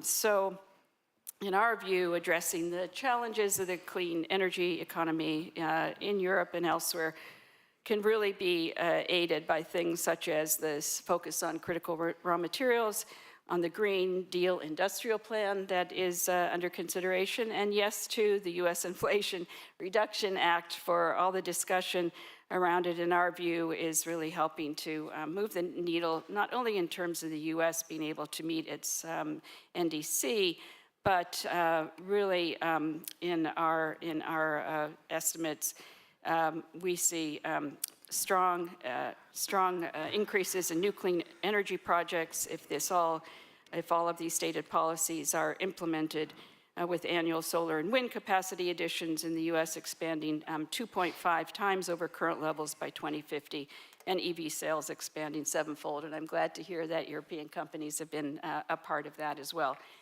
But let me also just close with a little bit of a cautionary note. We're not necessarily out of the woods in Europe or else globally either. We're anticipating, as we look ahead to this coming winter, that global glass supplies will likely remain tight this year, and global LNG supply growth, which Europe's obviously benefited from, won't be enough to offset the expected drop in Russia's pipe gas deliveries. Necessarily. So, and global gas demand elsewhere in the world is also growing in places like Asia and the Middle East. So just mentioning some of the uncertainties that we think are important to keep an eye on going forward: the prospect of the complete cessation of Russian pipe gas deliveries to the EU, the continued strong economic recovery in China, and the higher demand for LNG imports there, and of course, weather-related factors. So we've done a lot of work with Europe, I think, as is known. Over the past year, we will continue to do so. We think that, as I said, that prospectively challenges undoubtedly still lie ahead, But we think the answer to all of this is really continuing to invest and accelerate in the investments in the new clean energy economy and make that the basis for stronger energy security in Europe and around the world going forward. Thank you. Thank you for your intervention. And I would just want to add, please, yeah, okay, that today European Union made first joint gas purchasing tender, so it closed the tender. Europe now has offers from 25 suppliers, and we'll see how this is going to be finished. We need 13.4 billion cubic meters of gas. That was the offer, and we got 11.6 million more than we wanted, so they say that is good. So we will see. We have first intervention from Janka. Thank you very much, Ivana. I wanted to pick up on 2 points that were mentioned by Kirsten first and then by Guntram. So I think Kirsten is completely right in saying how we have to think differently about this and who needs to be brought on board. And I think we cannot stress enough while we're sitting here in like a bank, how important those guys are, the ones with the money. I think that is something we should stress very, very, very much. So if banks do not finance things anymore that are non-sustainable, if insurers don't insure it anymore, then we have a large portion of the job done. And I do think that European companies can provide the best case example of, can you do that and at the same time continue to remain profitable companies? If we can make that happen, then kind of the Europe that is irresistible that I was talking about in the beginning becomes a bit more of a reality. We can show that some of these things are possible. And this is what links me to the systemic competition bit that Guntram was mentioning. I couldn't agree more that I don't think that China is a partner for climate change. Actually, this was the main notion of my IWM fellowship last year, actually, here. But I believe it is for slightly different reasons than outlined. I don't think it is the biggest problem that we're facing, that China is going to continue to invest in coal technology at home. There's a moratorium in the Belt and Road Initiative now. It is more a problem that is doing both things at the same time. It is investing in renewable technologies like no other country. It is driving innovation in green technologies like no other country at the moment. If we look at sodium-ion batteries, if we look at all the EV developments more generally, what is happening in China is at a scale, and that's the beauty of the domestic market. You can scale up like no other, and we're losing out. European wind companies have to leave the business. You know, we're not going to be part of this process anymore. So we are going to compete in this area against a competitor that is very aware of its own climate vulnerabilities, that is very aware of the kind of environment in which this is going to be the new trend with which you're going to make money. So the understanding is there in China that these are the economies that are going to be the economies of the future, the technologies of the future, the energy of the future, and the wealth and power of the future. And so I think we don't need to compete because they are stuck with an old model. I think we need to compete because they're really good at driving the green transformation forward while still investing in coal at the moment, and we need to not see the other, not like focus on the one thing while not seeing the other dimension. Thank you so much. Ivan Krastev, then Taras. I'll start with his observation that probably Janka is not going to get a grant from the Chinese government soon. But in my view, it's interesting to try to connect these three panels, because what interests me most is the politics of climate and the green transition. Because on the level of what should be done, I do believe that there's a certain type of economic agreement. You can have a differences exactly, transition time, but here's the problem, and this is why the idea of the polycrisis I find productive. The polycrisis is not simply that you have a different crisis, but first that the sum of them is more than basically the crisis put next to each other, but secondly, that you do not have the silver bullet. 1970s, and this is Adam Tooze, basically people believed that if you go beyond capitalism, simply if you manage to nationalize private property, all the problems are going to be solved. Listen, it could be illusionary, but it makes it easier to mobilize. And for example, in the 1970s, very strong anti-nuclear war movement, they were trying to mobilize, pushing governments what not to do. Now you should push them what to do. which is very different. And I'm saying this because I'm afraid that at some point the things that we're talking about are going to get into a major confrontation. And this is when the time to decide is really to become complex. For example, the problem with the climate is very much also the relations between generations. You have young people for whom this is the most important issue. This is what politically defines them. But do you know what? They don't have the numbers. It's a small cohort. They cannot electorally win on their own. Influence, yeah. So then they can become very alienated from democracy to the extent that St. Anthony's College has a polling show that the majority of young Europeans who are younger than 30 claimed that authoritarian regimes are going to do better when it comes to climate. So the story is, can you keep democracy and radical climate policy together? We cannot be sure. And we cannot be sure for several important reasons. You can see already in Germany with some of the green policies that basically people start to react. And we see this also during the COVID crisis. More and more people define freedom as don't interfere with my way of life. Mm-hmm. I'm going to allow you to redistribute big amount of money, but do not change my way of life. This is the only freedom that has remained to me. And by the way, this is coming from different sources. Like with the anti-vaxxer movement, it's come both from the left and from the right. And for me, the real problem for Europe, particularly because we're talking about different countries, very different societies, by the way, very different demography. Can you imagine how small the young generations are in Eastern Europe, where a lot of young people have left the countries, where the economic prosperity is very different? If we are not going to solve the politics of the green transition, you can have a backlash, which is going to be even worse than the status quo that we're talking about. And I do believe that this conversation is what I'm missing. Now you have elites in Europe which understood that this is an existential crisis. And if you see basically what the Commission is betting on, they're betting very much on the green transition. They're betting on this being reindustrialization and so on. But if we're not going to address the problem of politics of it, why the Dutch farmers are going to vote against? Why basically East European countries in the midst of the war are saying, stop talking to me about climate politics, let's focus on the war. How we can try to solve together multiple crises where there is not one silver bullet. In my view, this is the biggest story, and probably this is the problem with time to decide. This is time to decide on what.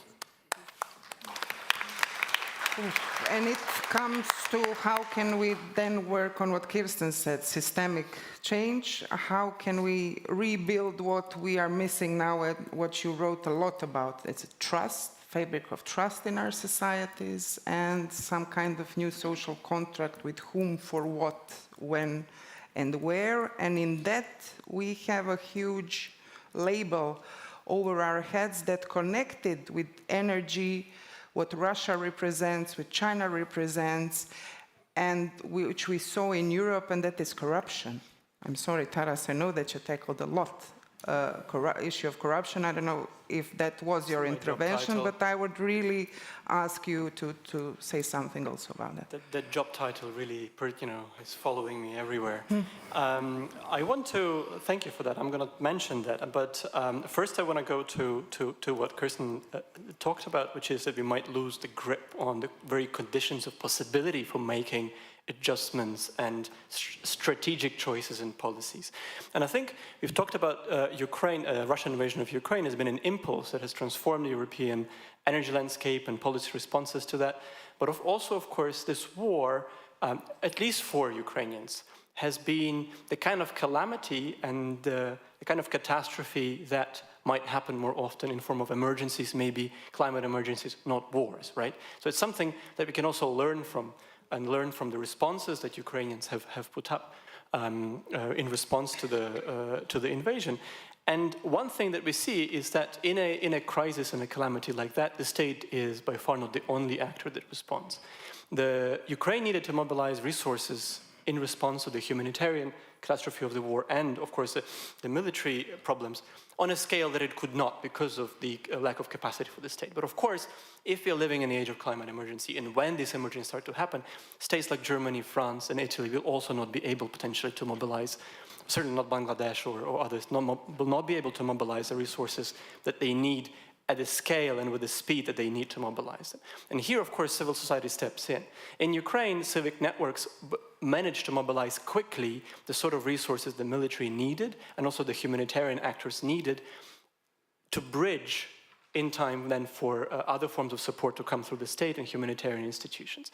And these civic networks relied on mechanisms of coordination. There was a question about technology. They relied on mechanisms of communication coordination, right? However, these mechanisms, crucial as they were for people to mobilize, to start moving billions and billions of euros in the scale of weeks through civic networks. These mechanisms and these infrastructures, they were commercial, right? We heard about Starlink and the way in which that's crucial for military coordination at the front line and the way in which it is open to whims of one particular man. You can think about Facebook as a commercial infrastructure that's enabled coordination for civil institutions and the vulnerabilities that brings, of course, right? And the market has basically become the kind of institution that has supported civic responses to crisis. So I think when we think about preparing long-term to be able to respond to many times one-off events that will start to happen in the context of climate emergency. Globally, we have to think about not just state policy, but also the kinds of social institutions and infrastructures that will be there in place to help. And on corruption, I want to say that Ukrainian response civic response has been enabled by flexibility and informality that all of the anti-corruption policies, all of the transparency policies have been trying to wipe out of Ukraine, to formalize civil society, to subject it to the tyranny of transparency, is what anthropologists have put it.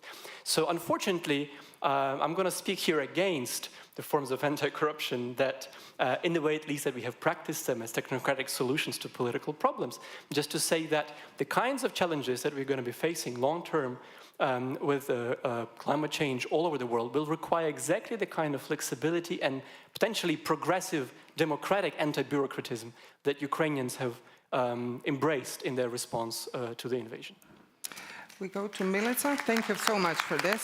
To Milica, and then I would like to go back to Guntram because he's going to leave us soon, so to hear some thoughts, please. Yes. It might be that I work for international financial institutions, but I'll return to who's going to pay for this and how this is going to work. So I think you have an internal dimension and an external dimension. It's all about bringing coalitions so that this becomes a sustainable agenda. Internally within the EU is basically making sure that you don't destroy the single market, because if you're going to subsidize things, not everybody has the same economic strength to do it. And how you deal with the hard budget constraint on the other side, and with some countries openly saying that they are against more collective borrowing in future, where even has mentioned Adam Tooze, his solution is to have more of a debate on this issue, because what you had in COVID, you had a stronger public demand for Europe to move together. So you have an internal dimension to do all of this, to invest more, not to destroy the market, to make sure that the internal market survives, not to miss the hard budget constraint, and to make sure that it's just for everybody.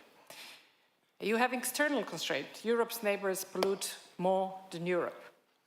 And we've left the first session with the Polish tractor in between Ukraine's membership ambitions and actually membership. So it won't surprise you that the same constituency, not necessarily Polish, but the farmers, will actually be one of those groups with whom you'd need to make an accommodation, whether this is enlargement or this is green energy transition. So basically, where we left it last time, and how do you deal with neighbors, some of whom are going to be hit from 2026 by carbon border adjustment mechanism, which is going to make the whole thing more expensive for them.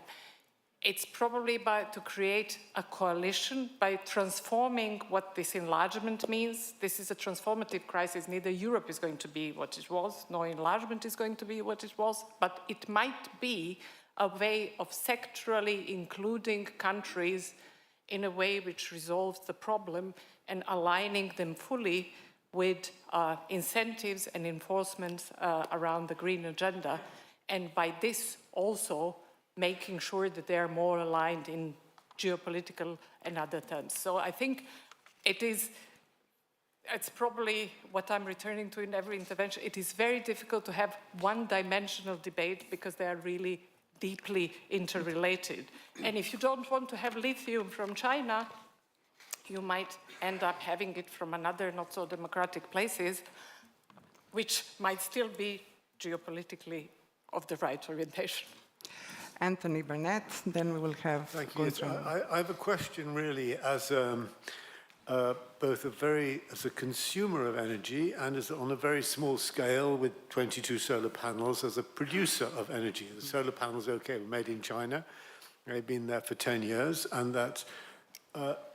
And the question is this, because I'm very struck by what Kirsten was saying, that the status quo is our greatest, threat, and very deep and profound changes are going to be needed, and therefore people are going to have to trust the system to deliver these changes.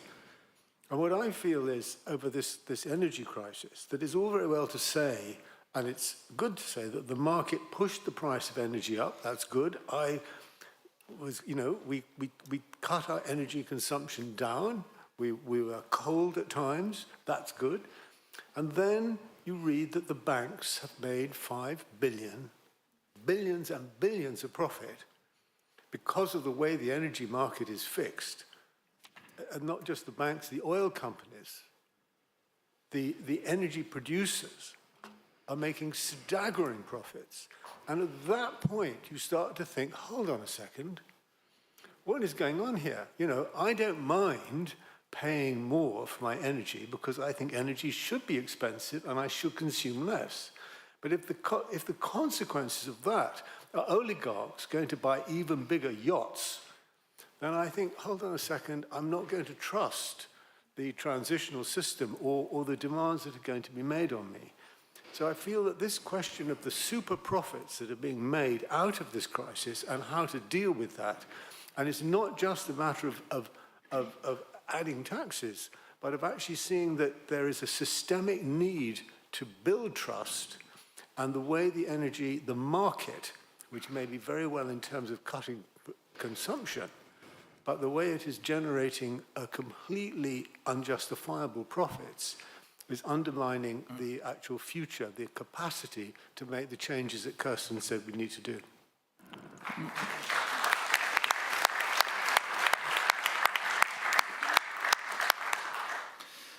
Well, just a few reactions and comments to what has been said. I mean, I think on the last point, the energy rents of last year, 22 was a disastrous year for the West and a golden year for Russia. Why was it golden? Because Russia continued to export actually more oil and gas during 22 than it did in the previous years, and on top of it at higher prices. Right, so Russia made huge profits last year, and the prices were so high because of the uncertainty about how we would deal with Russia and what would happen to Russia as the most important energy supplier in the world, and this in the world of gas, and the second most important in the world of oil. So this was failed sanctions policy, and I've been writing on this with Ricardo Hausmann, for example, at Harvard. We've been writing very strongly about the need to establish a tariff system and essentially tax away the profits.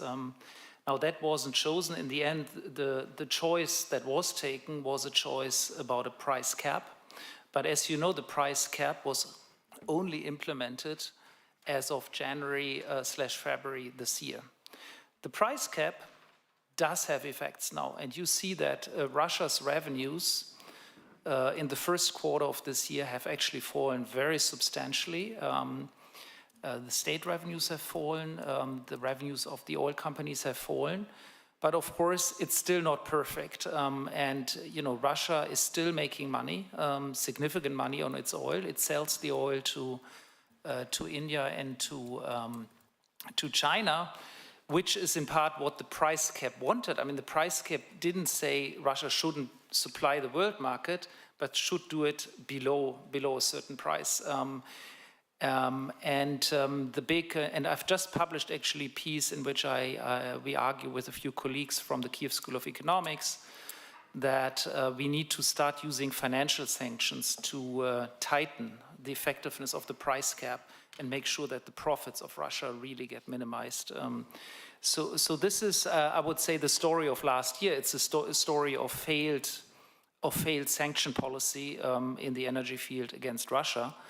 And you know, it was a mistake on so many grounds. But here we are, and finally we have something in place that works and actually reduces the extraordinary profits of Russia. Now, the second point I want to make is on China again. So look, global emissions, despite all the COPs that we have, are growing. They are growing massively. Global cooperation on climate change does not work at the moment. Just give you the number, the last 10 years, global emissions have grown from 34, CO2 emissions, yeah, so this is just a part of the emissions, 34.5 gigatons to 37 gigatons. So it's a 2.5 gigaton increase. That drives climate change.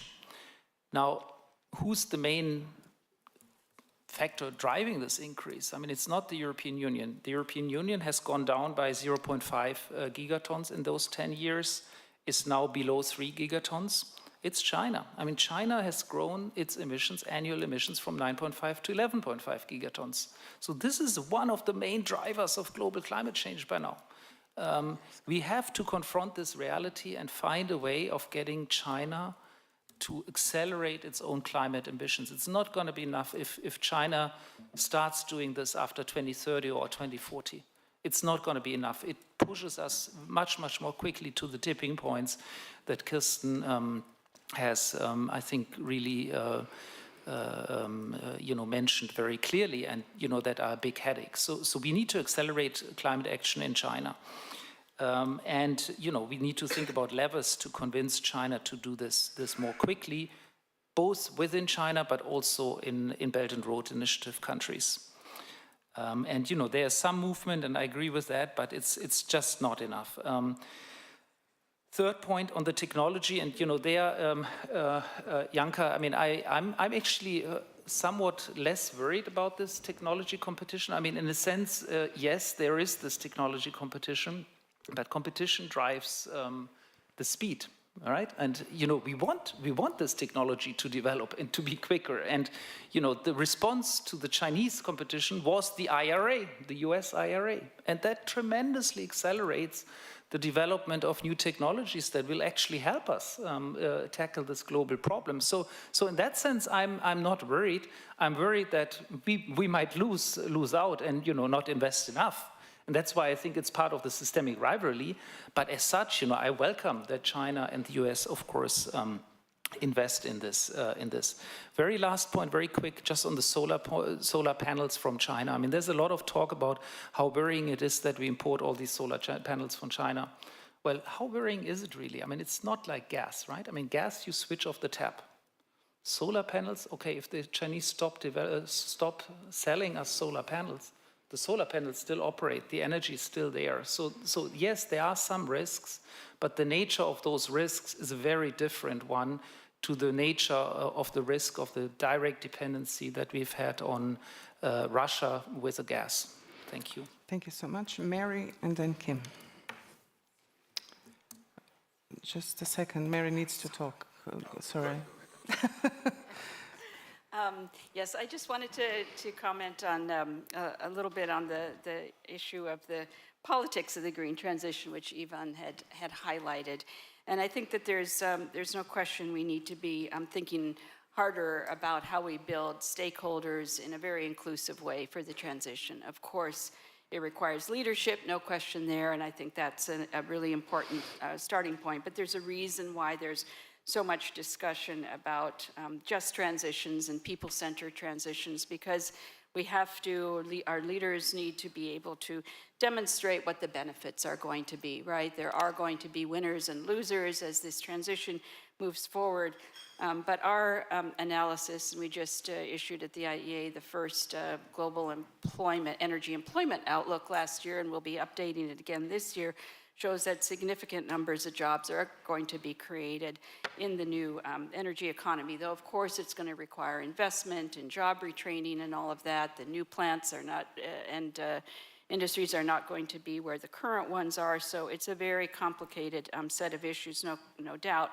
But I think the focus on this area is very well placed and really important, and it's another reason why there's been significant attention to what's called these just energy transition partnerships in a number of countries around the world to help them with the transition away from the thermal coal-fired plants. And I think Indonesia is a very positive case in point where that's now moving forward.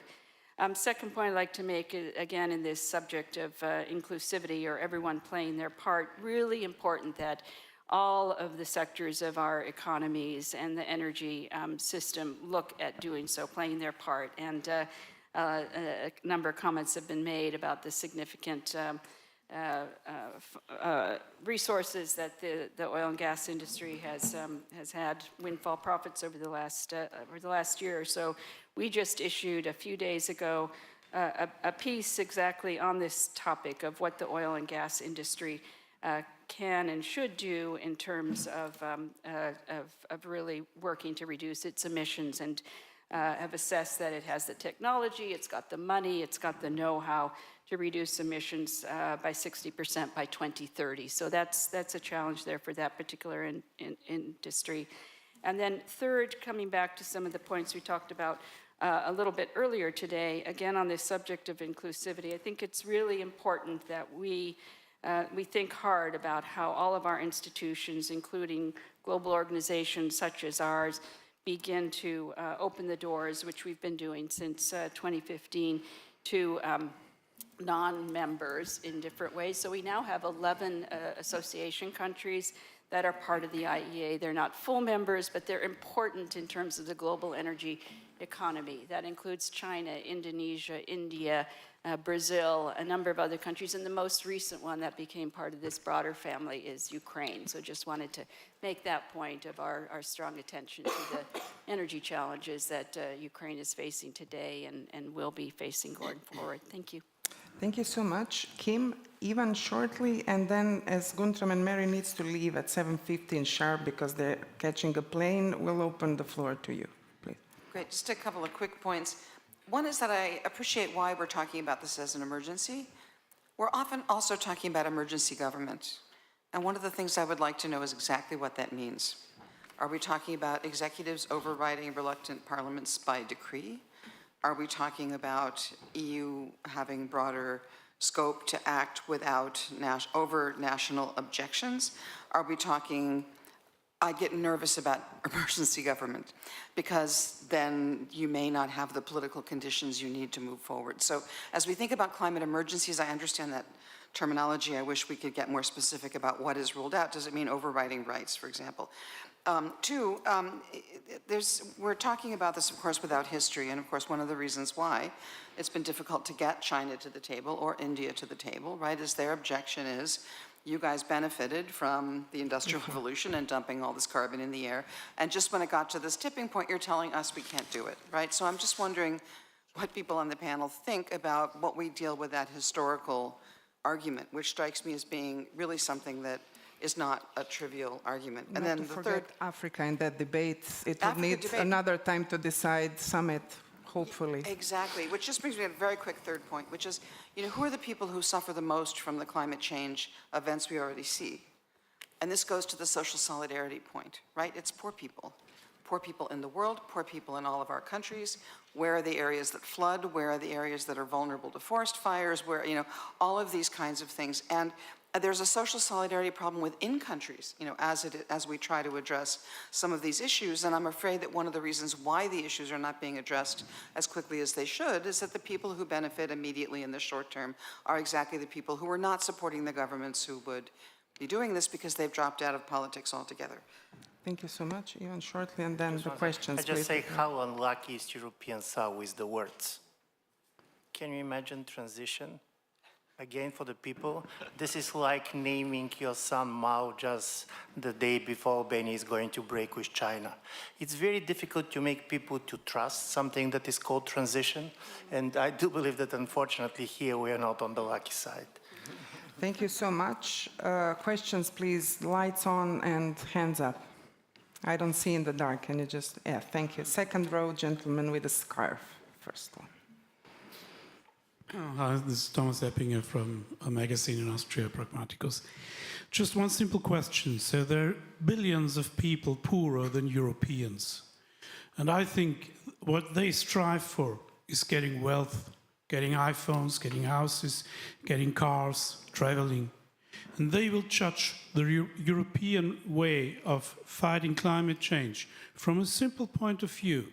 Does it make the Europeans more healthy, or does it make it poorer? And there's nothing done good for climate if we are going net zero and nobody will follow us. So do you think that any country in the world will follow the European model if the European model turns out making people poorer? Who wants to answer, Mary? You want to pick up on that? Sure. I mean, I think it's important to make the point that there is no one-size-fits-all for the energy transition. Sorry, I don't have a better word for it right now. And that different countries around the world, especially in the global south and emerging and developing economies, will have a different starting point. There are still over 700 million people without access to electricity in sub-Saharan Africa, and a large number, also many, many millions without access to clean cooking. So, you know, the starting point and the path will be different for many countries. So I would just be a little bit cautious about this notion of following a particular model. That does not go over terribly well for countries that are still much further behind in terms of their economic development, their industrialization, and their efforts to tackle basic electricity access issues. That does not mean that we shouldn't, and certainly we are as an organization and our member countries very much focused on and supportive of looking for ways to provide policy advice and support, and also looking for ways to really unlock the capital that's going to be important to invest in the renewables and clean energy sector in those economies. And I don't, if I can intervene as a moderator, where is Misha? We have Paris Climate Accord. We have, you know, various multilateral agreements of international community that is not just European issue. And in October, if I remember it right, 2021, Vladimir Putin issued 2060 Russia climate neutral policy. So there are, you know, it's not European problem, it's what Kirsten said, it's a global problem, but it depends, you know, what are the odds to come there, basically. So, second hand, please.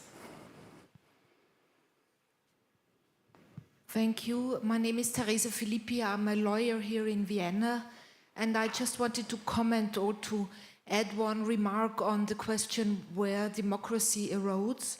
And in my perception, democracy erodes in the comfort zone. So as a comment to all the hassles of changing, of transformation, and the speeding up of transformation due to the pandemic and due to the war against Ukraine.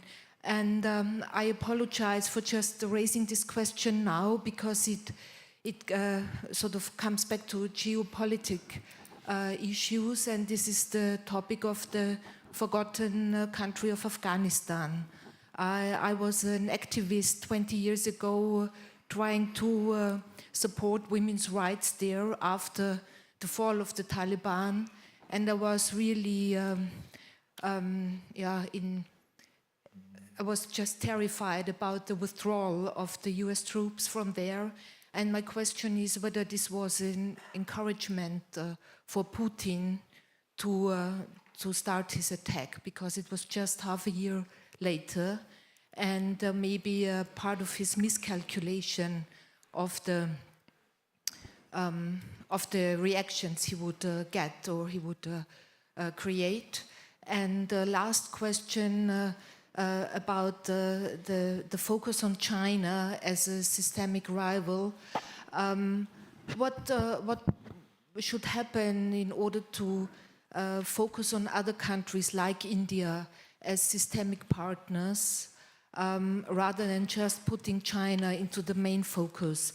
And then a final remark on solar panels. I'm in touch with some young activists in the Lebanon, and they tell me that people there get their own solar panels in a sort of individual procurement in order to get independent from their corrupt government that deprives them of a public supply of energy. So this is just to add it to the full picture. Thank you. Thank you so much. These questions were not at all from the comfort zone, so I appreciate it so much more because they're from the ground, you know, from your work, and these are really questions of our polycrisis that were mentioned here. Gunther, please answer.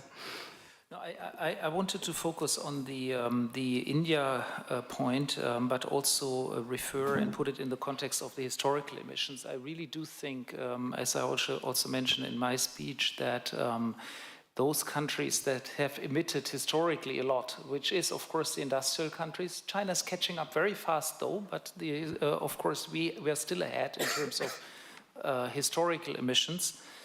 We have an obligation, of course, to support countries in managing their energy transition. And poor people want to develop, and for that they need energy. And the question is really, will they get green energy or will they get alternatives? And that is a question of the price at the end of the day, because when you're poor, you don't have a choice, right? I mean, you can't sort of opt for the more expensive solution because, you know, you just wouldn't have the resources for it. So I think the whole question of what kind of energy partnerships, climate partnerships, technology partnerships, financial partnerships is totally at the center of tackling the climate problem. And India is a very good example because India is now at a stage where it really develops very rapidly. And if it continues with that kind of growth and on a fossil fuel base, it's going to be a catastrophe for global climate. Can we change it? I think so, yes. I think we can make offers to China, to India, which are interesting and, you know, which involve bringing down the financing costs, which involve technological partnerships and others. So I would really support that avenue as the key avenue to tackle climate change now. I leave Afghanistan to Kirsten's final wrap-up of everything, if I may. Third hand in the air, please. Please, second row. If there's no more hand up, I'll speak. I wanted to say this to Taras in private, but I can say it also in public.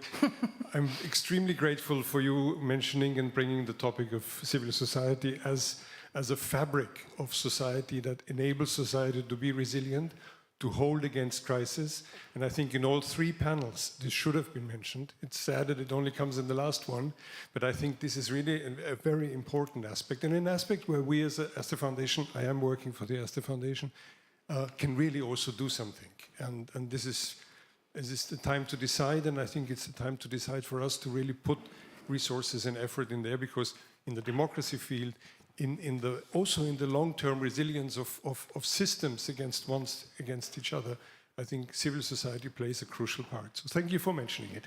Thank you.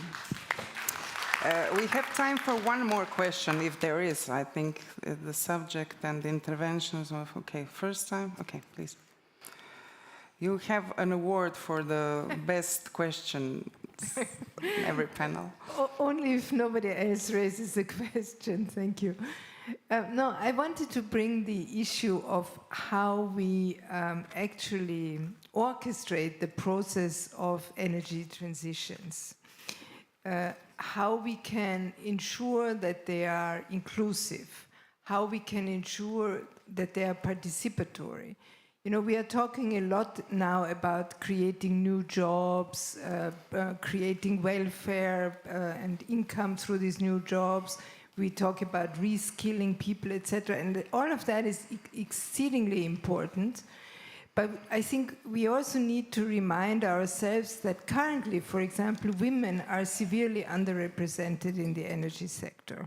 So if we don't take particular care in bringing women into that process of the energy transition, we will create a new situation that perpetuates the inequalities that are currently existing and actually makes them worse.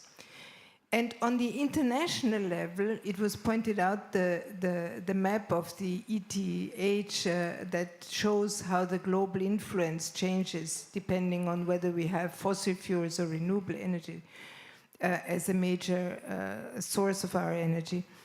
That will require mechanisms and processes at the international level and at the global level to help make the transition in a peaceful way.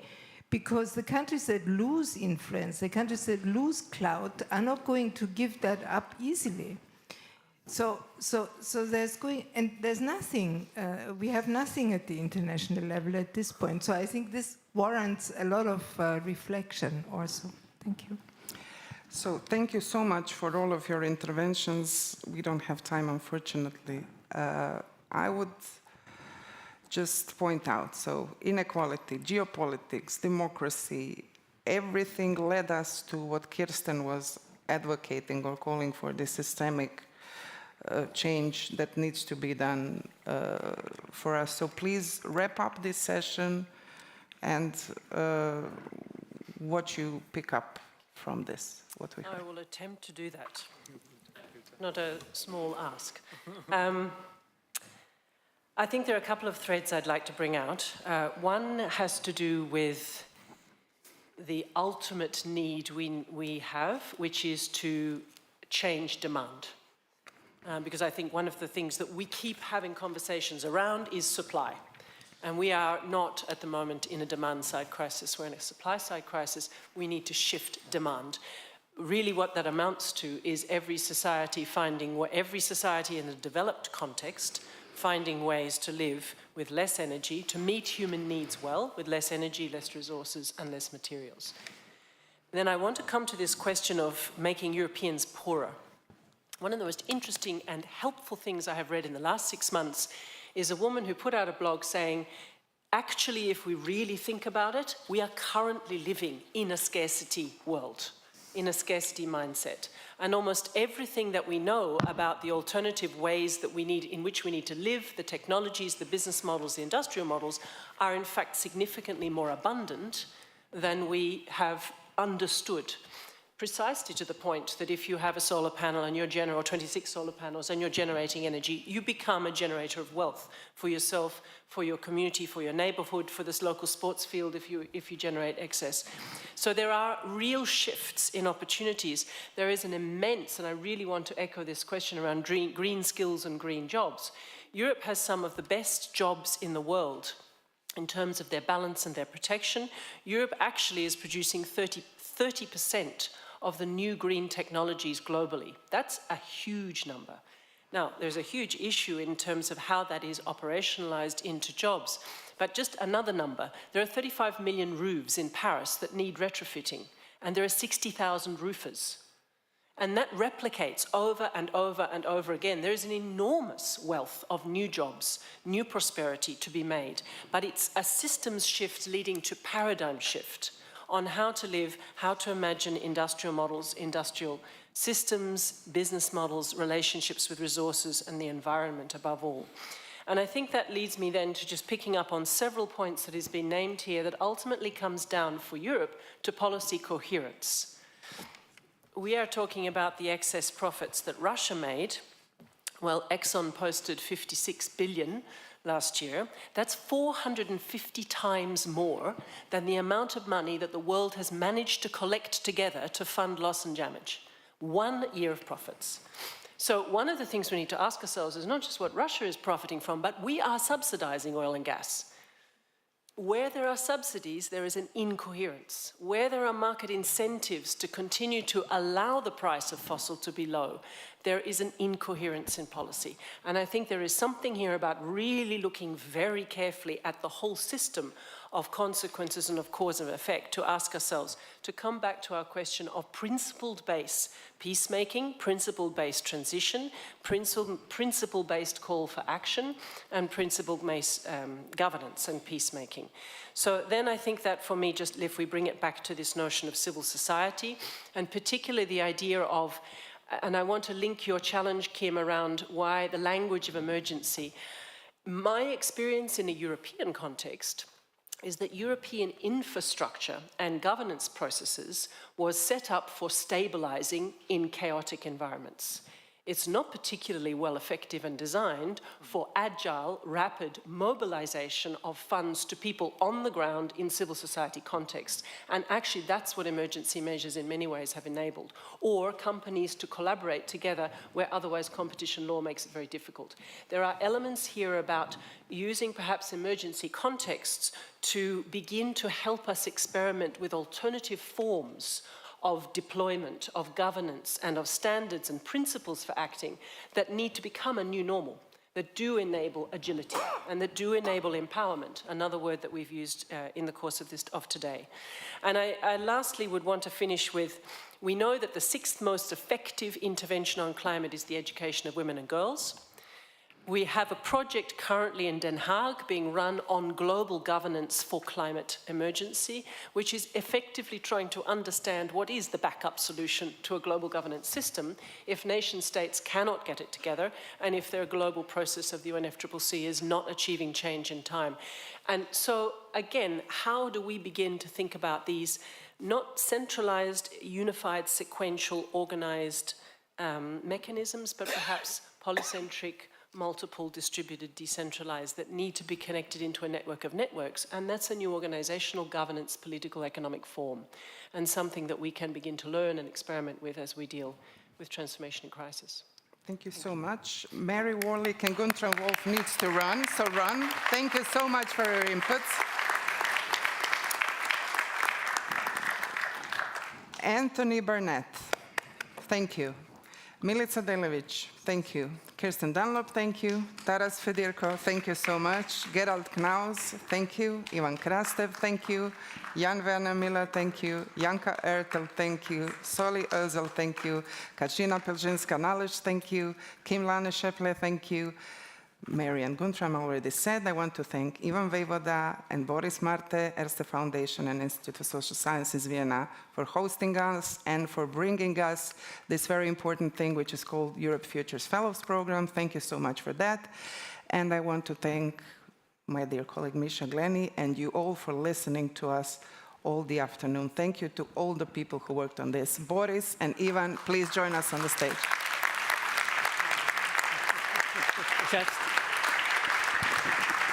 Hello, hello, hello, hello. You hear me? Just give us a moment until we go. You're all invited to have dinner with us together. So I have some remarkable figures from our social media team. About more than 150 posts reached almost 20,000 people this afternoon, which is a fantastic figure. And we had 400 people following the stream on YouTube and other sites. So check out ERSTE Foundation's Instagram account and Twitter feed and help us to spread the topics discussed here beyond the room. So thank you very much for all of this, for your attention. Thank you to the teams. Now,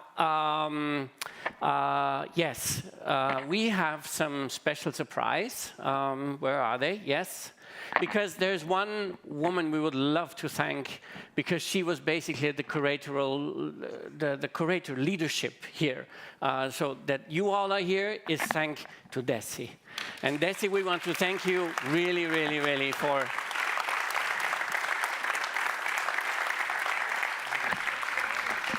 Desi. Then a big clap to our moderators, Ivana and Misha. You did a fantastic job. Thank you very much. Bravo. Flowers. Oh dear. Flowers, flowers. How embarrassing. I want to give flowers to someone. And Misha. This is for the questions Yeah. today. Let me.